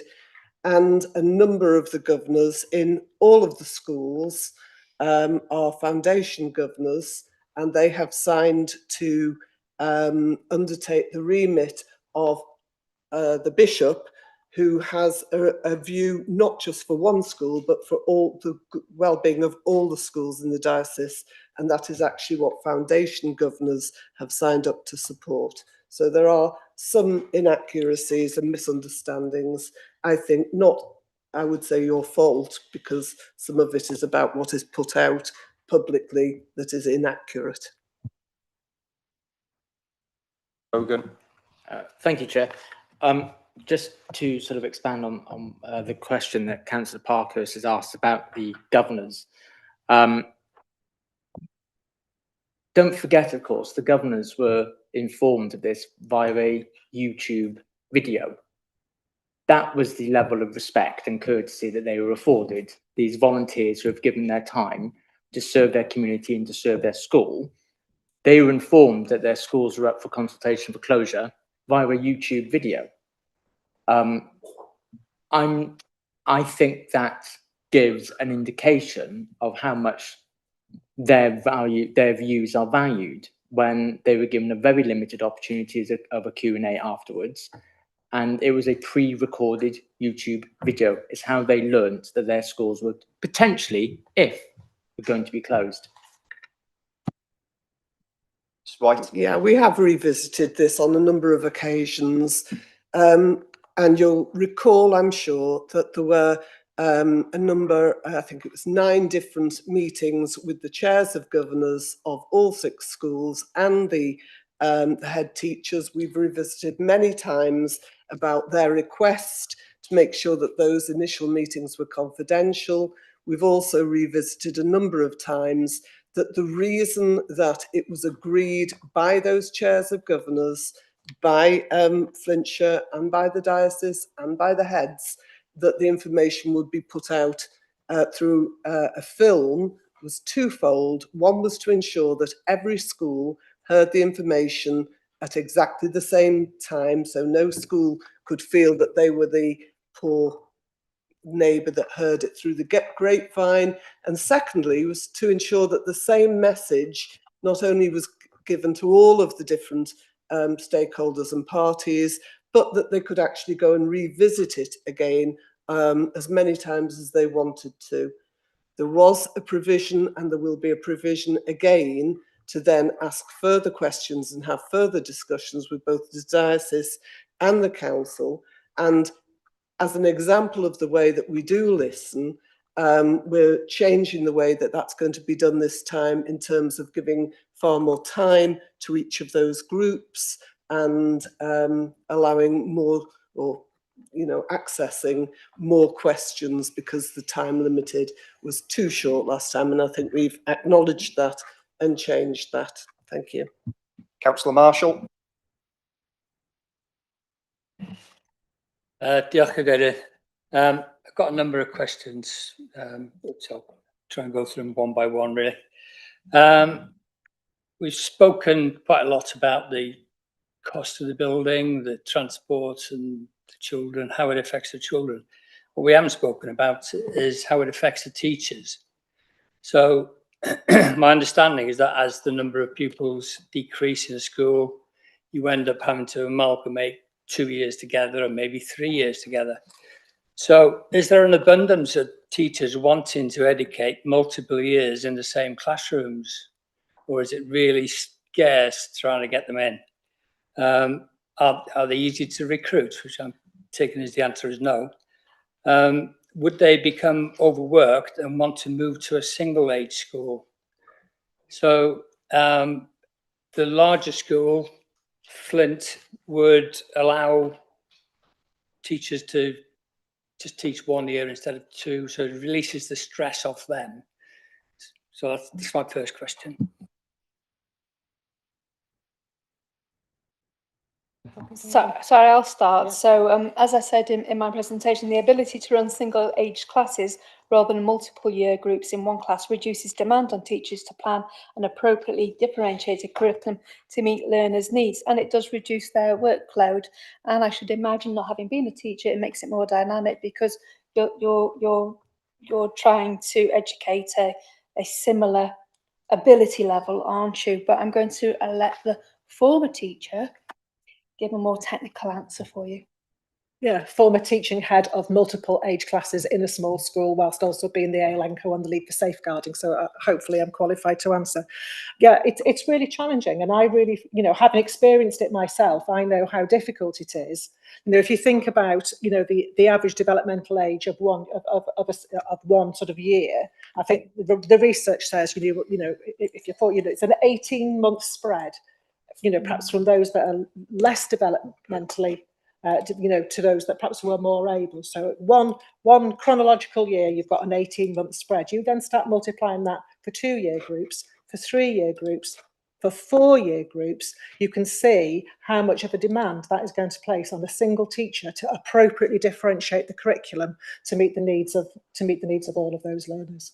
So I would say from my own experience and my professional expertise, yes, it is hugely challenging. And if you're the only teacher in that school that's teaching year 4, 5 and 6 or year nursery reception, year 1 and year 2, you've got nobody else to plan with. You're doing all of that planning on your own. When you're in a larger school, you meet, with your colleagues who are teaching similar age classes to you. So you share that workload responsibility. You share the expertise of others. We're all, as teachers, perhaps more skilled in some areas than others. I knew what my strengths were as a primary teacher. I also knew where perhaps I was less strong, and I was able to, to draw on the expertise of others, when I was in a school environment where there were more members of staff. So I think that's the benefit it brings to teachers. That's where it helps to reduce the workload. That's where I think it then helps to reduce the stress. And we're all aware of the pressures on our workforce and people leaving the profession. Allied to that then, teaching in a building that is 60, 70 years old, doesn't have the best resources, is failing in its infrastructure.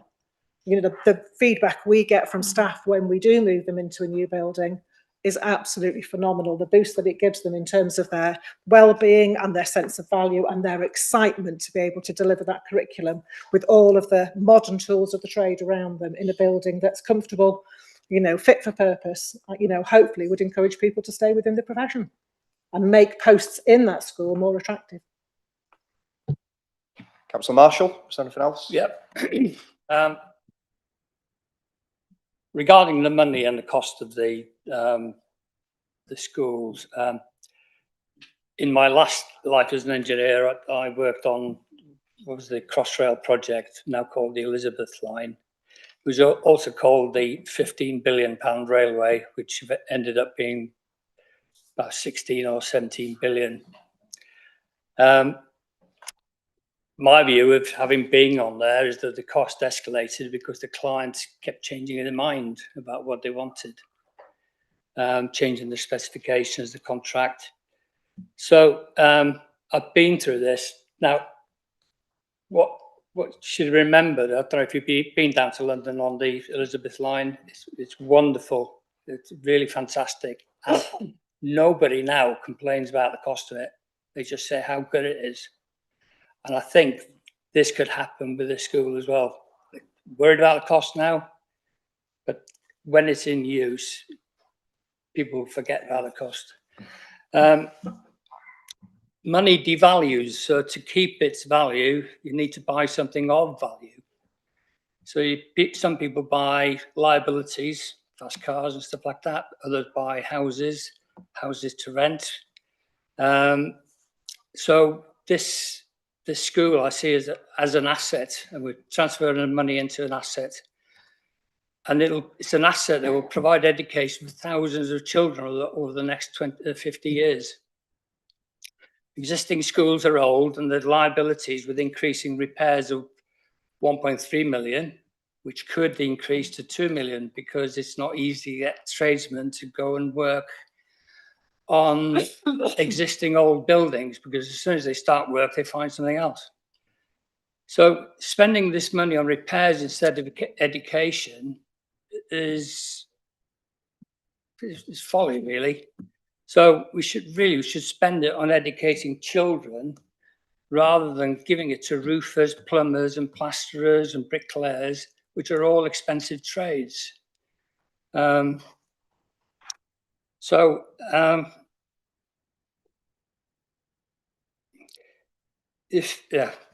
one sort of, if this is delayed by, say, 5 to 10 years, then we'll be back here again in 5 to 10 years saying the same sort of thing.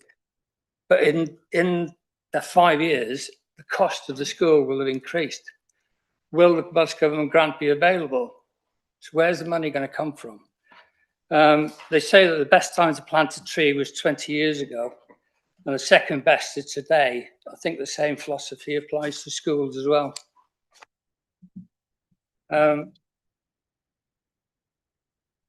The Catholic Church has a lot of buildings. A lot of buildings. I've been to the Basilica in Rome. It's fantastic. The maintenance cost of that must be huge. So I think the Catholic Church maybe is asset rich in terms of buildings, but maybe cash poor. Councillor Marshall, can you please sum up? Sorry. Sorry, I don't like that question. I'll finish on there. Thank you. Cabinet member. Oh, sorry. I'm not quite sure what the question was, but I agree that we need to be investing in new technology in making the 21st century schools fit for purpose, isn't it, for our current cohort of people, rather than spending money on end-of-life, public money on end-of-life buildings that don't offer the facilities and the technology that the new builds do.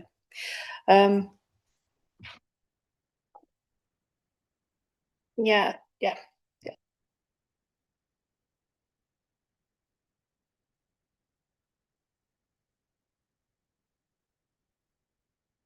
And cost, just over the last 12 months, building costs have gone up 2.4%. That's just over the last 12 months.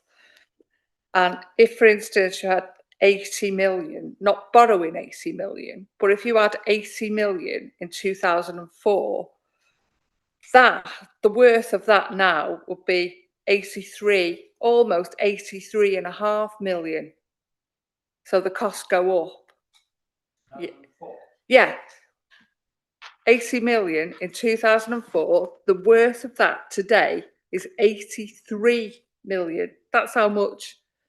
So if you bought something costing 80 million in 2004, if you bought the equivalent today, would cost you 83.5 million.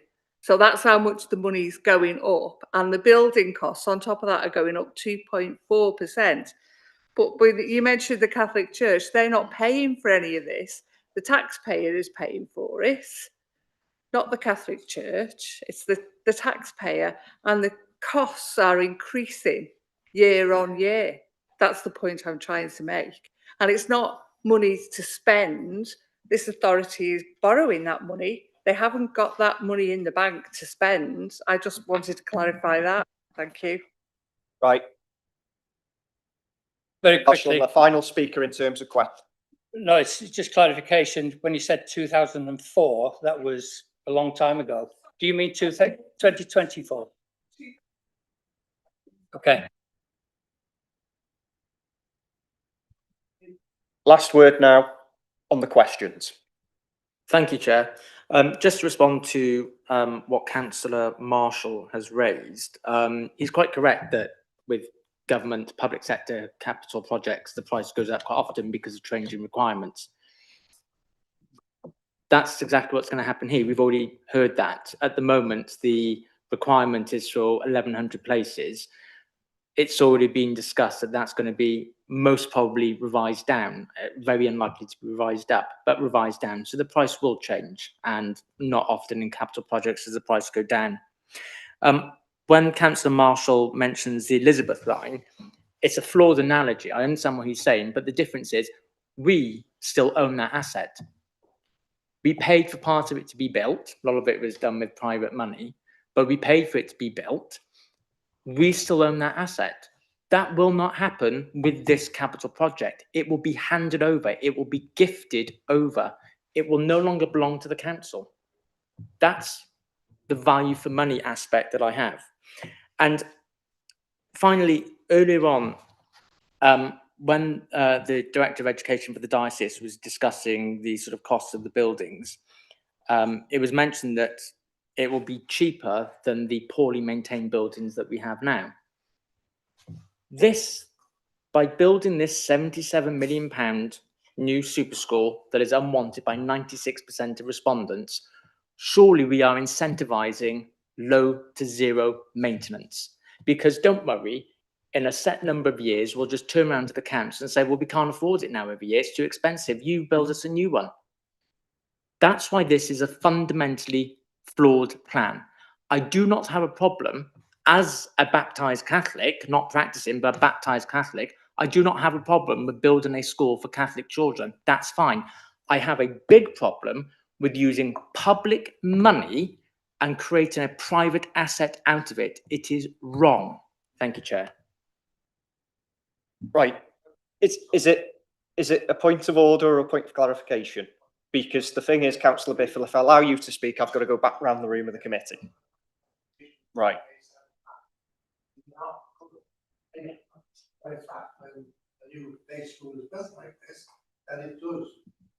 Chair, that's fine.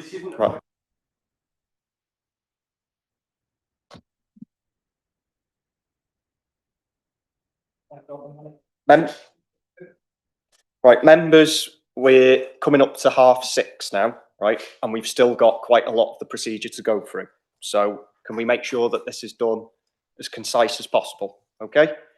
Right. So I will now ask the initiators of the call-in to sum up, and I will give a maximum of 5 minutes. So, Councillor Parker. Yeah, thank you, Chair. So, impact assessment, unbalanced, unchanged, no lessons learnt from previous consultation, inaccurate, incomplete information, inadequately tested assumptions, no outcome of a legal challenge, no consideration of community benefit, the true cost summary still awaited, 96% of previous respondents were against, no justification of value for money, borrowing costs understated, no due diligence on the diocese's ability to pay for maintenance costs. Governors of at least one of the schools affected seem to be totally against it, and now suddenly they come out in favour. Well, it sounds like the Spanish Inquisition have been in there. Transport costs will increase if the transport policy is widened, but that isn't factored in. There's still no mention about the Roman Catholic contribution. Is there a deal being proposed with exchange of land? We just don't know. Is this an immaculate deception by the cabinet? I just don't know.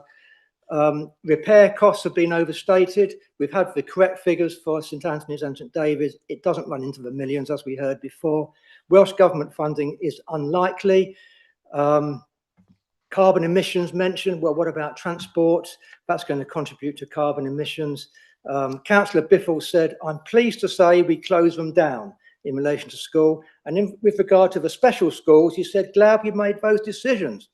And now look at all the out-of-county costs that we are incurring. So that was a great decision, wasn't it, Councillor Piffle? So it's been said that we should encourage children to complete their education in Wales and that this proposal will do so. No, it won't. It will encourage children to go to England. The chief officer said this morning in a different meeting, it's best that if children are educated in their local communities, and yet this proposal does the opposite. Cost of a consultation, not known. Really? And Councillor Marshall said people forget about the cost. Well, they won't when they've got a 15% council tax increase each year to pay for it. Thank you, Chair. Thank you very much, Councillor Parkhurst. I'm very concise. You did it in 2 minutes. Can I now move on to the decision makers?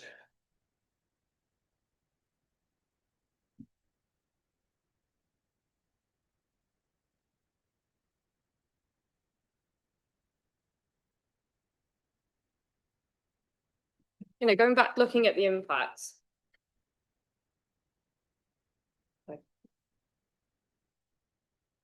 If the Cabinet had all the information and assessed the positive and the negative impacts fully and still came to the same conclusion that they could proceed with this consultation, that would be preferable to a decision based on inaccurate information and not thoroughly looking at the impact that this is going to have on Flintshire communities. Thank you, Councillor Lister. Okay. Thank you, Chair. Very, very briefly, it is obviously wrong in a cost of living crisis that has been going on for the best part of a decade that we should be asking Flintshire taxpayers and Welsh taxpayers to create a £77 million gift to a third party. It is wrong.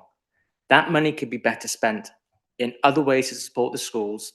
It is not right, and I ask the committee to seriously think whether they can look their constituents in the eye and say, yes, I voted to allow a £77 million gift to a private entity. Thank you, Chair. Thank you very much.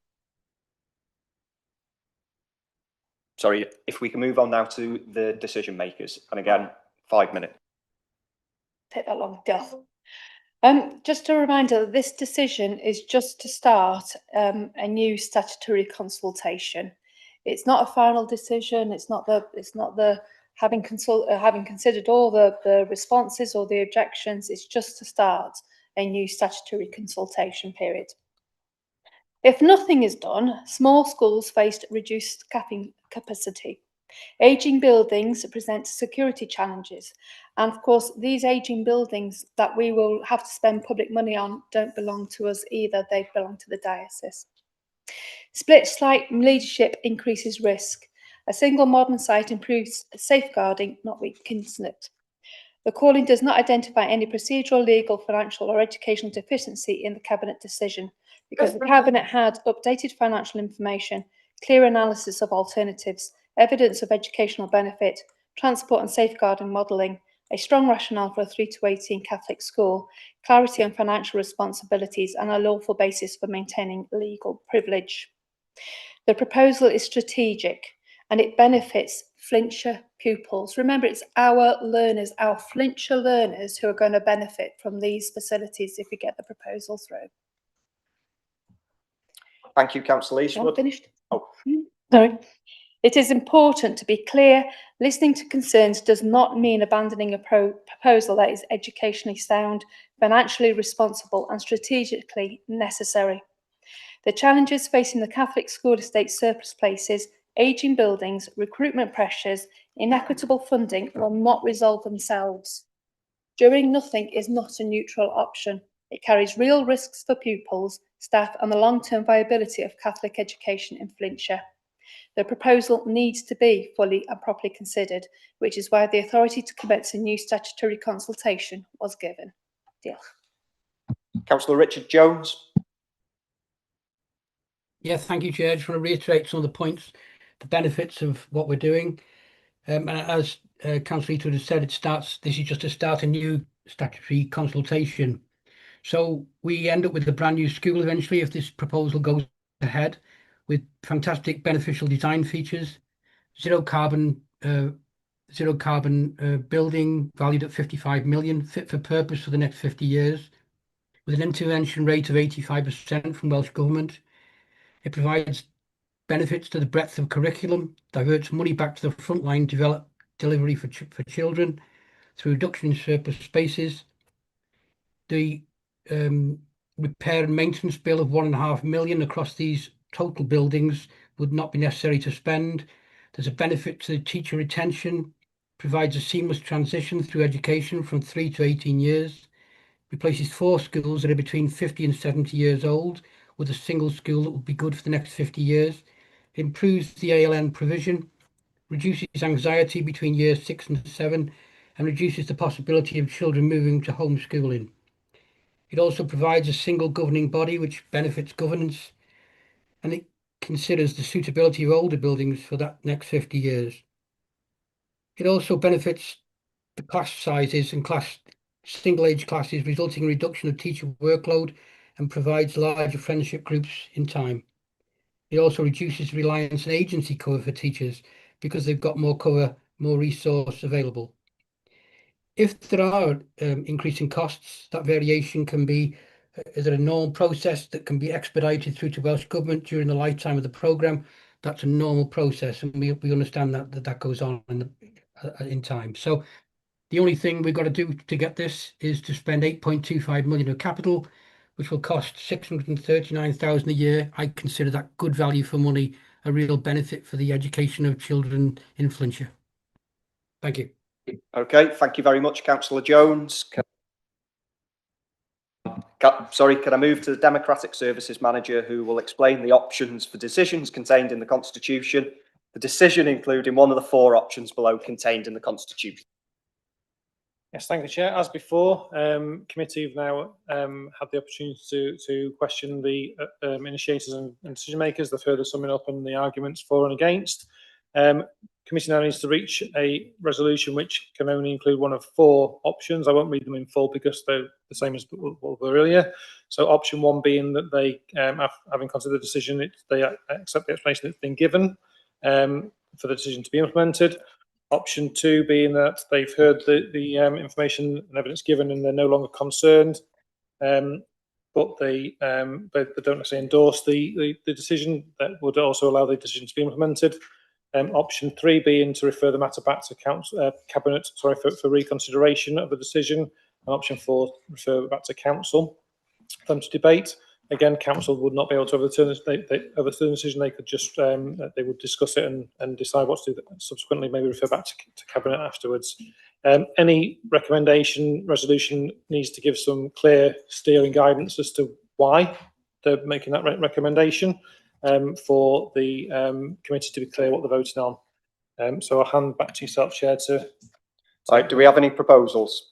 Councillor Biffle?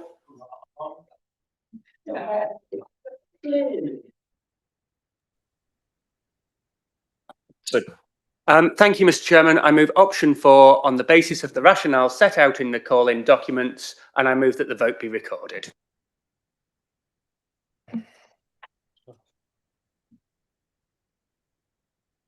We got seconder, Councillor Lister. We got, so which option was moved again? Option 4, refer to Council. Refer to full Council. On the basis of the information included within the call-in papers, the actual by the initiators. Okay, can we now move to the debate?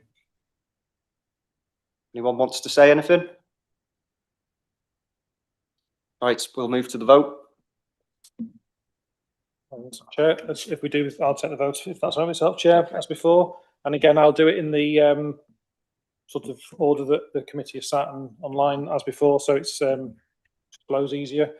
So coming to you, Councillor Lister. Okay, just explain what you've voted for. Oh, sorry. Fine. It's obviously you're clear that you're voting for refer back to Council. So that a vote for is to refer back to Council for them to debate the matter. Against is not to do so. Councillor Parkhurst. For. Councillor Hodge. For. Councillor Priest. For. Councillor Robertson. For. Councillor Owen. Councillor Marshall. Yes. Councillor Mullin. Against. Councillor Chris Bithell. Against. Councillor Ron Davis online. Against. Councillor Gladys Healy.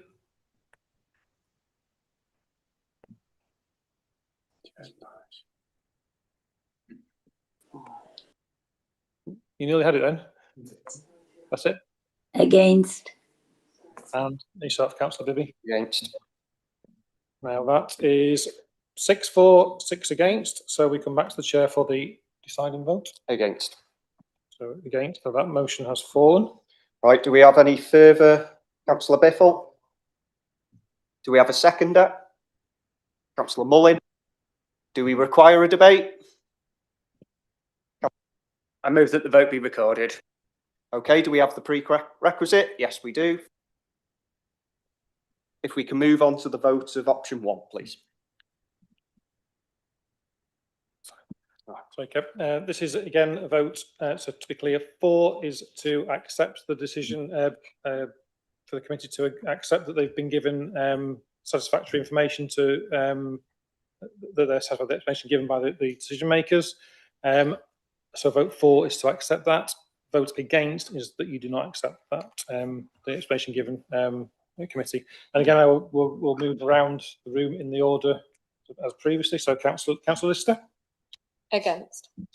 Councillor Parkhurst. Against. Councillor Hodge. Against. Councillor Priest. Against. Councillor Ibbotson. Against. Councillor Owen. Councillor Marshall. For. Councillor Mullin. For. Councillor Bithell. For. Councillor Ron Davis. For. Councillor Healy. For. And Councillor Bibby. For. So we have 6 for, 6 against. So I'll come to you, Chair, for the casting vote. For. So that makes it 7. So therefore, option 1 is passed by committee, and therefore the decision will be able to be implemented by Cabinet. Okay, thank you very much, members.